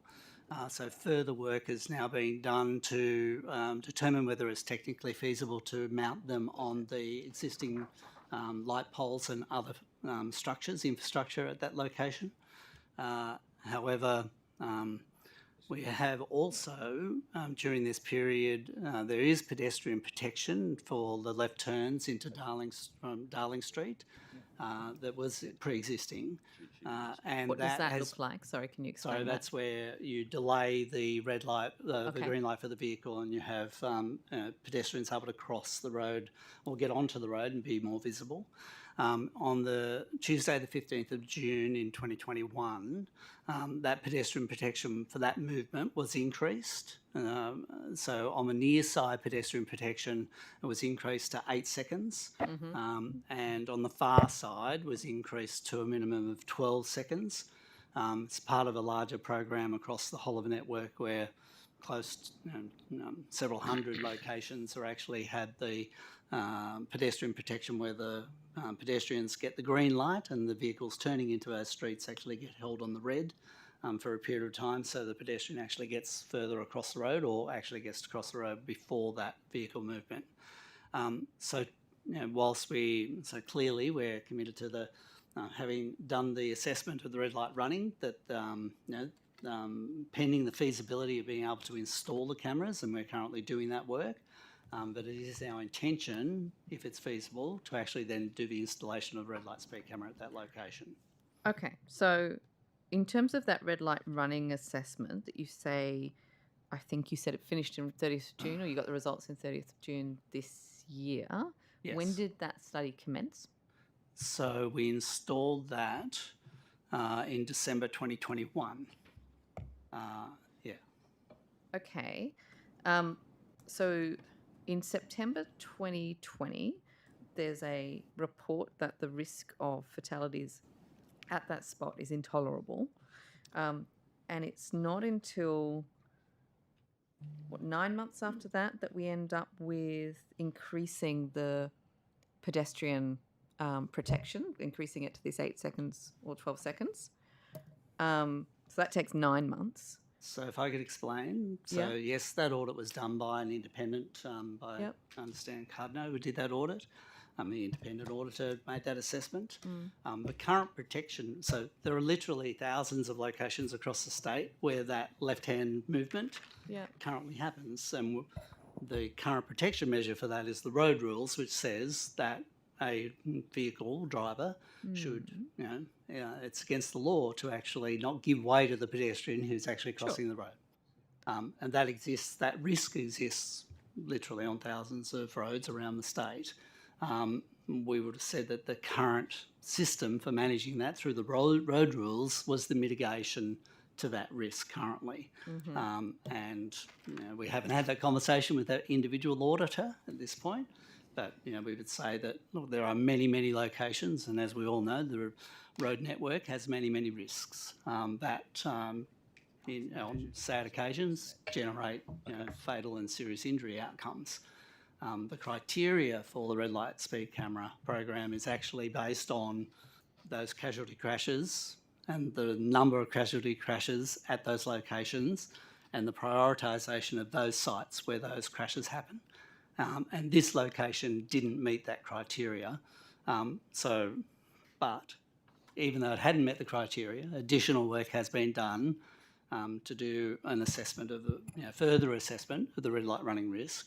And we're now, at that point where having done that, we're going to accommodate if it's feasible, the installation of the red light speed camera in that location. Okay, so almost 2 years after the audit report came out saying that it was an intolerable risk, the assessment that you've run on the red light running has basically backed that up, that people are running the red light. So, and that's the case on many locations across the state where people inappropriately break the law and run the red lights. The current program is based on prioritising those so that those that have actually manifest themselves in serious injuries and deaths are the ones that get done first. Okay, but that's great that there haven't been as many actual fatalities and injuries at this particular location. But given that it was identified as having this intolerable risk of fatalities, and given that it's so close to public schools, to a number of schools, is perhaps the program, I guess, not broad enough? Look, I think the assessment criteria for casualty crashes comes out as a result of, in particular, putting enforcement cameras at locations which then some people may say that's been put there for revenue raising rather than safety. And so the criteria, which is in the strategy, says that it needs to actually meet this criteria of casualty crashes. We have been doing additional work around a risk assessment for red light running, which actually does do this, put technology in to measure the real level of red light running. And we are now moving towards actually better understanding those risks and being able to weigh that up against the actual crash data or the history of crashes at those locations as well. And that's where, in this instance, as a result of doing that extra work, which we have been doing for the last few years, see some of these locations being able to be assessed as warranting a red light speed camera. So again, there may be hundreds of locations that may meet that criteria. But so presumably then the criteria is based on what we can afford to fund versus what is going to save lives. So the criteria is based on preventing at those locations where there already has been. So we wait for someone to die and then we where there already has been casualty crashes, that's correct. Yeah. In order to mitigate clearly those locations which are higher risk because that risk has been manifest in actually seeing somebody lose their life or be seriously injured.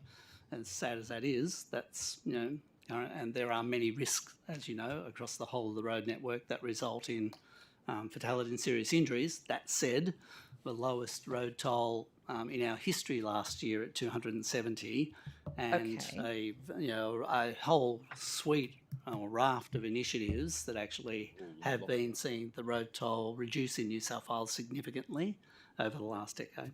So if I wanted to prevent my child dying at a particular place, and I got an audit that came back and said, actually there is a significant risk here and it's intolerable that someone's going to die, the department's going to just overlook that because there hasn't already been a death. No, that's not correct. I wouldn't say it in that way either. As I said, we would not necessarily agree that the risk is intolerable when you look across the whole of the network The mitigation for that risk is actually in place in the road rules, which is that it's illegal to do that manoeuvre on the road. Sure, but we're not relying on that because that's why we have red light cameras. That's why you have a program. That's why you have priorities. Yeah. But those priorities are clearly based on limited resources. Do you think that the criteria should be expanded and the resources expanded accordingly in order that we can protect people before they die? Yeah, and look, that's what, as I've just said, we have been doing in terms of implementing a program that actually does now do at these specific locations where risks have continued to be highlighted by local communities, implementing a system where we actually then go and do the real-time monitoring of red light running to add to that criteria in order to make an assessment.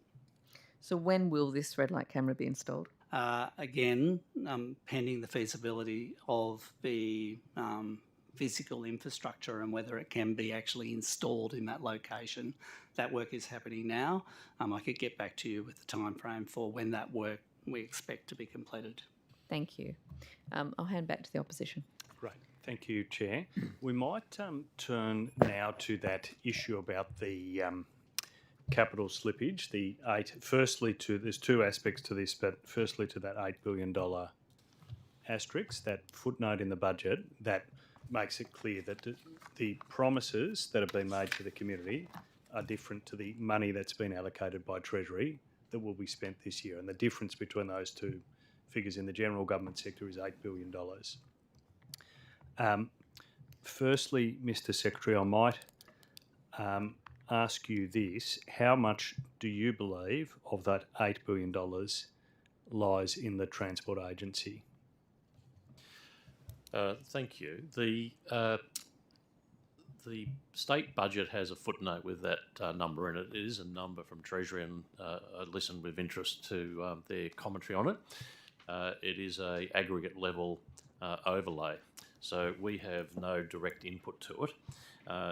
That question would have to go directly to Treasury, which I believe you have already tabled with them. The budget that we do is actually based on a forecast of what we think the project expenditure for that particular year is. Now, as you're aware, we have programs that are small that could deliver in a year. We've got some very, very large programs that are almost up to a decade in length. From an appropriation perspective, which is the number that you're talking about, in that year we calculate what we believe those project deliverables will be in the next 12 months, up to the milestones, and then we put that into our forecast. So at the moment we're 1 month in, and our forecast is based on that program. So we don't put a slippage factor in. We don't say here's 3 projects that are going to be delayed and there'll be a slippage factor. We actually gear up to deliver on time to those milestones, and that's how we budget. And that point you make about the monitoring of it is really important because, of course, big projects slip over the month, and as an opposition we've been quite clear that, of course, that happens. There's got to be some understanding of that. But this is on budget day, Treasury saying 26% of the capital expenditure of the government will never see the light of day in this financial year. So for transport, at the moment 1 month in, we're still forecasting we'll hit our numbers. However, what we do see are COVID risks, and we did see some impacts on projects last year where there was a delay in some of the larger projects. Now, it's not all projects. It's typically projects that are in full swing.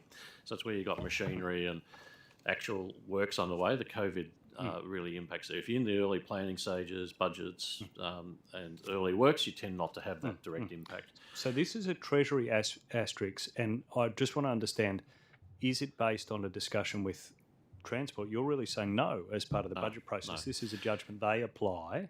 Correct. That they don't talk to you about, but their assessment about the likelihood of the promises you've made in your cluster actually making it out the door. So when Transport goes through the budget process, which is 6 monthly, we prepare a cabinet paper which actually summarises what we see as the key risks for our portfolio. So whilst we put up a budget, Treasury is keen to understand what are the risk factors. Now, those risk factors can be around timing of land acquisition. The dollars involved in a couple of our large programs can swing from June to July very easily, for example. So you could end up with some numbers that move. Likewise, we've had periods in COVID where stimulus work has been pulled forward. During COVID, we also pulled forward some of our large capital works whilst the traffic was low. So we resheeted the Harbour Bridge. You may remember some of the rail changes we did on the Harbour Bridge. So you get some that gets pulled forward, some that gets pushed back, and we summarise that. And that's Treasury then would put a macro overlay on that. Yeah, but Secretary, that's the ordinary process of budgeting. Correct. And often what the budget allocation at the first part of the year, by the end of the year, will be different. Over the last 6 years, it's been often billions of dollars short, as exactly the process you've described has happened at the end of the 12 months. This is actually different. This is, before any of that slippage happens, Treasury's saying we're going to borrow $8 billion less, we're going to fund $8 billion less, because we know that this won't happen. And that is now baked into the budget papers. That is different to the ordinary process you're describing, which of course there's going to be slippage. In recent years it's been billions of dollars. Yes, and what I'm flagging is that how would Treasury make that assessment? You'd need to talk to them about it, but I'm presuming the information that we provide is one of those inputs. Likewise, they would look back at history. Clearly there's actuals that occur. And there's definitely timing issues that have occurred over the last 2 years, principally off floods and you know the obvious impacts. But there is no list that Transport has of here's projects that we would perceive that are going to be delayed, and hence here's a dollar amount that adds up to that. Yeah. So let me come back to projects, but I'm asking at the moment, as an agency, as a cluster, you're saying you don't know, as if I understand you, how much of that $8 billion is in the responsibility. Correct. That's a whole of government number. Yeah, you just don't know. And I haven't seen it broken down, and we haven't been. And the reason I'm surprised by that is on page 1-10 of budget paper 3, that table there, table 1.2, indicates the money that isn't allocated to agencies. I might let you turn to that. So 110, table 1.2, that note D has got some it also includes provisions and slippage forecasts not allocated to an agency, and that number that is footnoted is $2.5 billion. So about 68% of the money has been allocated to an agency. That would suggest at least. Well, that's about the size of the transport share of the infrastructure. You're saying you don't know. When you say allocated, I think, are you assuming there that that's allocated back down through our appropriation numbers? No, I'm saying slippage. This refers to slippage forecasts not allocated to an agency. Of course, there'll be some of those, but you're putting the view to us that no slippage forecasts have been allocated to an agency. Not into my budget specifically. My budget is the actual build-up of the project budgets. And that total is what goes into our submissions to Treasury. And then there's this aggregate level provision that is put at the Treasury level. You'd have to talk to Treasury about how. Can you understand why we're confused? Because if you add up the 9 agencies in here and their expenditure, it's more than $30 billion. Transports alone is $21.3 billion next year. This year, 21.3. That's the capital spend. But the whole capital spend is only 22.6. If you spent what has been promised by your ministers, you wouldn't build a school or a hospital in the state of New South Wales. That's why we're confused here. And the answer is this $8 billion asterisk, where Treasury says, well, forget what was promised. We know already a quarter of that will never leave the Treasury. And I understand the premise of your question very clearly. However, the $8 billion number is one that is created at the accounting level, at the Treasury level, is allocated clearly across the whole of government, and we're not privy to the build-up of that number. All right, so that's about the future expenditure. And I think my colleague wants to ask you about the what is really past expenditure. Indeed. How much did you underspend your capital budget last year? For the 2022 financial year, our appropriation was within 100 million of our budget. So that's our overall appropriation. Okay. On the capital side? I would have to take that on notice to give you the exact number. Because there's a lot that turns that on cuts the across a number distinction. of our divisions within the cluster. Yeah, I mean, like I can see from the agency financial statements that 100 million variance, but I'm understanding about the capital side as to how much did you underspend the capital side of your budget? There would have been a shortfall there, but I'll have to come back with the breakdown. Okay, can we talk about the $715 million downward revision due to the deferral of planned capital expenditure beyond the forward estimates? That is the reason why we won't be collecting all the money that's available to us under Federation funding agreements. I know the Minister this morning was making extensive reference to Ms Drover and yourself, I think, Secretary. Do we have a further information as to which road projects have we that may well have led to the deferral? Let me explain that number. So that the number in here, once again, I believe is a whole of government number. Clearly, a large portion of capital projects are driven by transport, and there would be an element of that in there. It is very similar to that $8 billion number. So my understanding is that it's a little different. When a federal government grant comes through at a particular milestone, it comes in as revenue at the Treasury level. That's treated as revenue. So that revenue drop there is a correlation to the $8 billion. So if they're assuming there's going to be a drift to the right of spend, there will be a drift to some of those milestones. Now, it's not, as the Minister said, it's not cutting a cheque back. The better way to describe it is the milestone hasn't occurred at that point. When the milestone occurs, the funds will come at that point. Indeed. So it's a shift to the right. It'd be a timing issue, I would imagine. Look, once again, it's not by project. It's a macro overlay, and I think it's related to the $8 billion. But Secretary, I'm not sure that it is necessarily related to the $8 billion. But I understand that they're closely linked, I'll say this. But there's a couple of sort of caveats that I might wish to put to you, because the Treasury did make clear to us their supposition that a lot of this arises from road projects. They actually did say that. It's probably the road projects because they're the ones that are most likely to be prone to Federation funding agreements.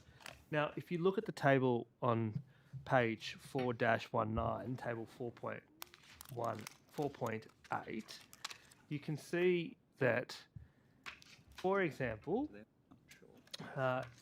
in the next year, New South Wales will collect $3.5 billion in Federation funding agreements, of which transport will collect 2.1. So you're getting a pretty solid 60-ish%. But if you go to the last year of the forward estimates, we're getting $4.784 billion, of which you're getting $4 billion. You're getting, at that point, you're getting close to 80 to 90% of them. So, and look, just to be clear for you for context, Mr. Secretary, a lot of the expiration of the other agencies' spending, as I'm sure the other Secretary would know, arose from COVID, for specific federal relief designed for emergency interventions. So that's obviously tailing out. But you're not. You're keeping overwhelming the lion's share. So just as a matter of probability, if the Treasury thinks that you're not going to hit your milestone, so they're not going to collect the revenue. Do you have any reasons why they would have that opinion? The stated one, I'm not Treasury, so I can't comment on their behalf, but what they have stated publicly is that was their view on COVID supply chain impacts, and they increased their provision this year on the back of that. Well, so that was the stated feedback. I've not had specific information from Treasury around the detail of how they arrived at those numbers. To be very clear here, Mr. Secretary. But I agree with your proposition. I mean, at the end of the day, we're spending 65% of the state's budget on capital, so those ratios there do appear reasonable. But see, thank you. I appreciate that, Mr. Secretary. But there's just a few other issues here. The $715 million downward revision is due to the deferral of planned capital. Now, to be very clear, education, disability, health, housing and environment don't get their capital side of the budget funded through Federation funding agreements. They get it through a different form of national partnership agreements, which means really the only people who are spending on the capital side is you, really. So I've looked at the budget paper number 3. Overwhelmingly, a lot of the ones that are relevant to this particular portfolio, and look, to be fair, Mr. Farraway might be having to answer some questions too here. The Appin Road improvements are federally funded. Mulgoa Road infrastructure upgrade M4 to Glenmore Parkway is joint funded. Mulgoa Road infrastructure upgrade is joint funded. The Horsley Drive M7 to Capastra Road are joint funded. The M12 motorway to M7 to the Northern Road are joint funded. The M5 motorway Moorebank Avenue Hume Highway intersection are joint funded. So they're the ones that are 5 or 6 key candidates that are probably what we're talking about here in terms of the expectations. Are we experiencing or have we anticipated any delays in respect to those projects that you're aware of? Before I pass to Ms Drover, who will know intimately the details around that, those projects that you mentioned wouldn't add anywhere near the billions that you're talking about in that capital program. So I'm trying to assess what would be clear. They would. I mean, the ones I just read to you between them all would have a allocation of nearly $500 million, and that's just for the next year. That's not for the other years of the forward estimates. Yep. So, I do think that they are prime candidates for. Okay. Look, I'll ask Ms Drover to talk specifically to that list. Ms Drover. Okay, look, it might be helpful if I perhaps give you some actual data from last year, which is based on the Sydney roads portfolio. So in that portfolio of projects, which did include the M12 and the Northern Road, for example, which are large projects federally funded, we only had a $19 million underspend in their final forecast, which represented just 0.5% underspend, and that was in a portfolio of over $3.5 billion. So I am a little confused as to. Are you mystified as to why Treasury has downward revised $715 million? You would need to refer that to Treasury. We did. As I said, we've not been the numbers that we've seen. They told us that someone's not hitting their milestones. Yeah. And to be fair, they pointed the finger at you. Yeah. It's fair to say that there were challenges last year with productivity, particularly given the wet weather we had right across the state, and there was COVID lockdowns. I totally agree with you, but this is a forward forecast. Yes, but the results from last year suggest that we did not have that degree of underspend, particularly in the roads portfolio. Look, I'm not going to push it much further. I will push it a little further, but it's clear here that this is not $715 million that's been, well, we didn't get around to spending it last year. There's been a little slippage in the timetable. We'll pick it up. It's been revised for beyond 4 years. And the reason why I'm asking is because the Federation funding agreements are all due for renegotiation in 25-26. So we're now in a position where, having not claimed what we're entitled to over the life of the existing agreements, we're now at risk of having to effectively renegotiate with the Commonwealth for the same pot of money. So there's no guarantee we're going to get this money back in the next round of Federation funding agreements. So what I'm worried about here, Mr Secretary, just to be clear, and I won't push it beyond me on this, is having not claimed the $715 million within the life of the existing Federation funding agreements, are you confident that the Commonwealth won't mark us down in the next round and we're going to lose this money? The process with the Commonwealth is that we keep them informed of the progress on every project. So there's regular reporting. If there's under or overspend, we inform them. And there's a good collegiate relationship there because we are open book and we do share where issues are or not. And so there are examples where funds get reallocated or reprioritised. Now, we do have a new federal government, and they have openly stated they're reviewing their budget for October in any event, and they have publicly stated they'll be looking at some of the priorities. So there's already some risk there. I'll just reiterate, in terms of our projects, we haven't got a specific list that would say these slippages are occurring, but I do acknowledge Treasury's comments that we are facing headwinds. There are real supply challenges, and we're facing those daily on our projects. Ms Drover, can I just turn to your comments? Look, I can see why that limited underspend might be the case, even while some of these specific projects might be in trouble, having looked at the way the expenditure rolled out last year. So some projects have gone over, some have gone under, and the macro impact is, I'm sure, as you've described. No, I wouldn't categorise it as that. I don't think there are projects in trouble. I think we've met our forecasts particularly well, given the headwinds that we faced in 21-22. And I'm acknowledging that at a macro level, but you're simply saying you have no explanation for why this money will not be secured from the Commonwealth. Yes, I don't have an explanation as to why Treasury has suggested we won't get that funding from the federal government. And in relation to while the macro figures may be, as you've described, in relation to the number of projects my colleagues just outlined, do you have a view about whether those specific projects have been underspent relative to what the plan was in previous budgets? Yes, I think Mr. Mookie went through them fairly quickly, but Sure, the I'd be ones I happy for him to- recognised, I'm not aware of any significant delays to any of those. Some are in the development phase, some are in the delivery phase. And my colleague, Ms. Mears, is nodding. We're not across any major delays to any of those projects.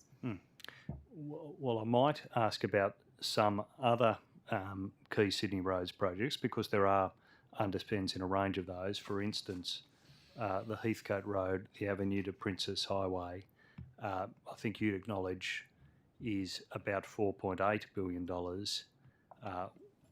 was spent compared to what the budget had planned either 12 months before or 6 months before at the mid-year update. Could you just clarify which package? Because we've got three projects in Heathcote Road. There's the, What's listed in the budget papers as Heathcote Road, the Avenue to Princes Highway, and that is various packages, as you've indicated. Yeah, so that project, the early works commenced some time ago. We're finalising the procurement for the balance of the works, but those works started, I just need to check exactly when they started, but they've been going for many months. But since the last budget information compared to what's actually spent in this budget, you acknowledge that's $4.8 million less than should have been spent. Did you say 4.8 million? I just need to confirm that. Overly brewed. We can take that on notice, given it's a very specific number. Well, I would prefer if we dealt with it as one example. I've got some others I'll be happy for you to take on notice. But originally we were expected to spend $7 million. The budget papers now show the estimated expenditure to June 22 was $2.114 million. That's $4.886 million less.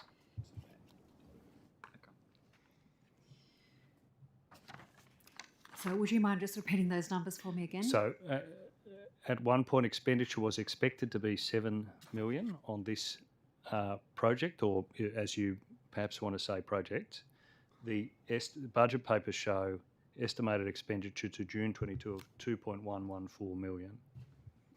That number doesn't accord with my numbers, so perhaps if we take that off and we confirm that. The budget for this year is $45.7 million. This year's budget in the forward estimates is $141.3 million. My figure of spend to date is well above yours, so we're happy to take that on notice and confirm it. Do you want me to read? Looking at I'll just put this view, looking at the pattern of expenditure in the budget, on Western Sydney growth roads, a number of these projects have been overspent and progress may have been more rapid. So acknowledging that, which goes to your point about the macro expenditure. Yeah. Where And that I'm not hasn't- sure Heathcote Road is in the Sydney Growth Roads program. No, it's not.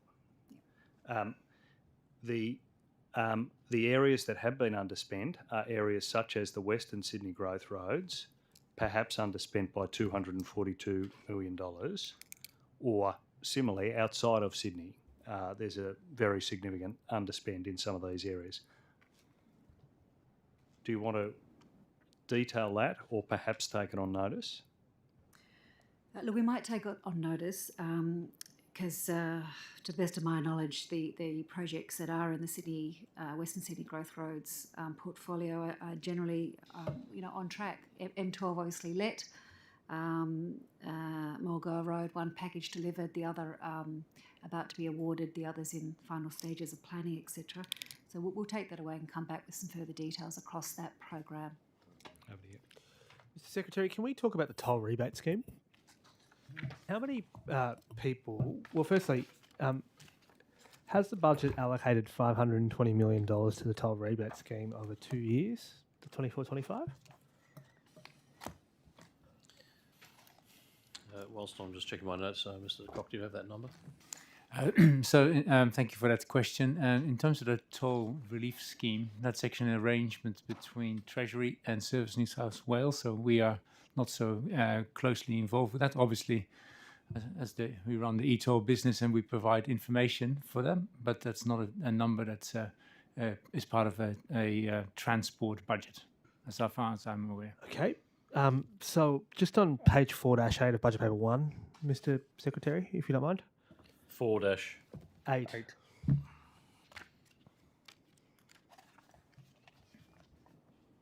Yes. So it says here that the toll rebate scheme is 520 million over the 2 years, 24-25, but that's not coming from your budget. My understanding is that's a budget allocated to Service New South Wales between Treasury and Service New South Wales, not a transport budget line item. So what advice did Transport give the Treasury? Was it the Treasury or the Service New South Wales that developed this proposal? So it was developed as part of the tolling review program, and so there were multiple stakeholders involved in that process. But that was led by Treasury, was it? That's led by Treasury. Led by Treasury. We provide potential impacts on roads, any specific data they need, and we have a representative on the group. Yeah, and that clearly discussed this proposal. I mean, this proposal has come out of that group. We had input into that, yes. Do you know how many? Did you provide advice as to how many people are likely to access this information? Access this scheme. So that's as in Treasury led that process. So we can, with the help of their consultants, and the numbers obviously are forecast, and it's hard to predict because of what the actual. What's your understanding as to how many people are likely to use this scheme each year? I think it's about half a million. Do you know how they got to that figure, or did you validate that figure, or were you just simply told it was likely to be 500,000? Sorry, it was part of the analysis that was done as led by Treasury. And this is meant to be rebated through the e-tags accounts, is it, or? Sorry, could you how say is that? it being rebated? Through Service New South Wales, people claim it, or are you refunding it through e-tag or e-toll? So it will be in arrangements, and it's really a question best placed for Service New South Wales, but it will be done through Service New South Wales, yes. And can I ask on that? Yeah. But did you actually give them any? How many people? How many e-tag customers satisfy the eligibility criteria for this scheme? Did you provide advice on that? So we provided obviously the information, but the analysis was done led by Treasury to do all that analysis. Okay, well then, how many e-tag customers would be eligible for this scheme? So I think that's you should refer that question to Treasury. Well, I might just rewind slightly to see if you can help us with. I mean, essentially, one of our key, but very basic questions is: there's $520 million allocated over 2 years in the budget. How much this year? How much next year? Are you able to shed any light on that? So this is not a budget line item for transport, and I think Treasury answered that question on Monday. Despite the fact that this is the transport agency sitting in the toll review, you're saying you cannot tell us the number of people who will access toll relief in this financial year as part of this scheme. I think that's a question best answered by Treasury. Look, I have to say, Mr. de Kock, you've given us quite good evidence before about the tolling relief program and some of the work. I think you were very upfront in the hearing. Some of the answers on notice that then came back, we were slightly less happy with the detail there. But this is a transport and Treasury process led by Treasury. Transport's input here is to provide the information particularly about traffic volumes or the way the road system works. I know there are consultants at the table, but are you honestly saying that you don't know, as a transport official, how many drivers will access toll relief under this scheme that's in the budget that's been announced publicly? Mr. de Kock did say $500,000. And, I think it's half a million. That's the number that I have in my notes as well. Okay, so there is 500,000. 500,000. Is the number. Okay, it was the imprecision that I was finding distracting. So 500,000 in 22-23, and in the next financial year, how many drivers? So I think again the details of that you would have to refer that to Treasury and modelling. But as I said, it's the number about half a million is the number that is estimated. Are you saying will the $500,000 increase? Does in the it following grow? year? Is there a project? premise? Like often with I've only these, got the number for this for the 23 year. Do you have that 500,000 as a percentage of road users of toll roads? Like how many people as a percentage of the motoring community who use toll roads is this meant to benefit? Did you provide that information? I mean, not here. No. I don't have that information. Again, hold on. We don't have the information, or we don't have it here. I don't have that information. I have to take that on notice. Okay.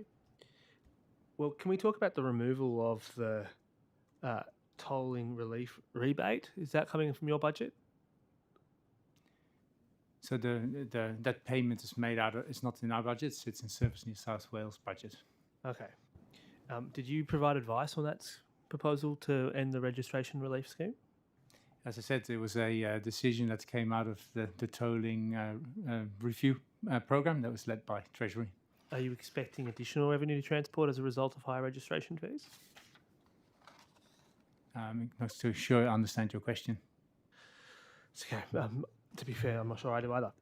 it's a rare occasion. It's the only time I've seen that happen. No, I've been around long enough to pick up on the cue that I should just stop knocking on your door. Here, Mr. de Kock, I get it. Can you tell me, what is the budget for the M5 cashback for the next year? And no.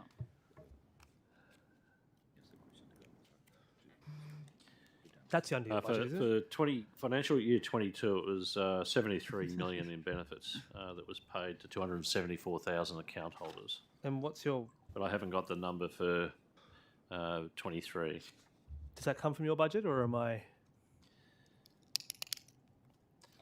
Mr. de Kock, does the It is cashback... listed in your annual accounts, so I'm just going to assume it does. Yes, we administer that particular scheme. Actually, Ms. Mesa comes out of, I think, your area. Yes, as I said, in the last So how does that interact with the rebate? So...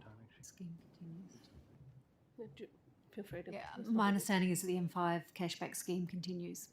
Yes, but does it impact on your ability to get the full $750 or not? Like are the trips or the money you rebated discounted for your ability to claim that rebate or not? Oh, in terms of the rebate scheme itself? Yeah. Are you excluding costs that are trips that are refunded under the cashback scheme in order to determine your level of relief for the rebate? Because you can't claim the full $750 unless you satisfy all the criteria. We probably need to defer that to the Service New South Wales for the rules. Okay. around So you're that. asking if out of the $750 rebate, the M5 cashback is separate or included? No. That's what you're asking. It's under the to my best of my knowledge, under the 750 is the maximum you can claim, and that you have to demonstrate a certain level of trips in order to satisfy it. So I'm wondering whether or not you've provided advice as to whether or not the M5 trips that are refunded should be included in those calculations, or are they excluded? That is, understood. Yeah, do you I'm have not- to meet the criteria by using other roads? Yeah, I'm not aware of that. I'm sorry, I missed it. My understanding is, and I will have to confirm this, that if you've made a trip on the M5 and you get your cash back, that is excluded from the Okay, account. thank you. But we will come back to you, confirm that to make sure. And just to conclude that, so I think that is the position that government's announced, although if you didn't claim your cash back, then it would contribute to the cap, either the 375 or the I would have to 750. confirm with... if you could also take that on We'll notice. take on notice and probably need advice from And Service New just- South Wales on that regard. To Ms. Mayers or to Mr. de Kock, what is the percentage of people who claimed the trips from last year for that 73 million? Do we know how many percentage of users claimed that? Yeah, no, I'm not aware of that, Mr. Mookie. I'd have to take that on notice. Okay, do you mind taking that on notice? No problem. Can you also take on notice the forecast or the amount that's been budgeted for each year of the forward estimates for the M5 cashback scheme? Yep. Thank you. And can I just ask you about the GST treatment in order to reach the thresholds, either the lower or the higher threshold? How is the GST treated when making that calculation? Mr. De Kock, are you I aware think of that? I think we have to take that on notice Yeah. on the GST treatment. Great. Yeah, a few of these appear to be for service, so we'll just clarify Yeah. what we can provide, what we've Yeah. given to service, and come back to you. if So we could. most of the work on how the actual new scheme will actually operate is obviously going to be run by Service New South Wales. So a lot of those questions are best addressed to them.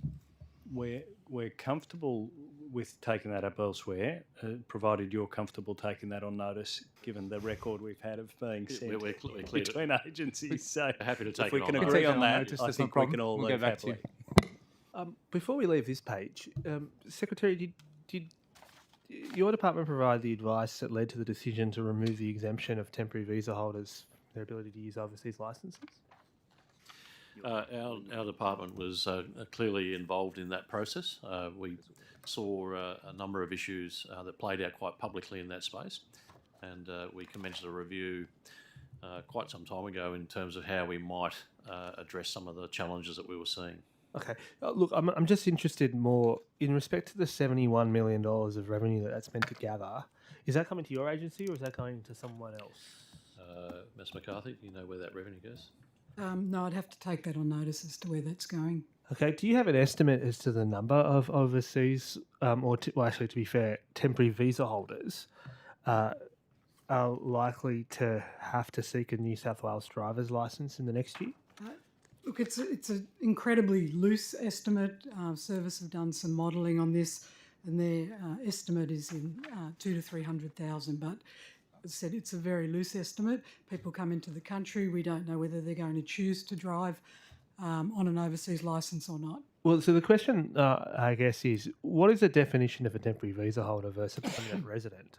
Is it permanent residents who can't do this anymore, or? Yeah, so when somebody's driving on an overseas driver's licence in Australia, in the current regime, they can do so indefinitely, providing they, in New South Wales, I should say, providing they have that licence on them, and if that licence is not in English, they've got an English translation on them at the time they drive.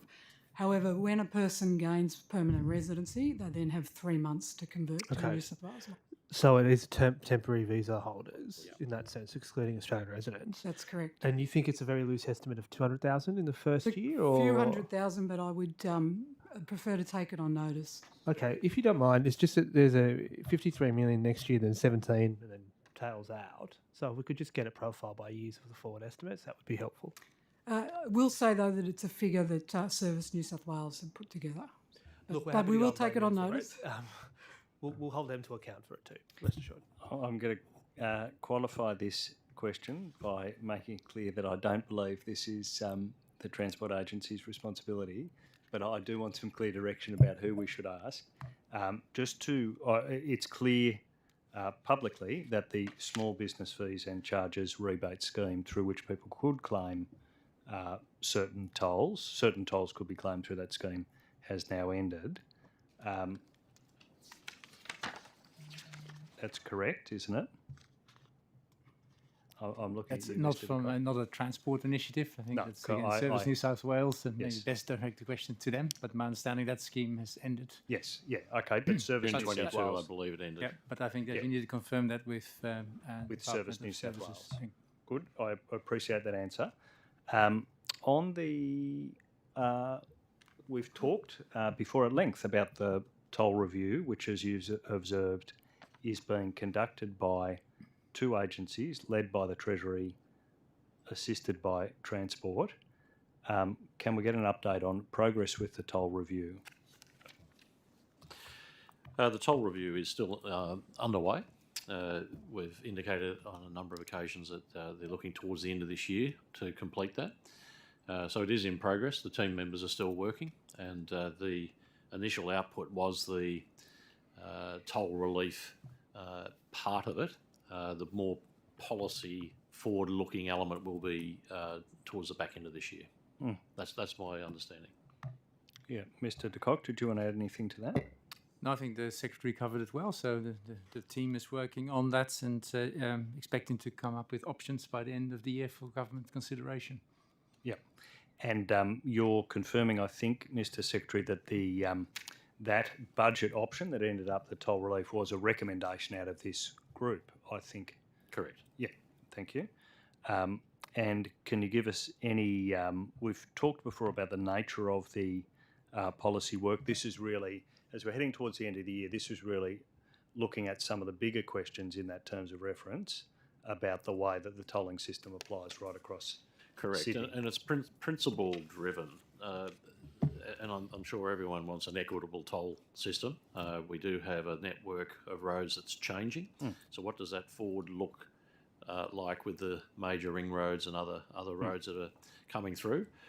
You have equity questions between east, west. There's a number of policy questions that would flow from that. So all options have been looked at, but the thorny issues of how do you actually get a fair toll, taking into account cost of living and the equitability is actually a core part of what they're reviewing. And there'll be a number of recommendations placed in front of government to discuss and consider. And obviously, as with any policy, there's implications there for a number of communities, and the government will need to assess those pros and cons on each policy option that's put forward.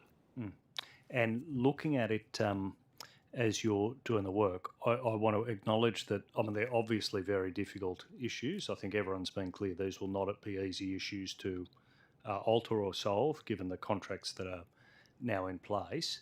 But can I ask, do you have some confidence that in tackling some of those big questions about what might be possible here, are you confident that the review will be able to deal with those questions? The terms of reference are very, they're really raising some big issues.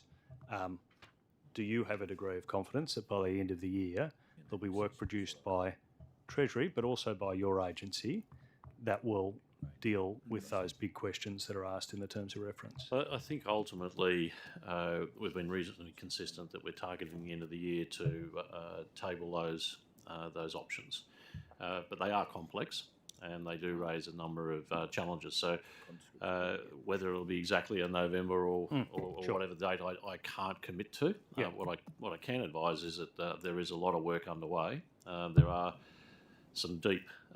is some deep thinking underway around those core issues, and then it really will become a matter for government in terms of the policy considerations that flow from that. But I do believe there will be data and information and options for government to consider. And previously, I think both agencies have said there'd be some short-term recommendations, and that has happened. Yes. And then the remaining... We're squarely focused on the more challenging policy-related matters. Yeah, the remaining recommendations would really look to much more long-term reform. Is that still how you'd characterise it? Yes.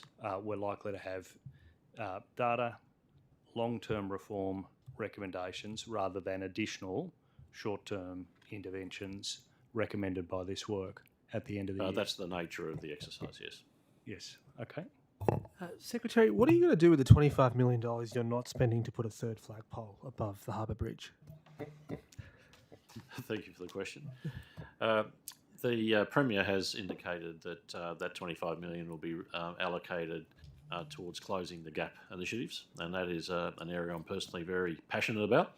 So I was pleased with that, and ultimately, once again, a good community initiative.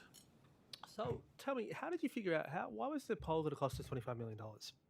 Yes, the pole itself doesn't cost $25 million. The pole is part of 3 poles that have been constructed. These poles are about the length of a basketball court, so you can't go down to Bunnings and just buy one. It's on a heritage structure with a lot of air in that structure. So quite a bit of complex specific engineering work. A healthy contingency on the basis that we hadn't put a flagpole in the middle of the bridge before.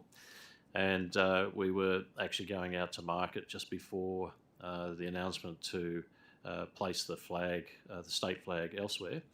We're about to go out to market and test those costings. So I might I'll just pass get to you to Mr. Grover, clarify who that was comment intimately first. involved with the We project. had put 2 flagpoles in the middle of the bridge, hadn't we, previously? At the moment, what we call Blinky Bill, it's a massive navigation light, the red light you see flashing, that actually sits in the middle of the bridge at the moment. The two other flagpoles there were nearing replacement, so the program was not just the one flagpole, it was actually to replace all three and refresh them. But if you're wanting some more detail, Mr. Rover was intimately involved with the project. Thank you. Yes, as the Secretary said, the requirements for this project weren't clear at the start, so a healthy budget was put in place. We knew it had to be done. When you said, Mr. Rover, that the project's requirements weren't clear at the start, how is it possible that you're not clear on the project of putting a third flagpole on the Harbour Bridge? But somehow we can find we allocate $25 million to the budget, yet we're not clear about what the project is. So if I can just clarify, we obviously knew that the outcome was an Aboriginal flag on the Sydney Harbour Bridge. There was some discussion about whether there would be an additional flag as well. It was whether we would take the opportunity to also replace the existing two flagpoles on the Sydney Harbour Bridge. And it should be noted that most of the cost is not associated with the flagpole at all. It's actually about the temporary works and gaining access to install a new flagpole or new flagpoles. And there also was the requirement to strengthen the heritage bridge structure, because in the 1930s or 1920s it was not designed to have a flagpole in its vulnerable bit at the top of the bridge. So a lot of the costs are temporary works associated with safe access. Obviously, the flagpole was to be installed also over a live environment, a live roadway below, but also a live working railway below. So there were some of the considerations. So we weren't clear at the time the request came through. Who requested the project? We were requested via the Department of Premier and Cabinet. When were you requested? I would have to take on notice was exactly. Was it this year, last year? It was before? this year. It was this so year. sometime in this year? Early this year, yes. But the actual date, I'd have to go back and have a look. I don't need an exact date, but do we have a month? Early, no, I'd have to go back. There was quite a few conversations, but the actual formal request I'd have to come back to you on. Was there a business case prepared for this project? There was a business case, a document with the costings, which we sent through to the Premier's office. And when was that business case prepared? That was done fairly quickly after the request had come through, so early in the year. It was one of the reasons why the generous budget of $25 million was put in place, because at the time the request came through, we hadn't confirmed what the planning approval and other approvals processes would be. The Harbour Bridge is a heritage structure, so it requires a heritage approval. And as the Secretary mentioned, there is a navigation beacon also about in the location that we had to put the flagpole. So that is required to be removed. And again, the approvals around moving a navigation beacon also had to be confirmed. But it's fair to say you got a request and you were asked to turn this project around in fairly short order. That's right. And the first thing we did actually was to prepare what we call a reverse brief, which was to confirm back to DPC what our understanding of the project was and the requirements and the outcomes that they would like. Can I ask about a second Harbour Bridge infrastructure issue, which is the reports that the removal of the toll booths on the Sydney Harbour Bridge then cost $20 million. This is obviously rewinding slightly, but it's become more topical given the questions my colleague was asking. Were those reports correct? How much did it cost to remove the toll booths on the Harbour Bridge? I don't know specifically, unless Mr. Rover knows. I would have to take on notice the actual cost, because budget is obviously different from cost. I'd have to confirm what the original budget was and what it cost. Just noting, though, that the toll booths, there's more to the toll booth than most of us see. In the old days, the 20-cent pieces used to be collected manually, and then there's actually infrastructure that takes the coins, or did take the coins down below into the substructure of the bridge. So there is works that the public don't see that had to be removed and rectified.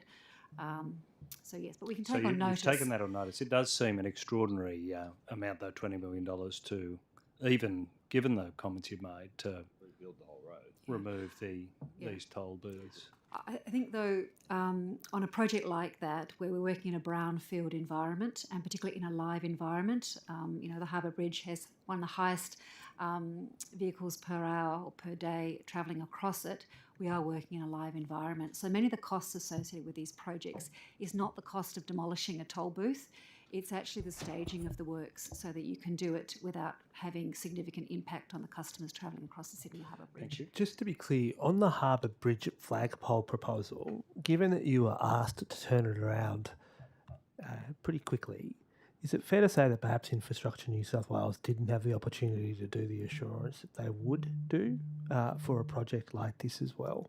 Only 25. I'll ask Yeah. Mr. Over to talk to the dollar process because 25 million, normally it's the high value. Well, it's above 10. It's above 10, so it requires registration under their framework. So I presume Correct. that wasn't possible for them to apply the standard assurance procedures that they would. No, we did have engagement with Infrastructure New South Wales and every other approval body, including the Heritage Department and CASA for the navigation. And you had to do it all very quickly. Well, our target was to complete it by the end of this year. So we weren't doing it, we were doing it in an appropriate and measured manner. But the funding decision to allocate 25 million to the project was made prior to the completion of those assurance processes. It must be if you were planning to... There was a reservation, I understand it to be, and we were then working through what the assurance and approval process would be. But we did agree with ONSW an appropriate process, and it was undertaken. We didn't. We did go by the book, if you like. Everything was done correctly, which is why we only committed to the end of the year and no earlier time frame. Okay, order. The time is 3:30, so we're going to break and have a tea break. I don't know what you call that, Mr. Mallard, when it's in the afternoon. Nap time. Nap time. Excellent. We will be back in 15 minutes.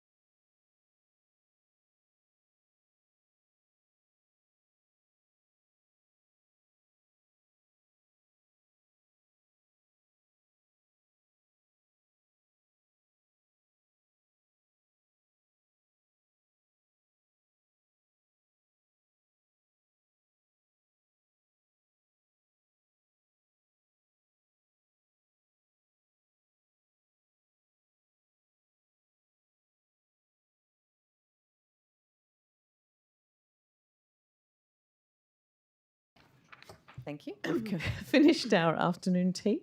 We're going to recommence, actually, with questions from the opposition. Great. Thank you. Thank you very much. Just keep coming back. Not long to go.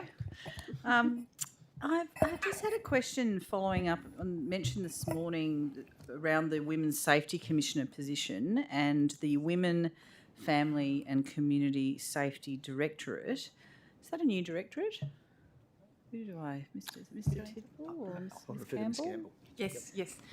We, as a part of the machinery of government changes earlier this year, in April, a number of functions from what was the Strategy and Programs Directorate moved to DPC, so that was Women's New South Wales and the Counter-Terrorism Team.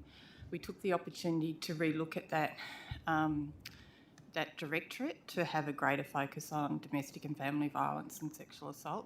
So as a result of that, some functions moved to other parts of strategy, policy and commissioning. Functions like seniors, carers, etc., moved to other aligned areas so that we could have a greater focus on this area. So sorry, thank you for that. That's helpful. Are you able to just tell me, so what's actually, maybe if you do it on notice, but what's actually moved into this new directorate? We've put in some additional resources. Partly, we, as you know, got quite a bit of funding through the core and cluster model, national partnerships, so that we could actually increase the number of staff within that area to really, consult and work on the relevant, policies and processes and new programs. If I may add to that, and I averted to this in a response to a question earlier this afternoon, that part of the thinking is that in dealing with domestic and family violence, that there are linkages with child protection, homelessness, and housing issues, and that if the commissioning and the strategy and policy were co-located, given the place that trauma plays in so many of those elements, that there would be more of an integrated approach. Thank you for that. And my apologies if Ms. Boyd has asked some of these questions, because I did not hear all of your questioning. So hopefully I have. I just wanted to follow up. Sorry, Ms. Campbell, when you were just outlining the funding that's gone into the Women, Family and Community Safety Directorate, are there as the National Partnership Agreement funds as part of that? I'd need to take that on notice just to give you an accurate answer. Yeah. So I'm happy to take that on notice. Yep, that would be great. Thank you. And I know that, sorry, as I said, some of these may have been asked, so I apologise. The New South Wales Women's Safety Commissioner will report to whom? To you, Mr. Tidwell? To the Deputy Secretary, Strategy, Policy and Commissioning. I'm acting in that role at the moment. Right, okay. Yeah. Okay. And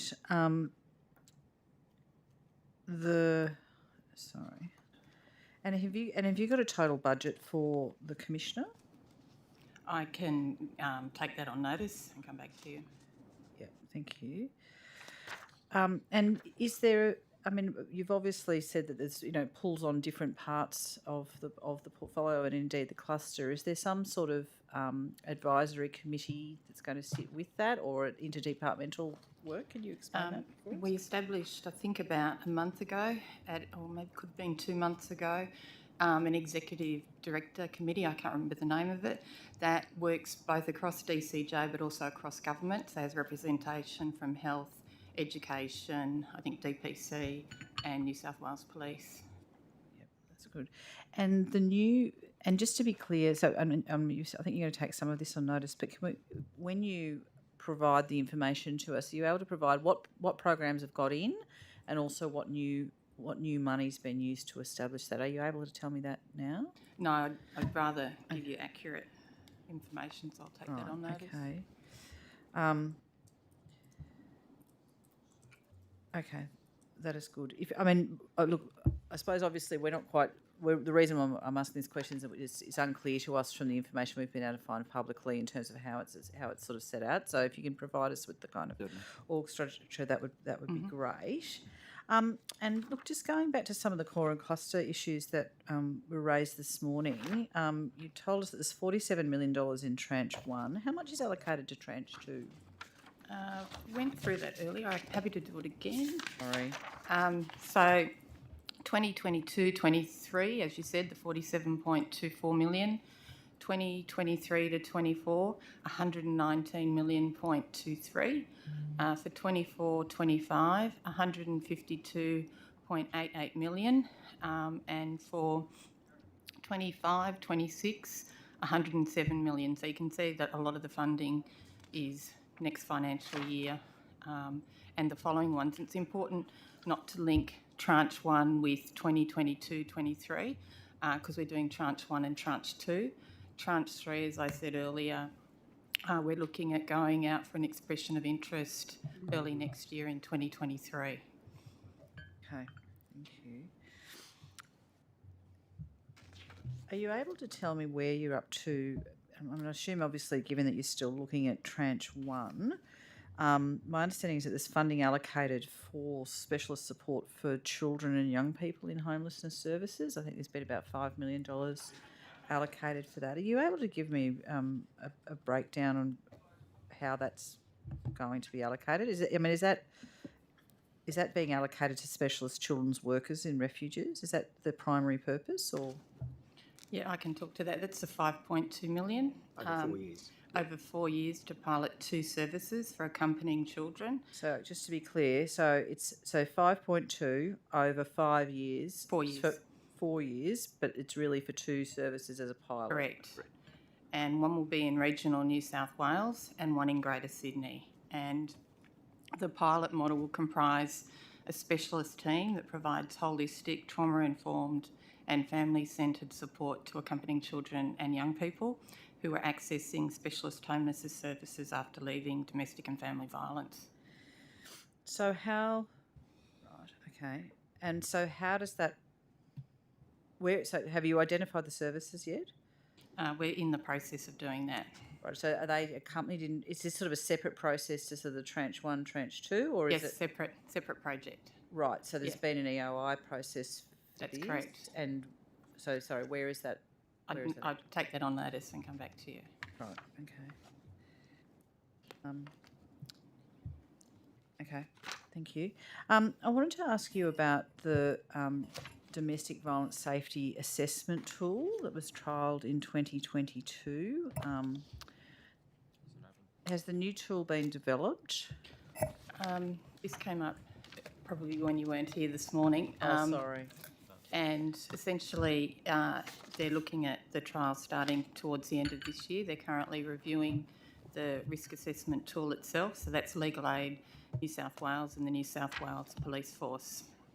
And they're also looking at the Boxer study in the redesign of that tool. And so, sorry, when is that review due to be finished? The pilot we're looking at the end of this year. I can get more detail on when the actual tool itself will be finalised. And so there's a pilot. Where's the pilot operating? That's still to be determined. Okay. So, sorry, by the end of 2022, you will have identified a site for a pilot. Is that correct? Is that what you're saying? And commence trial of the tool. Right, and okay.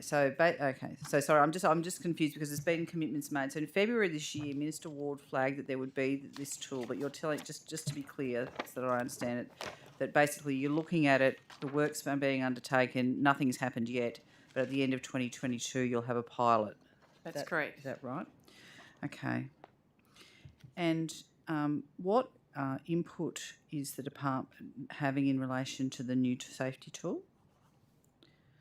Sorry, could you... What input are you having into the design of the new tool, or none? Part of the women's safety area would be involved in working with New South Wales Police and Legal Aid New South Wales.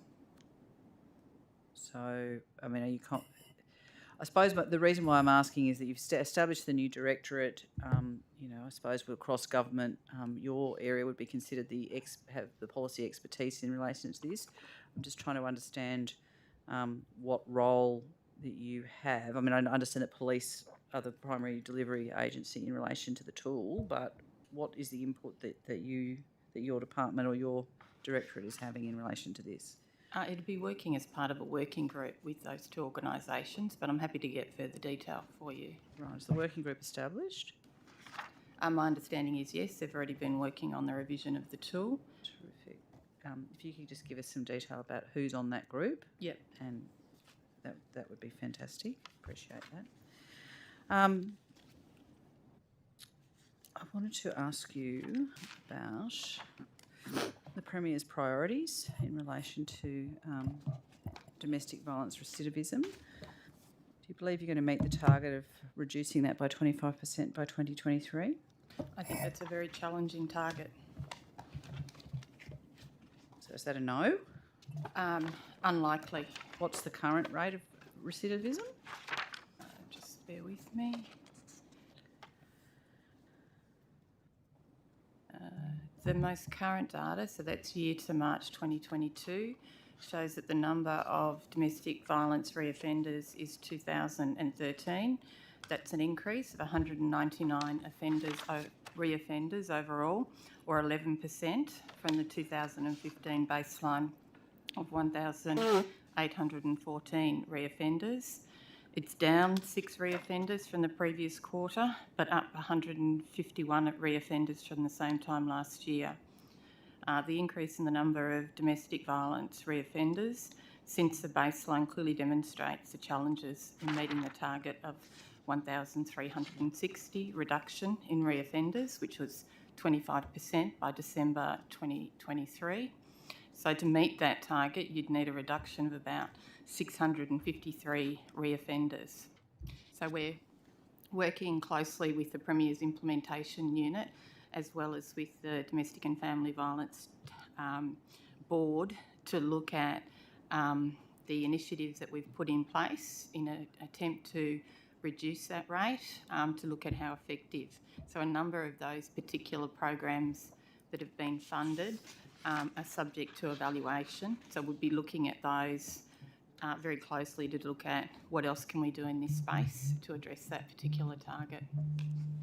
That was a lot of numbers, Ms Campbell. What's the current recidivism rate, though? You didn't actually tell me. I could probably try and work it out on my calculator, but I reckon you've probably got it there. Let me just see.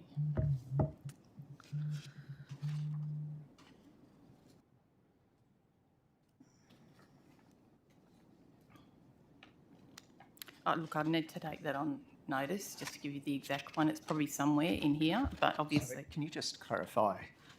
Okay, so in the Premier's yeah. priorities, you've basically got a target that says that you want to reduce domestic violence recidivism by 25% by 2023. Ms Campbell clearly went, I mean, I know there are some hard numbers against that, and she's indicated the challenge, which is that you've got, in the next 4 months, you've got to get 653 few people to be repeat offenders. Sounds almost impossible to me. But I'm just wanting to know what the actual recidivism rate is as we sit here today, which I would hope you would know because it's a Premier's priority that I believe, Mr Tidball, you're held accountable for under your KPIs. Yes.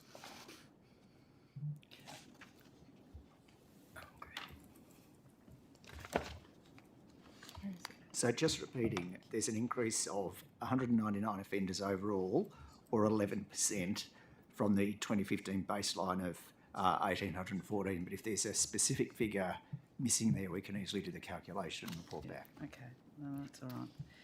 If I can just add, I think how we've been tracking this particular target is not on rates, but actually on hard numbers. But look, again, I'm happy to come back on notice with... I think you report it by percentages, hence why we're asking about it in percentages. But that's fine. That's okay. And look to... Well, you sort of indicated that there's the Premier's delivery unit, that you're doing some evaluations, but it's just clear that you're not going to meet the target, isn't it? I think very highly unlikely. And given are you able since the priority was put in place, you can take this on notice. I know you won't have it. Can you just tell us how much has been spent on these on the programs that have been attached to trying to reduce this number over that period of time? Yeah, happy to take that on notice. That would be great. I'm wanting to just move on a little bit to the closing the gap target, which is target 13, which is to reduce the incidence of domestic and family violence experienced by Aboriginal and Torres Strait Islander women and girls by 50% by 2031. Are you able to give us an update on where that's up to, or what the current baseline is?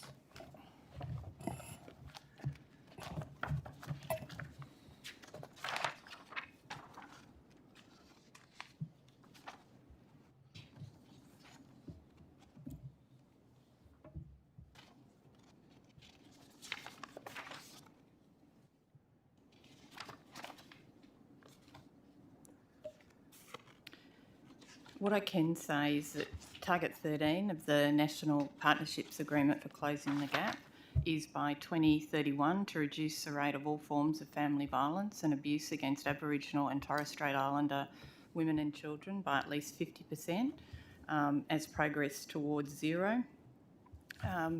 So the Closing the Gap targets are underpinned by the Closing the Gap Agreement priority reforms, which focus on obviously changing the way governments work with Aboriginal and Torres Strait Islander people. The New South Wales Department of Communities and Justice is the lead for 4 Closing the Gap targets, including Target 13.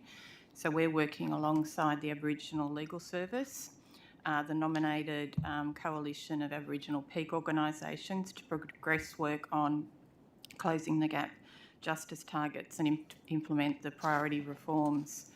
The program of work to address Target 13 will also be aligned with and informed by the next National Plan to End Violence Against Women and Children and the associated action plans, which includes 2 5-year Aboriginal and Torres Strait Islander action plans. We're also developing our own 2 5-year New South Wales plans on family and domestic violence and sexual violence to align with the National Plan. And we're also proposing the development of a standalone Aboriginal and sexual violence plan. We've also established within DCJ a Transforming Aboriginal Outcomes Division headed by a Deputy Secretary to drive design and implementation of activity to meet those gaps. That includes a small team focused on domestic and family violence in Aboriginal communities and progressing the design and implementation of initiatives to meet that target. So can I just stop you there? So that's obviously a long list of things, so do you consider all of those initiatives to be part of reaching the closing as part of the response to the Closing the Gap target? Correct. And I think the difference with the approach now in New South Wales in response to Closing the Gap is it isn't just being done by government consulting in its normal way. It's actually about doing it together. So I'm on a particular group that's overseeing this target. It's co-chaired by Aboriginal Legal Service and Brendan Thomas, who's the Deputy Secretary, Transforming Aboriginal Outcomes, and really looking at those strategies, looking at the evidence, looking at the data, but equally looking at how we do things jointly. There was funding, as you'd be aware, that was announced recently. I think it was about $400 million for Closing the Gap, and there's particular implementation plans that are currently, I think, being finalised or have been finalised, and that joint working arrangement is looking at how those particular initiatives are going to be implemented. Thank you for that. Can you just, I'm happy for you to take it on notice, just to give us a dollar figure of what the proportion of the domestic and family violence budget is set aside for reaching the Closing the Gap targets? Yes. Yep. If you can give it to me now, that would be great, but if probably I suspect not. I just want to go back to the National Partnership Agreement. And so the Commonwealth's committed an additional $80 million to cover domestic violence and sexual violence service provision. There's been some discussion about this. How much of the funding is New South Wales allocated to specialist sexual violence service provision? So New South Wales committed 60 million to domestic and family and sexual violence over 2 years of the... Yep, no, I've got that. I just want to know the sexual violence part of it, the non-DV part of it.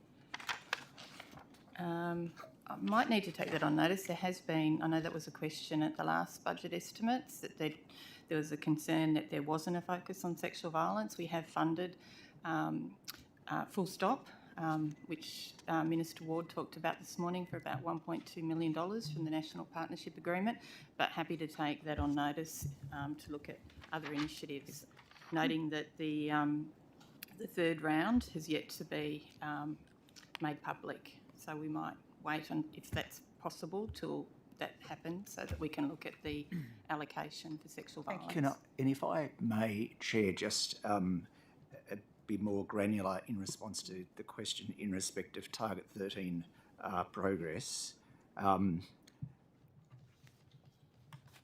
Based on the baseline incident rate of 1,196 per 100,000, and I'm happy to provide a written response, provide this in written form as well, Ms. Sharp, but based on the baseline incident rate of 1,196 per 100,000 in the 12 months to June 2019, the 2031 target rate is 598.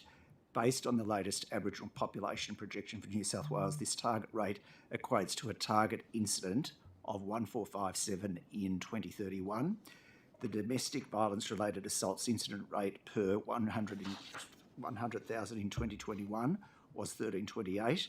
This was based on the incident number of 2,719 in the 12 months to June 2021 and was 11% higher than the 2019 baseline rate of 1,196. Thank you. I'll have to get the calculator out, but thank you. Whiteboard. I'm just going to ask a few questions and then I'll pass back. I think this is for you, Mr. Sharp. I just wanted to talk about the Lane Cove Tunnel. It was reported in July that cracks had been found in the tunnel, and I understand there's an ongoing dispute between Thies and John Holland, as well as Transurban. But in the meantime, what is Transport doing about those alleged defects? The upper labour piece of infrastructure. We basically have an ongoing relationship with the operator of the tunnel. So the conversations we have are clearly focused around the safety. This is an issue that's been known for some time. The litigation that's taking place is between a contractor and a subcontractor. The clear issue for us is the resolution of that and keeping across it, but also is the public safe, and they are. I'll pass to Mr. Rover, who could potentially add a bit more colour to that as well. Thank you.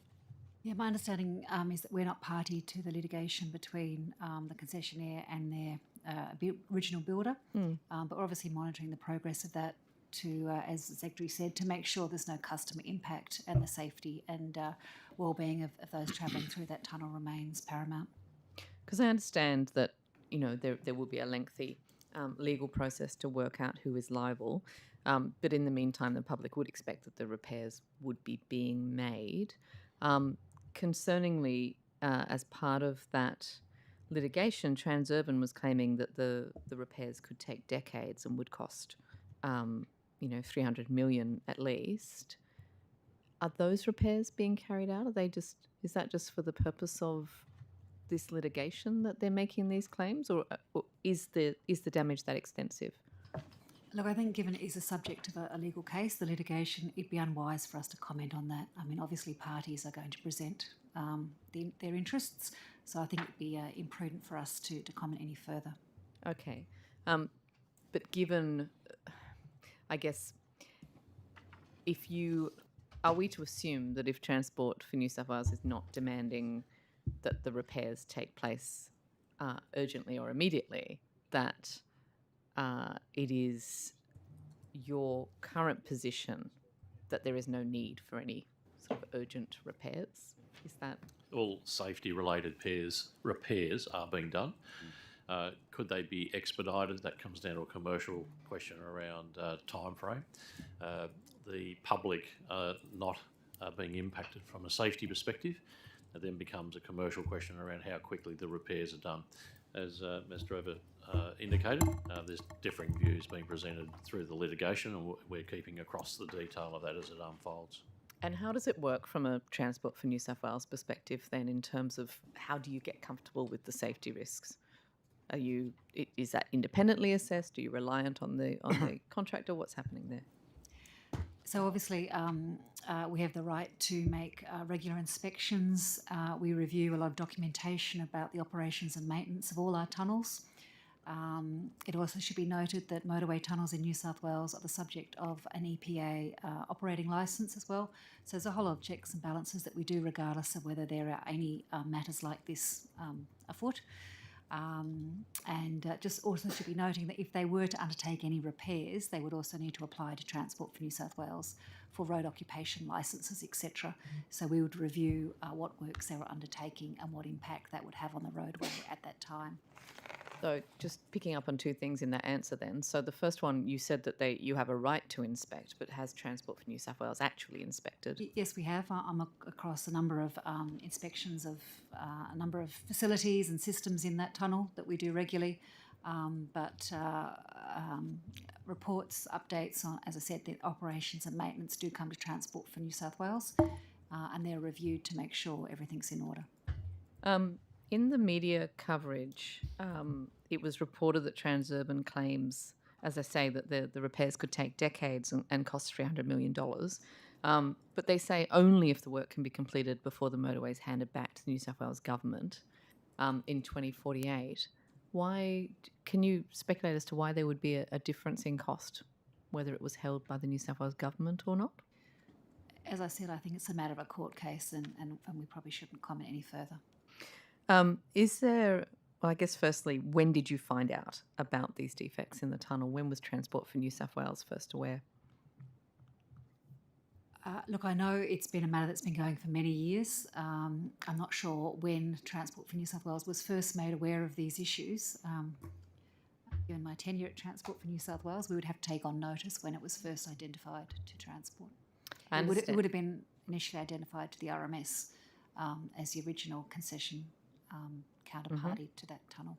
Because I understand it's been running for at least 5 years, or at least that's what's been reported.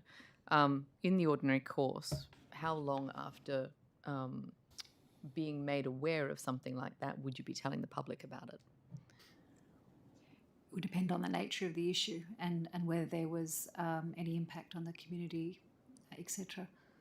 Do you think it's reasonable for the public to have found out about this only because of Supreme Court documents being lodged? Is that the way that people should be finding out about defects in major infrastructure? Well, I think the issue is there is a court case running, litigation that has been running for many years. The outcome of that court case is yet to be determined. In terms of your question, I'd have to go back to the 5-6 years ago as to when the issue came up as to what the information publicly was made.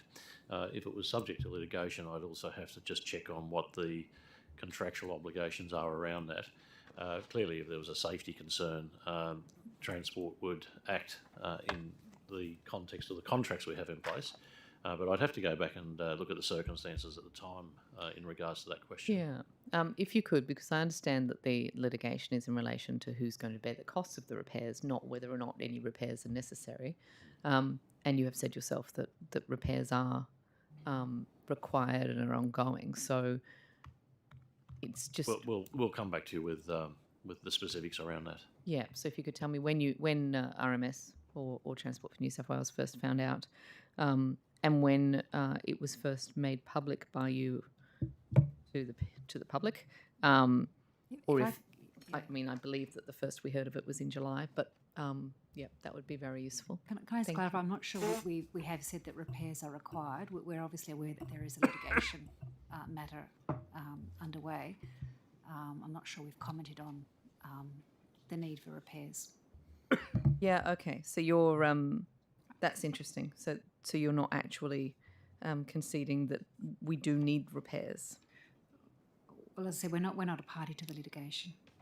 no, you're not party to the litigation, but you are responsible for the safety of Sydney's roads. So I would hope that you knew whether or not repairs were required. But I'm not saying whether they are or aren't. We'll just to be clear, my evidence wasn't that we are saying that repairs are required. Okay, might circle back on this in a bit. Back to Mr. Mookie. Chair, good news. Depending on the views of the secretaries and the government, but it's unlikely that the opposition is going to have questions for Secretary Tidball, Mr. Collins, Mr. Carlin, Ms. Campbell, or Mr. McKnight. So their continued attendance is a matter for them from our perspective, unless other members are intending to keep them. Better news if you say you finished your question. Go home early. Yes, if you're no longer required, please feel free to leave. You're also completely free to stay should you wish to bring popcorn. Why would you do that to yourself? Go and sort out those unions first. Chair, I do have a response to the question about overseas driver's licences. Please. Yes, please. Those numbers. So I will just, I guess, overload this by, these are Service New South Wales numbers. And as of April of this year, there were 548,844 people in New South Wales with a temporary with a temporary visa. It has been estimated that half of those people, 274,422, are likely to hold an overseas driver's licence. So that's the figure they're basing it on.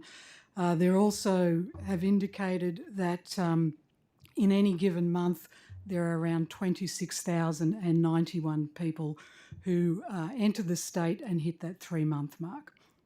Thank you, that's very helpful. I would like to say it is an important initiative. Overseas licence holders are significantly represented in our crash statistics, and I'm sure Mr. Carlin would be happy to speak to that if you'd like. We were just more interested in the number of people affected, but on notice if you wish to provide any further information. Certainly, I'll do it very quickly if you Please, like. Mr. Cullen, go ahead. In the last 5 years, 2,209 casualty crashes involving overseas driver licence holders, and including 27 fatalities and 502 people who are admitted to hospital. A much more significant cost than the cost that we're talking about in terms of the implementation of this program. Okay, thank you. Are you getting the revenue then? Are you getting the revenue? No, I think the revenue for testing is... We took that question on notice. Yeah. Okay, thank you very much as well. Secretary, through you to whoever you direct, how many properties were acquired last year under compulsory acquisition terms or using the processes prescribed in the Just Terms Compensation Act that affects roads projects in Greater Sydney? Can I pass to Mr. Over on that? I do have a number, but it's for the whole of transport. I'll take it. Because otherwise I'll just have to ask you on Friday. So let's just... So in the 21-22 year, we acquired 214 properties for road, light rail, heavy rail projects across New South Wales. In addition to that, obviously, is the Metro program. That's separate? Yep. Yep, that's fine. Of that 214, how much was obtained by agreement following the procedures of the Just Terms Act? 173. And then... it's about 90%. Yep. That's good. And of the 31, no, 41 that were not, where are we up to in... So that was for the last year. How many in general are currently still subject, regardless of whether it was last year or not, but how many are currently... acquisitions are currently live in the system for which it's not yet been possible to reach agreement? I'd have to take that on notice. Obviously, it's dynamic. We're starting processes and completing processes with property owners continuously. So that's why we aggregate it on a yearly basis, but I can take If it on you could take it on notice, that would be helpful. Thank you. And how many, do you know how many have reached determination by the Valuer General stage? Again, that's a dynamic figure, but we can come back with some analysis on what it is at, say, at the end of July or the end of August. Okay. What was the total amount of money spent last year on acquisitions of property Yeah, so the just the actual acquisition cost, not the legal or surrounding costs, the actual amount paid to property owners. Yep, so I advise that of those 214, that the cost of the acquisition was 316.4 million. 360.4. Do you have the previous year figure? 16, thank you. Do you have the previous year's figure by any chance? I've got numbers, not a figure. There was less. Not sure I do, but we can provide that on notice. Can we get just on notice for the last 3 years, just how much the costs paid to previous landowners were? That would be helpful. And what were the costs incurred by transport, as in the costs, your internal costs or administration costs that arose? I'd have to take that on notice. Okay. Can we talk about, Mr. Driver, one of obviously my favourite of the acquisitions? What happened with the Tigers site? Okay. Should be noted that we were always pursuing a construction lease for that site, so not a full acquisition. We gazetted the construction lease for that site. It was last year, I believe. We had been in discussions with the property owner or the landowner since last year that there was always an opportunity that we may not need that site. The need for that site was identified in the reference design for the Western Harbour Tunnel, and on that basis we gazetted that acquisition of the lease. In May this year, we advised the landowner that we no longer needed that site.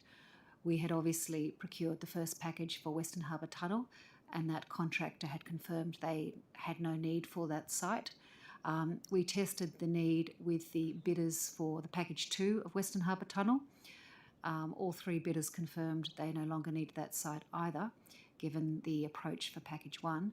And on that basis, we advised the landowner we no longer needed that site, and the lease was rescinded on the 29th of July this year. Okay, thank you. Let's just unpack a little bit of the detail there. We could be here for a while, but I'll keep it relatively brief. Why did we... so we decided in May that we weren't needing the site. Did I hear correctly? That's right. So why did we think we originally needed the site? So the reference design for Western Harbour Tunnel, that was proposed to be a main tunnelling site for Western Harbour Tunnel. Is the same evidence we took? Yeah, just go back and read the report. Okay, thank you, and just curb your enthusiasm. Well, my point of order is we've had an inquiry into this, and we've had all this evidence, and it's been published in a report. We don't need to hear it all again. There's no point of order. Carry on. Thank you. So this followed a consultation with the first, the early works, and a consultation with the 3 bidders in the second package, correct? What site are we using now in lieu? Well, because we have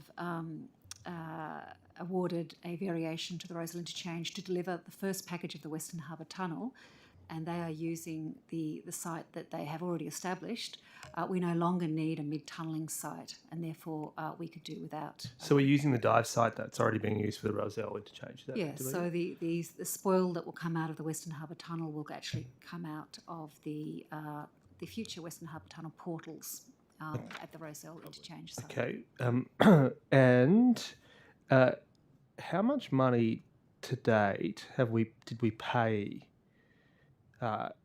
Heworth, the property owner, throughout the period of time in which we had a lease? So I'd have to take that on notice, but my understanding is, although we gazetted the lease last year, the compensation payable has not been determined because it wasn't able to be done by agreement. And in fact, at the request of Heworth, the property was gazetted and went through the compulsory process. So the Valuer General was determining compensation. Yep. And where is that now up to? Well, at the time we advised the landowners that we no longer needed the site for Western Harbour Tunnel. I understand the Valuer General had not made their determination, and therefore, now that we've rescinded the site, there is no need for them to determine the compensation. So what then are we paying Heworth? We're still discussing that with Heworth at the moment. So rather than pursuing a Valuer General determination to determine the compensation payable, we're effectively trying to obtain an outcome by negotiation? Well, as I understand the process, and I can confirm this on notice, we start by negotiating, and obviously if that fails, it'll go to another process. They'll sue. They'll lodge a claim, and then they'll go Yes, into litigation. I understand they have put in a claim, and we're just going through that claim. You'll Have they note put that a we stat only lodged? formally rescinded the site at the end of July, so it's been less than a month. And So have they lodged a statement of claim in the Supreme Court or the Land and Environment Court or any of the courts? Again, I'd confirm on those. I don't believe they have. I think they still they have provided us with some details of their compensation claim. So what does that mean? So they've, as in you're in the process of negotiating it and they Yeah. provided a first. Yeah, so as I said, we only rescinded formally the lease on the 29th of July, which is less than a month ago. I understand that they are putting together. Well, publicly they've identified that they think the claims will run into the tens of millions of dollars. I think it was about 10 to 30, somewhere between there, or depending on the media reports, you believe, or not. Have they are they requesting compensation to the tune of 10 to 30 million dollars? I would have to take on notice the exact nature and quantum of their compensation claim, but I know it's going through a process. Okay, and so who in Transport? Is this your department? Will you be the person negotiating this, Mr. Driver, or Yes, the someone in your Property team? Express team sits in my division. Okay, how much money have we spent to date on lawyers and other costs to do with the non-acquisition of that particular site? As I said earlier, I have taken that question on notice. Okay, to be fair, Ms. Driver, I think you took that on notice for every one of them. I'm asking you specifically about this site. Okay. We will specifically note that. Okay, because I'd like to, how much to date have we spent from the moment that for the last 5 years, as this process has been running? We'll take that on notice and bring that back, see what we can bring back. Thank you. We should note it's a good outcome for the community that they'll no longer have a mid-tunnelling site at that site. No doubt, Mr. Driver.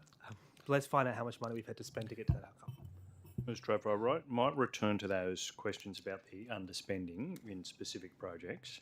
Can we return to what's listed in the budget papers under established Sydney roads as Heathcote Road, the avenue to Princess Highway, in brackets planning, in brackets state and federal funded. It's on page 5-47 of budget paper 3. How much money to date have we spent on this project?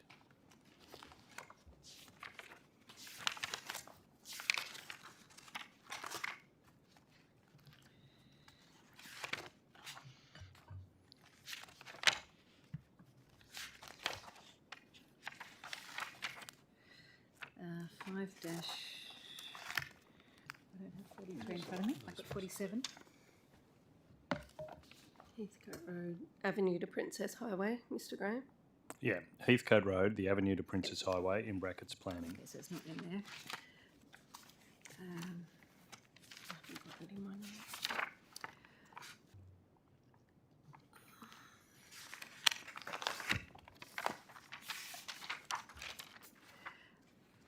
My understanding it's about 39.5 million, but I can take that on notice and confirm that figure.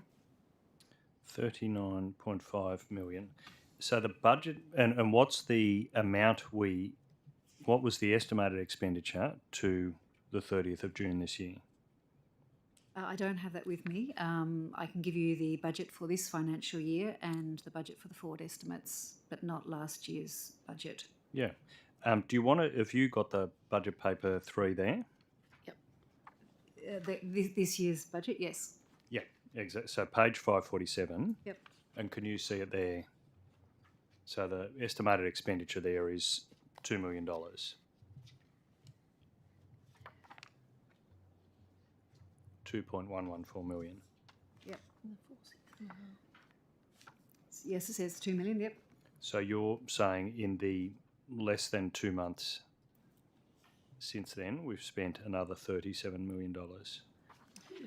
Look, I've taken notice my figure because my figure may not be just this financial year, maybe in prior financial years. I think as well. I can assist Mr. Over. I think you're looking at Infantry Parade, not the Princess Highway project. It's a different project. Yeah, Apologies. understood.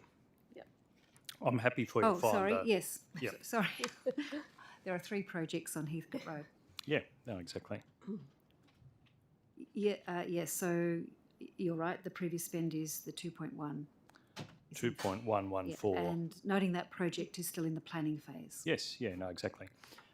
So this is 2.114 to June, maybe changed since, but you will note that we should have spent in last year's budget. The commitment was we'd already spent 2. We were planning to spend an additional $5 million this year. Would you agree that we're $4.886 million or thereabouts short of what we were planning to spend in last year's budget? Well, my figure is that this year we'll spend the $6.5 million, and then a further, 39.8 over the full forward estimates. Yeah. So you're talking about what's going forward. I'm asking you, in the last 12 months, was this project underspent? Look, I don't have what last year's budget was with me. Well, I do, and we were predicting to spend, on top of the $2 million that had been spent, $5 million, and we spent $114,000.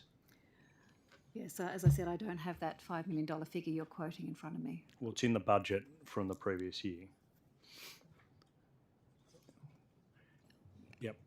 So really my question is, I'm using this example just to try and work out that we agree the process here, but do you agree, or you just can't say today whether this project was underspent?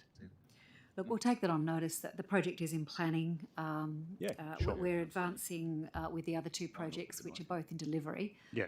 This one is still in the planning process. Yeah, understood. But this is, as my colleague pointed out, state and federal funded. It might be the sort of project that might attract the attention of the Commonwealth and perhaps see their funding deferred. You'd have to, given what we've discussed earlier, you might be concerned this would be one of those. We're just noting that the only funding for this project is just planning money, so there's no funding from the federal government for the delivery phase. So it's a very modest amount of funding that they've allocated just for that planning phase. So you're saying it's not federally funded in the planning stage? No, I'm not saying that. I'm saying the federal funding for it has only been for the planning phase and not the delivery. So it's a very modest allocation. Yeah. No, exactly. I totally agree with that. All right. Well, I'm so acknowledging that we agree on the amount that's been spent. I'm telling you that's $4.886 million less than was committed to a year ago. Feel free to take that. You're going to confirm that. I will take that on notice and confirm, and we'll also give you a rationale as to why there is that disconnect of what circa $4 million, which in a program of 76.7 billion, we will take that on notice. Yeah. Looking at the Heathcote Road Warrenora Bridge, Warrenora River Bridge, how much has been spent to date on this project? 10.9. So the project has been awarded. We're on track to deliver that for early next year.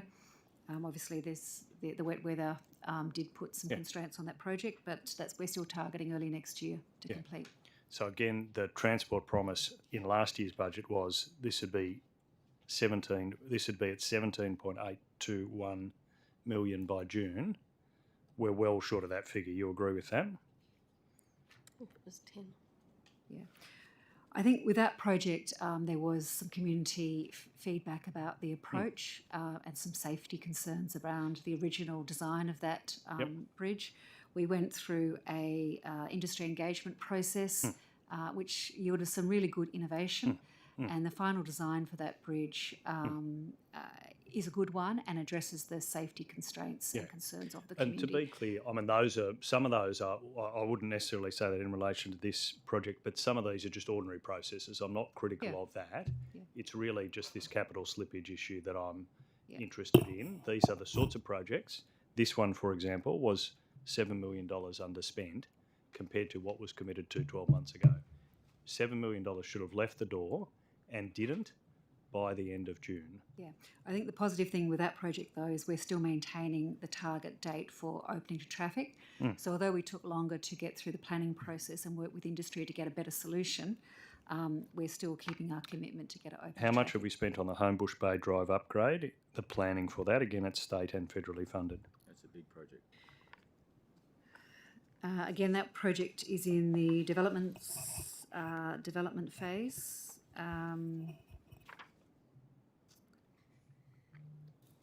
think we've spent of the order of about $2 million. Yep, so perhaps at the end of June, 1.875 million. Does that sound right? 1.9 is the figure I've got. Yep. Auditor General, And in essence, isn't it? you agree that that is also significantly under budget, perhaps by 5 million, 4.79 million. We were supposed to have spent 6.66 million by the end of June. We've spent 1.9 on your account. Yes, well, I'm happy to take on notice to say why we have underspent. Sometimes we underspend because we save. Yeah. Here. But yes, happy to take that away as to why we haven't spent as much in the time frame that was originally prescribed. Yeah, so if you could take, for each of these projects, if you could take on notice the extent of the underspend in just 12 months and the reason, that'd be fantastic. I might ask you about the Henry Lawson Drive upgrade. I believe we've underspent 7.2 million on that project compared to what was committed just 12 months ago. Was it Warrington? We spent 13.6 million. No, that can't be. Yep, and the commitment was for 20.855. That was what Transport told the Treasury they would spend, and you're now $7 million short on that project.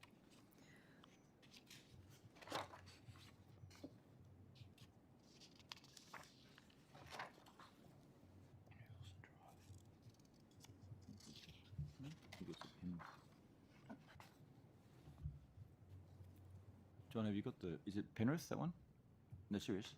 Well, Henry Lawson Drive. Sorry, it's Milperra. Milperra, okay. Is what's marked here, yeah. Yep. Sorry, are we talking about a different project now? We still No, on Henry I'm Lawson? saying, do you agree or disagree with that assessment? Look, all I can confirm is that we have spent 13.6 million to date. Yep. So if you can, so that would leave us $7 million short of what the budget 1 year ago said would be spent. But if you could confirm that and any reasons. Yep. King George's Road, Stony Creek Road to Connells Point Road. Where is it? Well, he says Milperra is one of Penrith. 22 spent, 30 ago. We were supposed to spend $30 million on this.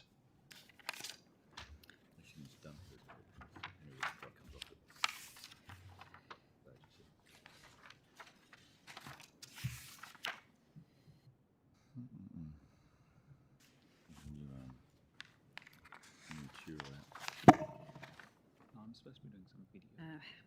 I can't find that one at the moment, but I'm happy to take on notice what we've actually spent and if there's any difference between last year's budget and the actuals. Yeah, well, the budget papers show we're 7.663 million short on that project, but if you could confirm that and any reasons, that'd be welcome. Turning to the Western Sydney growth roads, there was some discussion earlier that there had not been similar issues here. Looking at the Appin Road, improvements, what have we spent to date? I believe 13 million has been spent. 13 million. I just heard you right, not 30, 13? It's 13, yep. 13, yeah. So that's $1 million short, but again, if you take that on notice, that's fine. Memorial Avenue, Old Windsor Road to Windsor Road in Kellyville. Yes. We should have spent 134 million. And I know that one is in delivery, I believe.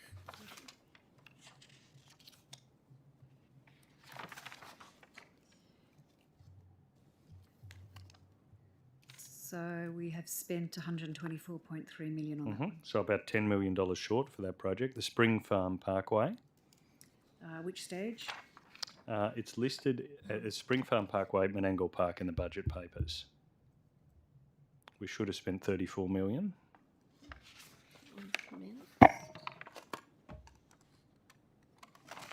Yeah, that one is also awarded. So was it Spring Farm Parkway? Spring Farm Parkway, Menangle Park. So I think it's stage one, that's in delivery.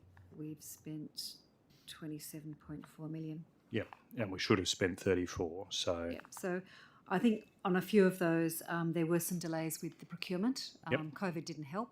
Yeah. But now we're in delivery, and the contractor is expeditiously progressing the project.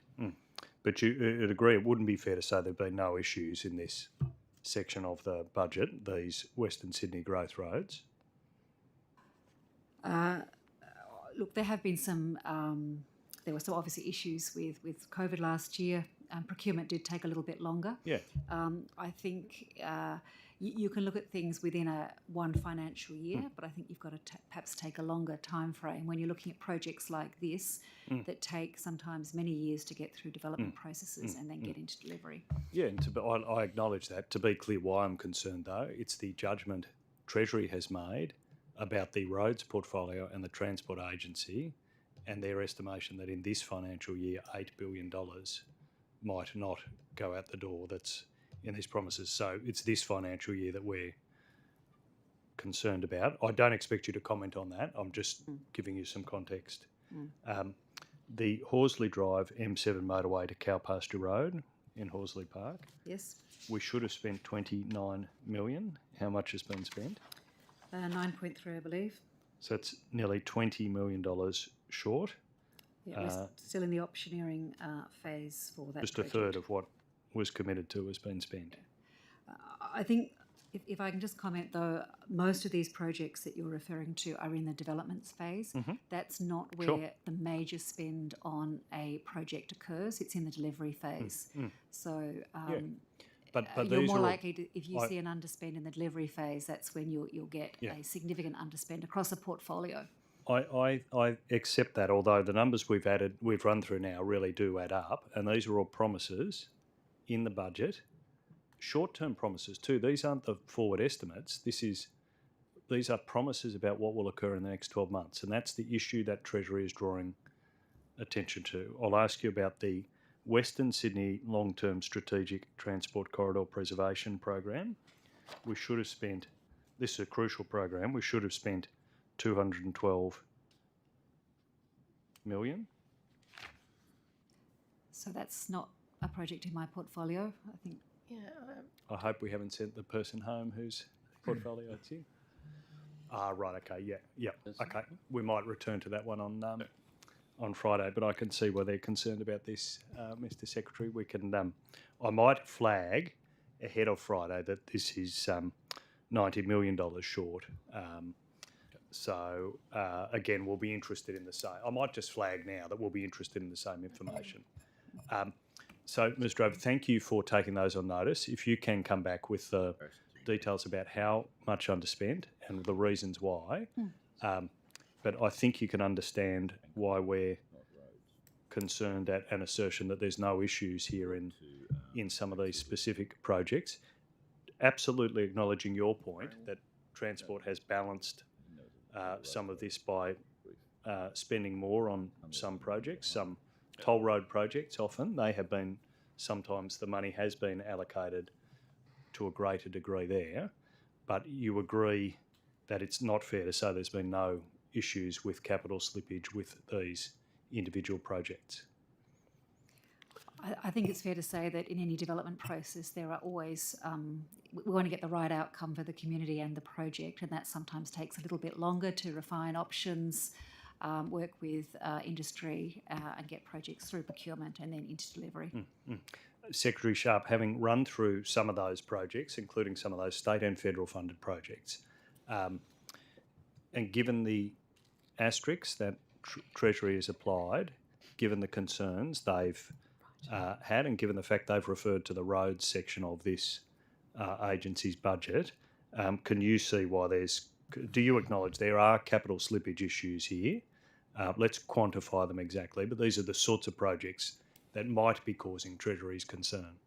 Look, we'll come back with the explanations for them. I think some of those are COVID related. We have indicated that supply chain and COVID are certainly drivers. Mr. Drover's also indicated that during that development stage, the timings can move. There was also examples there, though, where whilst the upfront stage has slipped, the project will deliver when we were saying. One of the interesting comments you made, Mr. Graham, was around the portfolio. We do actually take a portfolio approach. We have thousands of projects. So one of the things we do is look at the dollars that are going to be spent in a year. You gave an example where some of the toll roads might be over. We need to manage within the fiscal packet that we are approved, and so I receive a budget. There's a dollar amount I need to stay within. So there are prioritisation decisions that we make, and we have a finance committee that actually manages that particular process. But we'll come back specifically to provide more context around that.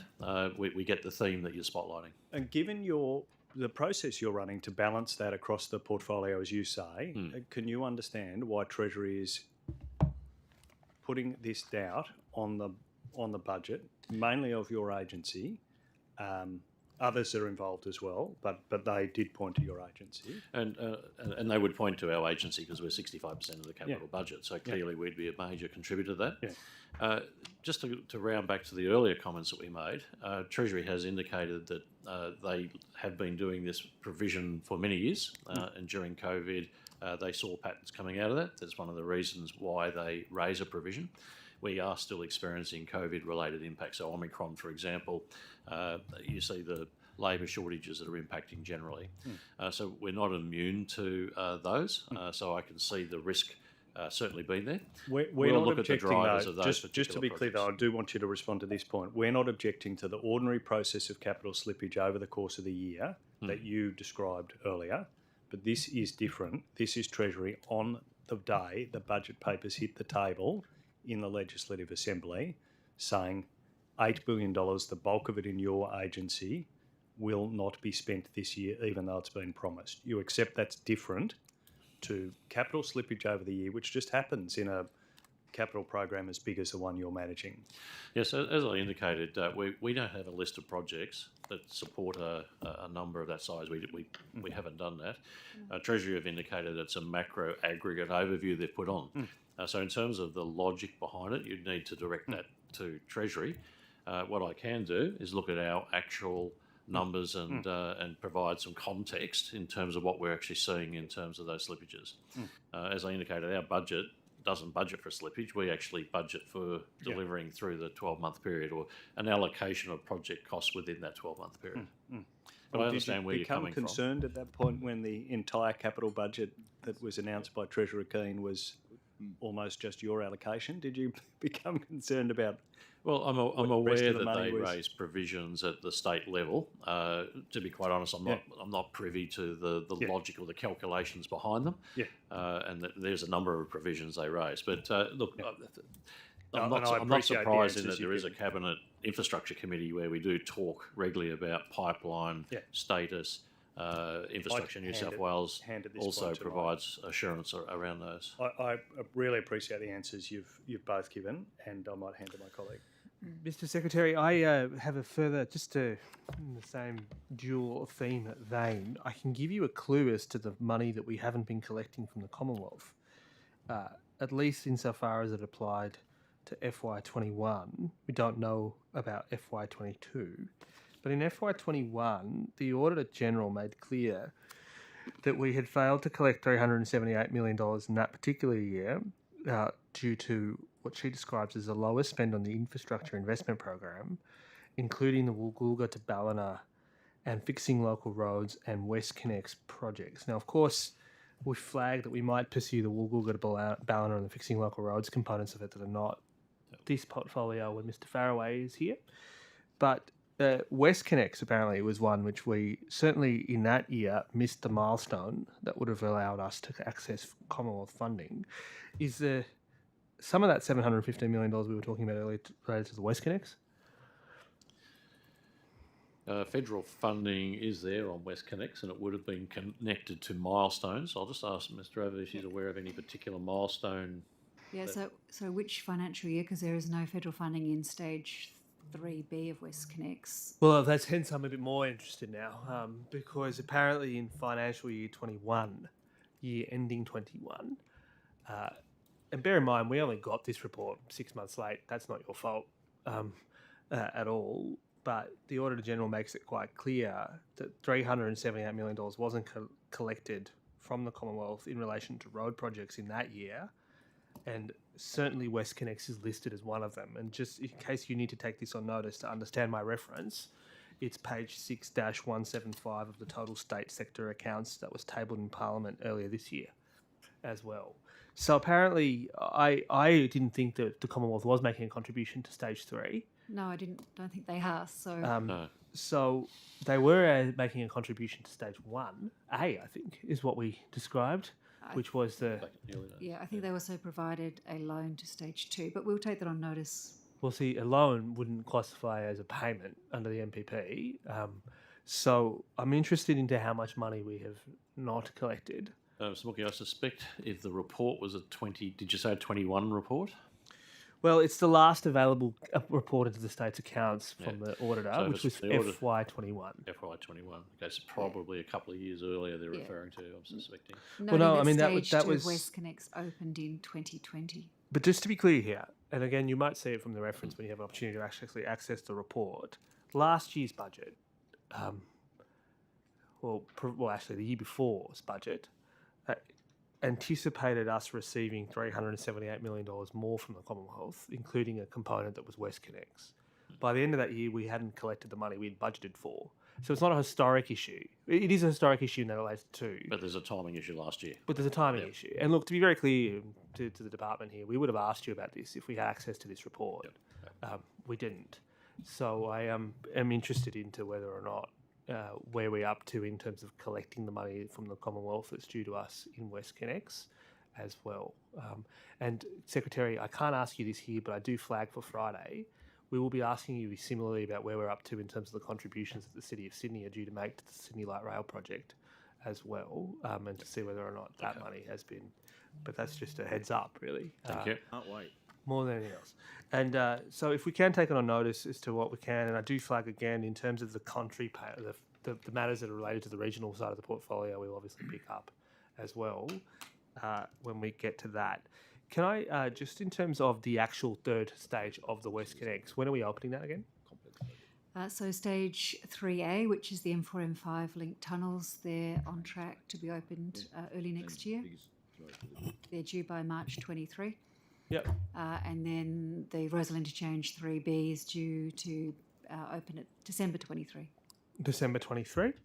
And have we received modification and variation claims in respect to those two roads, particularly the Rosal Interchange? There have been, obviously the state retains some risk associated with the Rosal Interchange. There have been normal claims arising out of the project. There's also been the significant variation, of course, too, because they were issued the variation to deliver package 1 of Western Harbour Tunnel, which was the $722 million. Okay, I'm going to try my luck. I'm positive I might not succeed, but I'm going to ask how many requests have been received in respect to the Rosal Interchange in the last 12 months for modifications and I haven't got that information with me. There would be a number, including the COVID claim, given the construction pause in July last year. There was a claim, it was assessed under the INSW principles, and that has been resolved and, I understand, paid. Okay, how much do we pay? I have got the exact figure. I prefer not to disclose that in this forum. Why not? It's commercial in confidence. But we've already paid it. Oh, well, it's actually, you're right, it's on the e-tender website, so I can... Can you tell me? What's the figure, Jess? It's of the order of $20 million, I think. 20 million, did you say? Of the order of. Is this already In the order of. She's just checking now. Okay. so Even good if it to is, go. Chris, we're how to get into this notice. forum. How much is it? Sorry? She's just checking. Thank you, sorry. Government members were Just rudely to the interrupting. Secretariat, I was just going to try and hand up a page to the witness. I don't know what the easiest way to do that. Just that one. Secretary, I might just hand up this document to you. You're going to have to go easy on me because it's my only copy. So I'm going to, although I can track it down. I just want to return to the flying cars issue. You'll see that this is a copy of a document marked Sensitive New South Wales Cabinet, not for further distribution, How'd you get it? dated 10 of February. I think it's 10. I don't know if you... 15. 15 of February 2022.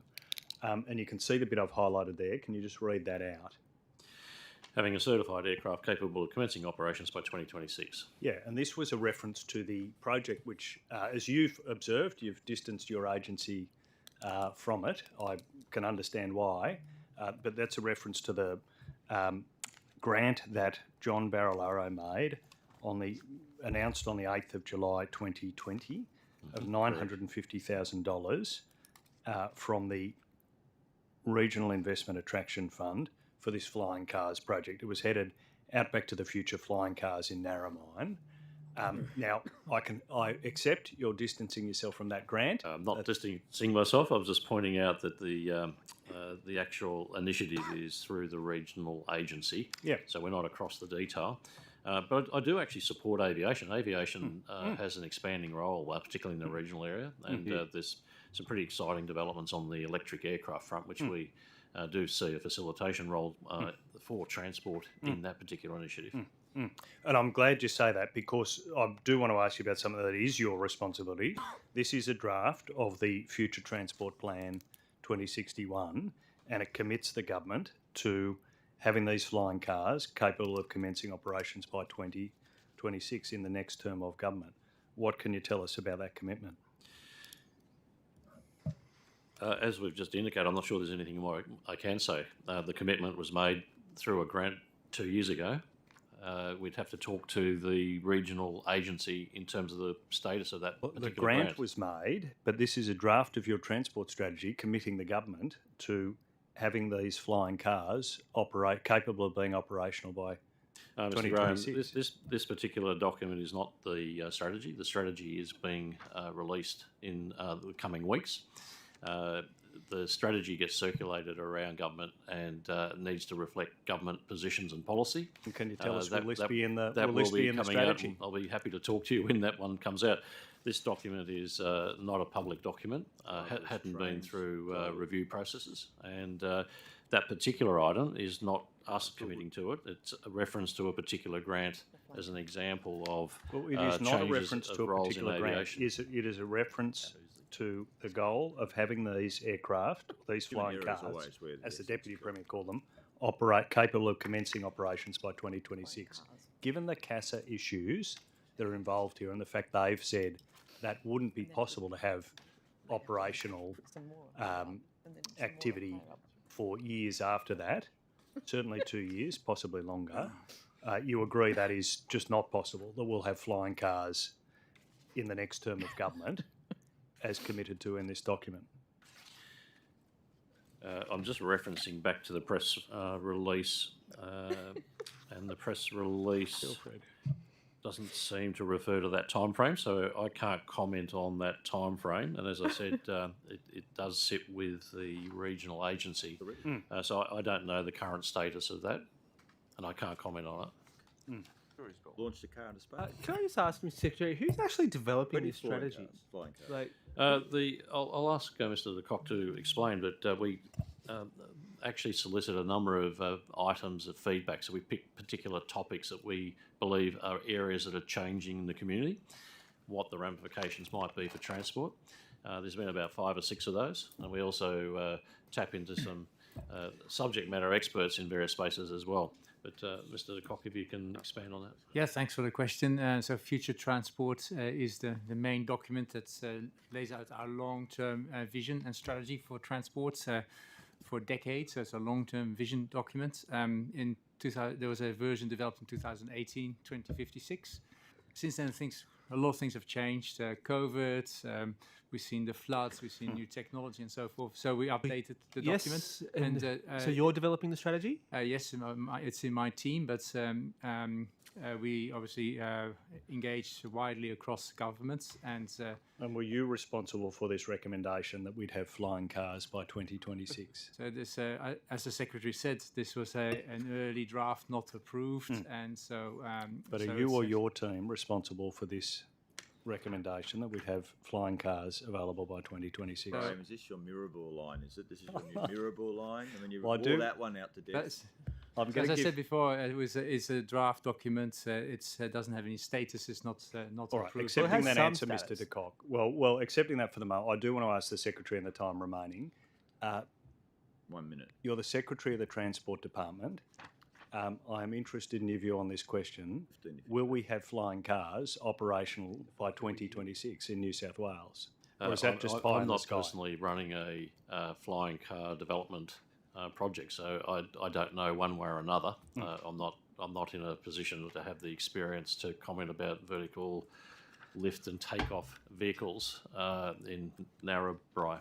Labor didn't Narrabri. support Labor didn't support the Wright Narrabri, brothers, so they're just like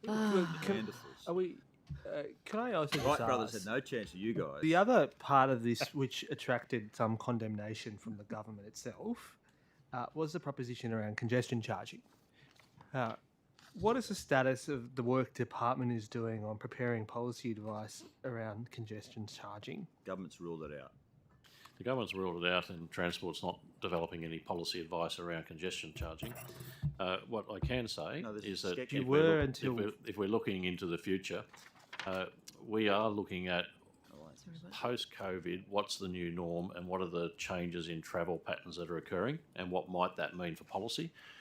There's a number of elements and options that we're exploring.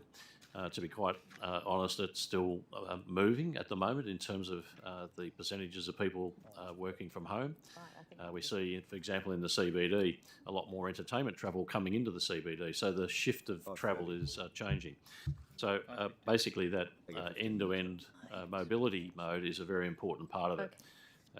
So we'll be recommending over the coming years what the response to government may need to be for any permanent changes. We're listening. But you were working on congestion charging until at least February this year. When did work cease on providing that as a policy option? Media called it congestion charging. We were not working on a congestion charge. You said we were done. Okay, well, apparently you were investigating more holistic, cost-reflective network pricing. What is the meaning of more holistic, cost-reflective network pricing? As I mentioned to you, we're looking at one example would be the tolling review, where we're looking at the equability of the costs of tolling. From a transport perspective, we're investing billions in roads, networks, new rail, and the cost of transport is a pretty big subsidy for government. So the fare box doesn't recover it all. So part of our role would be to provide advice to Treasury and government in regards to... Let me be very specific then to you, Mr Secretary. In the draft report, under the section that says road pricing, and not rail pricing, road pricing, the draft report says providing a price signal nudges customers to weigh up the cost of taking a trip against other options. Charging for road use at certain locations or times can encourage customers who have flexibility to choose other options, brackets, travel off-peak, use public transport, walk or cycle, or reconsider their travel at all, close brackets, improving the efficiency and reliability of the traffic for customers who have the greatest need to drive during peak times. Shifting towards a network-wide road pricing systems that ensures the most efficient use of New South Wales roads will have to be complemented by a suite of alternative measures for resolving congestion, and it must consider the interdependencies of other modes. So it's quite clear that at least as of February this year, your department was working on a proposal, or at least a recommendation around the introduction of charging for road use at certain locations or times. So, look, Mr Secretary, this has been publicly canvassed. As you rightly point out, the government has ruled out the option. Can we just assume that as a result of their intervention, that the policy advice you were providing them has been rejected and that won't be part of the final report? A number of assumptions in that question are not accurate. We weren't providing policy advice. We didn't recommend a congestion charge. None of that's mentioned there. As I indicated, we regularly review our costs, fare buckets, the tolling review, electric car, vehicle charging, road user charging. There are a number of elements in there. That is a normal part of the work that we do. That data is collected. You refer to work we were doing. That document is a forward-looking document 40 years out. It's actually not summarising anything in the next 5 years. I appreciate that. So we're not working on it, and we weren't. However, I do indicate that as a transport department, we do look at what effect, for example, tolling charges would have on traffic flows, take up on trains and transport. There's a direct synergy Well, there. do you maintain the view that's reported in this report? I take your advice. I take your view very strongly, Mr. Secretary. This is a future-looking document that covers 4 decades. But do you maintain your view, as stated here, that currently road users do not pay the true costs of driving and congestion, and this does not encourage an efficient use of the road network? That's not future, look, I think current. that's just a matter of fact. You could have the same conversation regarding rail. It's the fare box and the charges for rail, a very small portion of the cost, and that's a policy decision of government in terms of the transport network and how much it's subsidised or not. So how much if it is the case that is still the view that road users do not pay the true cost of driving and congestion, by how much are road users not paying the true cost of driving and congestion? This document, as I indicated, is a forward-looking 40-year document. Over the long term, we'll be considering those matters. That particular item, as I've mentioned, is not being worked on, and we aren't creating policy in regards to it or recommendations. The one remaining issue I just wanted to press for today was just the issue I raised with the Minister, but we did so in a pretty hurried fashion. So just to recap and perhaps to ask a little bit more detail about those issues about potholes. Did she run? We got a reasonable way through this, so I might just, some of this will be recapping, but how many pothole reports have been submitted through the online process? Well, no, I think Mr. Collins tried to clarify what we may have available. I believe the Minister took on notice having a look at what we could provide from local councils. Our number, if we receive a notification for something, excuse me, that may be for a local road, we will pass that on to the council, but we don't actually collate local road pothole requests for repairs. Understood. So, but you must know how, I'm just asking the global figure for how many was submitted via this process. For state roads? No, I'm asking the overall? global figure that was submitted, which you surely must know. He wants all of them, I think. Yeah, so we'll take that on notice. I don't have that with me. Yeah, so if you could, I'm happy for you to take on notice the total number submitted. Yep. The number for state roads. I think Mr. Collins took on notice the number for local councils. Endeavour to get that. Hopefully those all add up. So whether he does or he doesn't, we should be able to tell. And then I think can you tell us what has been the cost of fixing the number of potholes that the Minister's referred to today to date, and that is on state roads? I can't give you just potholes. We have got an overall estimate of 165 million for flood recovery works. That includes some future project works for road repairs. But the pothole portion of that I don't have specifically. Which makes sense you don't just turn up to fix the pothole. And if I could just add, the definition of a pothole is kind of interesting because some of them you can actually drive into a crater and come out the other side. Indeed. That's why we have a cost that's allocated to those road repairs because sometimes you're resheeting and it's not just a pothole. So it is challenging to define a simple hole and what that cost is. I agree. And that's $165 million in this financial year or last financial year? That's our estimate just for the March weather events. Right. So that hasn't included any further weather events post that. Okay. So, and I mean, there's been a number of weather events since then, so that'll be additional to the 165. Correct. And this is a damage assessment essentially in the Sydney metro area? Yes. And I would have to clarify whether that is a cost to us or whether part of that is through disaster recovery or insurance. Just looking at the total so where estimate. the funding comes from might be different, but the amount of damage we agree on for that period. Initial March estimate. Yes. And is there any estimate for what damage has occurred since then? Not with me, but I can take that on notice. I know we are pulling those figures together. If you could, that'd be appreciated. And you said $15 million has been allocated to the 4 councils that have requested financial assistance. How many other requests are in the pipeline that haven't yet been processed? Yeah, thank you for that question. Just a little bit of clarification. So there were 2 pieces of assistance we offered. The first was cash advance for councils with cash flow issues, Yep. and that relates to the 15 million that Right. I put to you earlier. In addition, we have got formal natural disaster claims that can come through from the councils.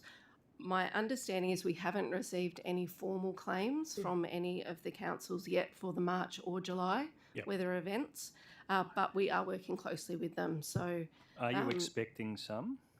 I would expect so. Yes. Yeah. Yes. And so They're the working $15 on million their is a estimates. cash advance. Is that similar to what was going on the North Coast, Yes.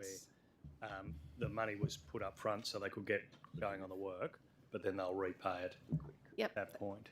Yes, that's correct, Mr. Graham. So they were for immediate works, and in addition to that, if we had our contractors, road crews out doing work on state roads and it was right beside a local road and there was a repair to do, we'd contact the council to make sure they were okay with us doing it and get that done on the adjoining road. Yep. And are you anticipating further requests for the cash advances, to use one term, from other councils, or is their assistance going to be more in the natural disaster claim category? Yeah, we're anticipating it would be more in the natural disaster claim now. Yep. Yes. Okay, fantastic. I'll hand to my colleague. Mr. Secretary, can we get an update just in respect to the industrial dispute that involves the Australian Workers' Union represented members who are involved, I guess, in the road maintenance aspect of it? Where are we up to in that dispute? The AMU, CFMEU and AMWU are the unions that we're liaising with. So the Traffic Signals Award, I think, is the one that you're referring to. It is, yes. Yep. That's listed for a consent hearing on 31 August. We've got in principle agreement with the ETU, and we're hopeful to arrive at a position at the end of this month. Okay, just in respect to the general wages policy as it applies to this particular award, and I flagged that it's possible that you have other questions in respect to other awards to which you responded to that are along a similar vein later. But the government has made clear that there is a discretionary additional 0.5% that is capable of being paid next year. Linked to productivity. Productivity. And Treasury tells us that they expect agencies to pay that from their existing budget. Is that your understanding? My understanding is that any wage negotiation and outcome will come through into our budgets. So when we are finalising an industrial negotiation, there's an approval mechanism through the central government, obviously looking across the whole of government.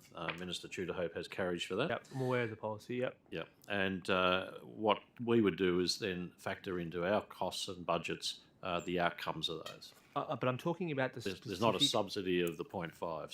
So it has to come from your existing budget. Yeah, and if it's productivity generated, we would have an offsetting saving. Yeah, but it says here that in the budget that the cap will lower from 2.5 to 3 for 2 years, and the opportunity for workers to claim an additional 0.5% in 23-24 subject to productivity reforms. For those award workers that we just made reference to before, what process is in place for them to come forward to make a claim for an additional 0.5% payment subject to productivity reforms? I'd have to take it on notice, but generally where we would have those conversations is through the bargaining room. That award is negotiated over what? That's a 3-year award, isn't it? Or a 4-year award? It can be a 1, 2 or 3. What is it likely to be? Probably a 1. Okay, so you're expecting that in a year's time. So in a year's time, we'd be having the conversations. Now, to be quite honest, I've been involved in a couple of these meetings recently myself, and this issue has come up in terms of productivity. And there's been some good dialogue in terms of ideas coming from the members as well as some from the management team. So those conversations are ongoing in regards to the traffic signal award in particular. Fair enough. And you expect that to be going into the commission? 31 August. The Wages Staff Award's also listed for hearing on 31 August. Mr. Secretary, I'm prepared to give you a 20-second early mark. It's very generous of me. Well, it's the first You've time been very productive. I hope you appreciate the bonus that we can give you. You normally could read on about 10 questions there by then. Well, yeah. True. I've been very productive too. Okay. Thank you very much for your attendance, as always. To the extent that there were questions taken on notice, and also in relation to supplementary questions, the Committee Secretariat will be in touch. And that concludes our hearing for today. Thank you. Thank you.